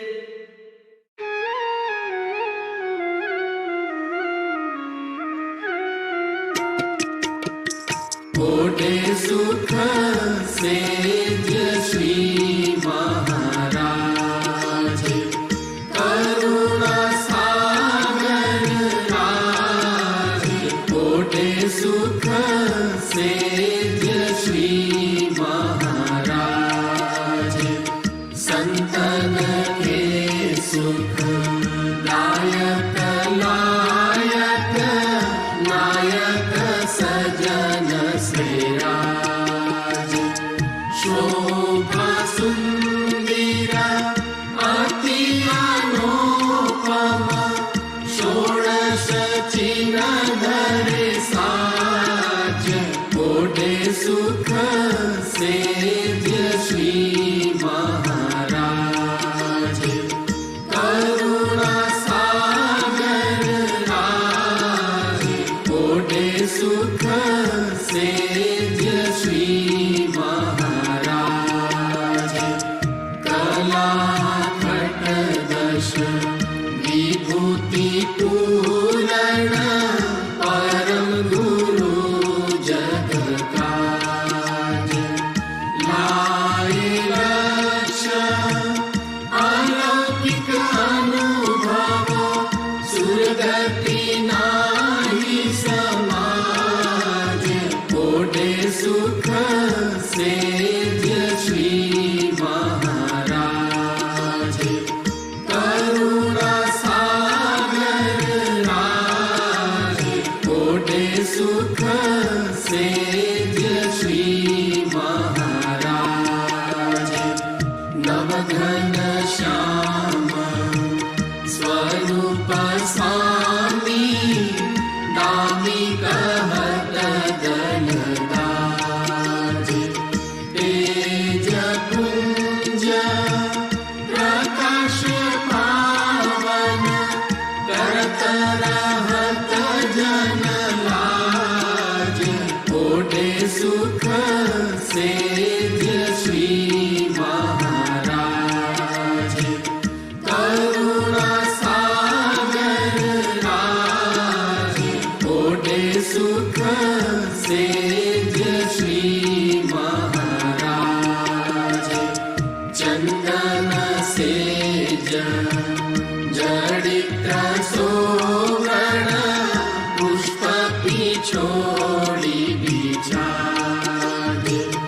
अत्तर अरगती लपट लगावत सुगंध केशर ताज। कोटे सुख सेज श्री महाराज करुणा सागर राज। कोटे सुख सेज श्री महाराज सेवा करन सब सूर आए। संत सजन को समाज आनंद को अति होत को लाभन हर के गरीब नवाज। कोटे सुख सेज श्री महाराज करुणा सागर राज। कोटे सुख सेज श्री महाराज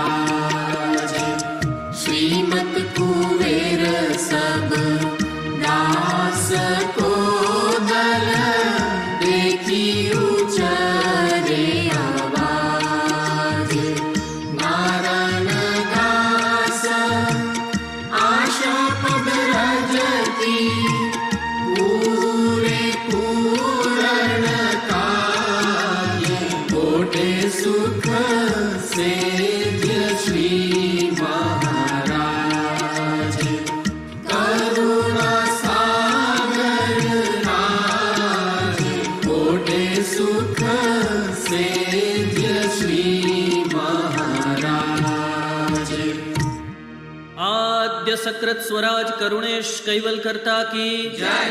श्री कृष्ण स्वामी महाराज की जय। परम गुरु श्रीमद करुणा सागर महाराज की जय। द्वितीय कुबेराचार्य श्री नारायणदास जी महाराज की जय। तृतीय कुबेराचार्य श्री बलदेवदास जी महाराज की जय। चतुर्थ कुबेराचार्य श्री भगवान दास जी महाराज की जय। पंचम कुबेराचार्य श्री प्रयागदास जी महाराज की जय। षष्ठम कुबेराचार्य श्री शीतलदास जी महाराज की जय। सप्तम कुबेराचार्य श्री अविचल दास जी महाराज की जय। श्री सब संतन की जय। श्री सब देवन की जय। श्री ज्ञान संप्रदाय की जय। श्री गुरु गादी सारसापुरी की जय। श्री कैवल धाम की जय। ओढ़ण आरती पूर्णावर्ती का सत कैवल साहेब।